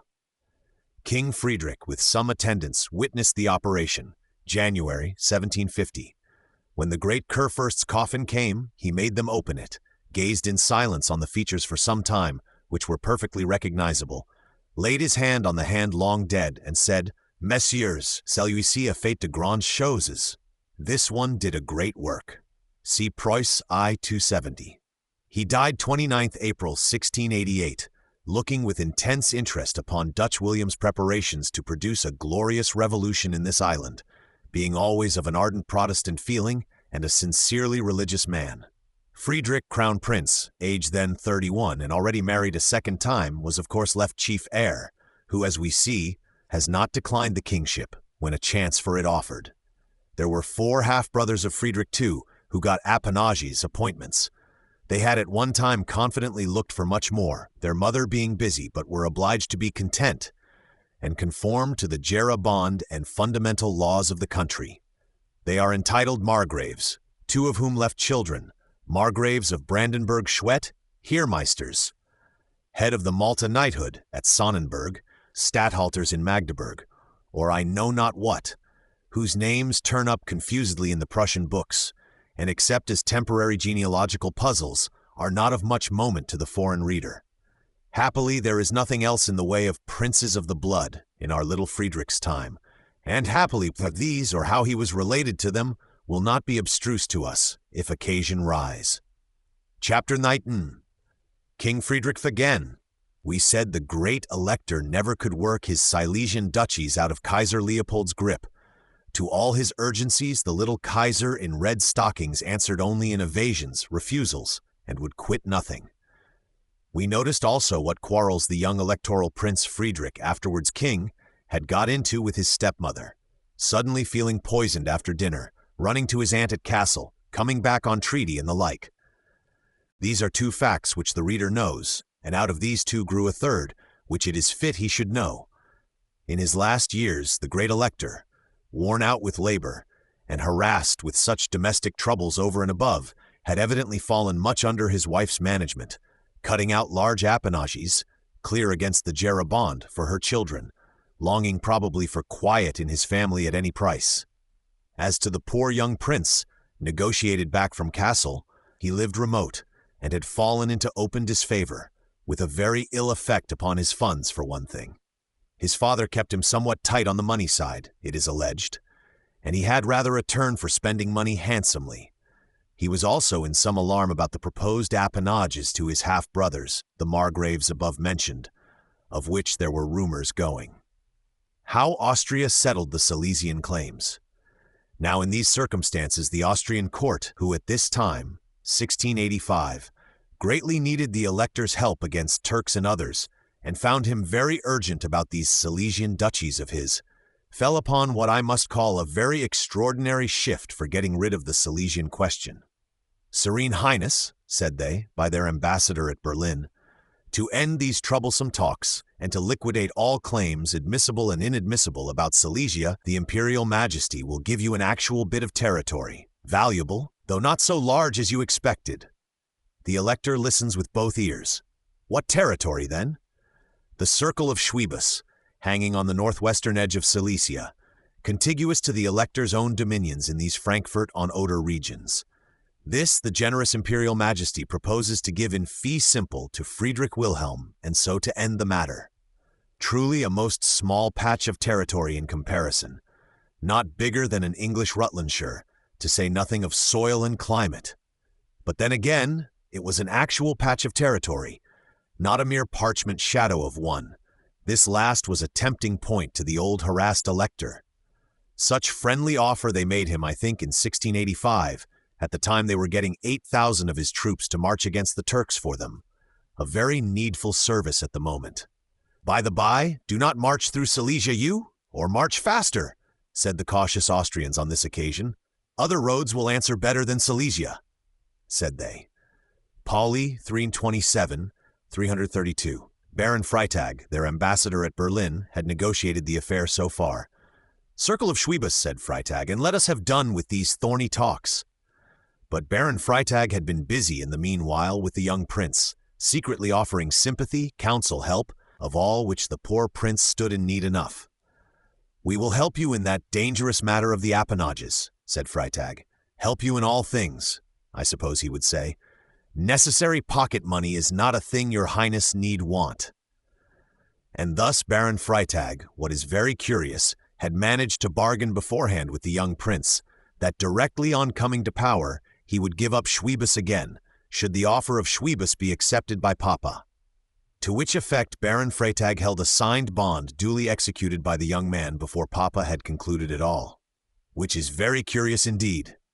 Poor old Papa, worn out with troubles, accepted Schwebus in liquidation of all claims, 8th April 1686, and a few days after set his men on march against the Turks, and, exactly 2 months beforehand, on the 8th of February last, the prince had signed his secret engagement that Schwebus should be a mere phantasm to Papa, that he, the prince, would restore it on his accession.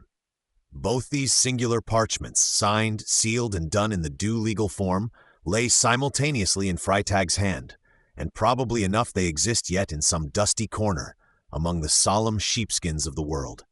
This is literally the plan hit upon by an imperial court to assist a young prince in his pecuniary and other difficulties, and get rid of Silesian claims. Plan actually not unlike that of swindling moneylenders to a young gentleman in difficulties, and of manageable turn, who has got into their hands. The great elector died 2 years after. Schwebus, the new elector, once instructed as to the nature of the affair, refused to give up Schwebus. 19th September 1674, declared the transaction a swindle, and in fact, for 7 years more, retained possession of Schwebus. But the Austrian court insisted, with emphasis, at length with threats, no insuperable pressure from Louis or the Turks at this time. The poor cheated elector had at last to give up Schwebus in terms of his promise, 31st December 1694. He took act that it had been a surreptitious transaction, palmed upon him while ignorant, and while without the least authority or power to make such a promise, that he was not bound by it, nor would be, except on compulsion thus far. And as to binding Brandenburg by it, how could he, at that period of his history, bind Brandenburg? Brandenburg was not then his to bind, any more than China was. His wraths had advised Frederick against giving up Schwebus in that manner. But his answer is on record. I will, and shall keep my own word. But my rights on Silesia, which I could not, and do not in these unjust circumstances compromise, I leave intact for my posterity to prosecute. If God in the course of events order it no otherwise than now, we must be content. But if God shall one day send the opportunity, those that come after me will know what they have to do in such case. Pauli, and so Schwebus was given up, the Austrians paying back what Brandenburg had laid out in improving it. 250,000 gulden, 5,000 pounds, and the hand of power had in this way, finally as it hoped, settled an old troublesome account of Brandenburg's, settled the Silesian duchy's claim by the temporary phantasm of a gift of Schwebus. That is literally the Liegnitz-Jagerndorf case, and the reader is to note it and remember it, for it will turn up again in history. The hand of power is very strong, but a stronger may perhaps get hold of its knuckles one day at an advantageous time and do a feat upon it. The eventual succession to East Friesland, which had been promised by the Reich some 10 years ago to the great elector, for what he had done against the Turks and what he had suffered from those Swedish invasions in the common cause. This shadow of succession, the Kaiser now said, should not be haggled with any more, but be actually realized, and the imperial sanction to it now given, effect to follow if the Friesland line died out. Let this be some consolation for the loss of Schwebus and your Silesian duchies. Here in Friesland is the ghost of a coming possession. There in Schwebus was the ghost of a going one. Phantasms you shall not want for, but the hand of power parts not with its realities, however come by. His real character. Poor Frederick led a conspicuous life as elector and king, but no public feat he did now concerns us like this private one of Schwebus. Historically important this, and requiring to be remembered, while so much else demands mere oblivion from us.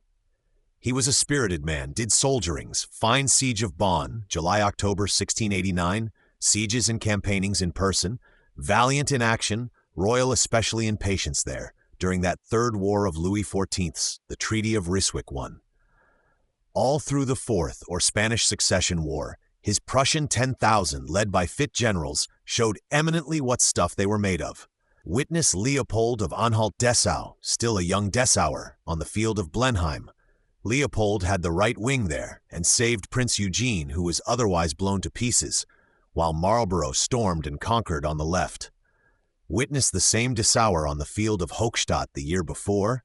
Varnhagen von Enns, Biographische Denkmale, Berlin 1845, 155. How he managed the retreat there. Or see him at the Bridge of Cassano, 1705, in the lines of Turin, 1706. Des Welterrunden Fürstens Leopoldi von Anhalt-Dessau Leben und Taten, Leipzig, 1742, anonymous by one Michael Rand, pp. 5361, wherever hot service was on hand. At Malplaquet, in those murderous, inexpugnable French lines, bloodiest of obstinate fights, upwards of 30,000 left on the ground, the Prussians bragged that it was they who picked their way through a certain peat bog, reckoned impassable, and got fairly in upon the French wing, to the huge comfort of Marlborough, and little Eugene his brisk comrade on that occasion. Marlborough knew well the worth of these Prussian troops, and also how to stroke his majesty into continuing them in the field. He was an expensive king, surrounded by cabals, by Wartenbergs male and female, by whirlpools of intrigues, which, now that the game is over, become very forgettable. But one finds he was a strictly honorable man, with a certain height and generosity of mind, capable of other nobleness than the upholstery kind. He had what we may call a hard life of it, did and suffered a good deal in his day and generation, not at all in a dishonest or unmanful manner. In fact, he is quite recognizably a Hohenzollern, with his back half broken. Readers recollect that sad accident, how the nurse, in one of those headlong journeys which his father and mother were always making, let the poor child fall or jerk backward, and spoiled him much, and indeed was thought to have killed him by that piece of inattention. He was not yet hereditary prince, he was only second son, but the elder died, and he became elector king, and had to go with his spine distorted, distortion not glaringly conspicuous, though undeniable, and to act the Hohenzollern S.O. Nay, who knows, but it was this very jerk, and the half-ruin of his nervous system, this doubled wish to be beautiful, and this crooked back capable of being hid or decorated into straightness, that first set the poor man on thinking of expensive ornamentalities and kingships in particular. History will forgive the nurse in that case. Perhaps history has dwelt too much on the blind side of this expensive king. Toland, on entering his country, was struck rather with the signs of good administration everywhere. No sooner have you crossed the Prussian border, out of Westphalia, says Toland, than smooth highways, well-tilled fields, and a general air of industry and regularity are evident. Solid milestones, brass-bound and with brass inscription, tell the traveler where he is, who finds due guidance of finger-posts too, and the blessing of habitable inns. The people seem all to be busy, diligently occupied. Villages reasonably swept and whitewashed. Never was a better set of parish churches. Whether new-built or old, they are all in brand-new repair. The contrast with Westphalia is immediate and great, but indeed that was a sad country, to anybody but a patient Toland, who knows the causes of phenomena. No inns there, except of the naturally savage sort. A man is very happy if he finds clean straw to sleep on, without expecting sheets or coverings. Let him readily dispense with plates, forks, and napkins, if he can get anything to eat. He must be content to have the cows, swine, and poultry for his fellow lodgers, and to go in at the same passage that the smoke comes out at, for there's no other vent for it but the door. Which makes foreigners commonly say that the people of Westphalia enter their houses by the chimney. And observe withal, this is the reason why their beef and hams are so finely prepared and ripened, for the fireplace being backwards, the smoke must spread over all the house before it gets to the door, which makes everything within of a russet or sable color, not excepting the hands and faces of the meaner sort. An account of the courts of Prussia and Hanover, by Mr. Toland, cited already, p. If Prussia yield to Westphalia in ham, in all else she is strikingly superior. He founded universities, this poor king, University of Halle, Royal Academy of Berlin, Leibniz presiding. He fought for Protestantism, did what he could for the cause of cosmos versus chaos after his fashion. The magnificences of his Charlottenburgs, Oranienburgs, and numerous country houses make Toland almost poetic. An affable, kindly man withal, though quick of temper, his words sacred to him. A man of many troubles, and acquainted with the infinitely little, l'infiniment petit, as his queen termed it. Chapter next. Death of King Frederick I. Old King Frederick III had not much more to do in the world, after witnessing the christening of his grandson of like name. His leading forth or sending forth of troops, his multiplex negotiations, solemn ceremonials, sad changes of ministry, sometimes transacted with tears, are mostly ended. The ever-whirling dust vortex of intrigues, of which he has been the center for 25 years, is settling down finally towards everlasting rest. No more will Marlborough come and dexterously talk him over, proud to serve as cupbearer, on occasion, to so high a king, for new bodies of men to help in the next campaign. We have ceased to be a king worthy of such a cupbearer, and Marlborough's campaigns too are all ended. Much is ended. They are doing the sorrowful Treaty of Utrecht. Louis XIV himself is ending, mournfully shrunk into the corner, with his missal and his maintenon, looking back with just horror on Europe 4 times set ablaze for the sake of one poor mortal in big periwig to no purpose. Lucky if perhaps missile work, orthodox litanies, and even Protestant dragonades can have virtue to wipe out such a score against a man. Unhappy Louis, the sun-bright gold has become dim as copper. We rose in storms, and we are setting in watery clouds. The Kaiser himself, Karl VI, Leopold's son, Joseph I's younger brother, will have to conform to this Treaty of Utrecht. What other possibility for him? The English, always a wonderful nation, fought and subsidied from side to side of Europe for this Spanish succession business. Fought 10 years, such fighting as they never did before or since, under John Duke of Marlborough, who, as is well known, beat the French thorough and thorough. French entirely beaten at last, not without heroic difficulty, and as noble talent as was ever shown in diplomacy and war, are ready to do your will in all things, in this of giving up Spain among others, whereupon the English turn round, with a sudden new thought. No, we will not have our will done. It shall be the other way, the way it was, now that we bethink ourselves after all this fighting for our will, and make peace on those terms, as if no war had been, and accuse the great Marlborough of many things of theft for one. A wonderful people, and in their continental politics, which indeed consist chiefly of subsidies, thrice wonderful. So the Treaty of Utrecht is transacting itself, which that of Rastatt, on the part of Kaiser and Empire, unable to get on without subsidies, will have to follow, and after such quantities of powder burnt and courageous lives wasted, General A as you were is the result arrived at. Old Frederick's ambassadors are present at Utrecht, jangling and pleading among the rest. At Berlin, too, the dispatch of business goes lumbering on. But what thing, in the shape of business at Utrecht or at Berlin, is of much importance to the old man? Seems as if Europe itself were waxing dim and sinking to stupid sleep, as we, in our poor royal person, full surely are. A crown has been achieved, and diamond buttons worth £1,500 apiece. But what is a crown, and what are buttons after all? I suppose the tattle and singeries of little Wilhelmina, whom he would spend whole days with, this and occasional visits to a young Fritzchen's cradle who is thriving moderately and will speak and do a Pyrrhus one day, are his main solacements in the days that are passing.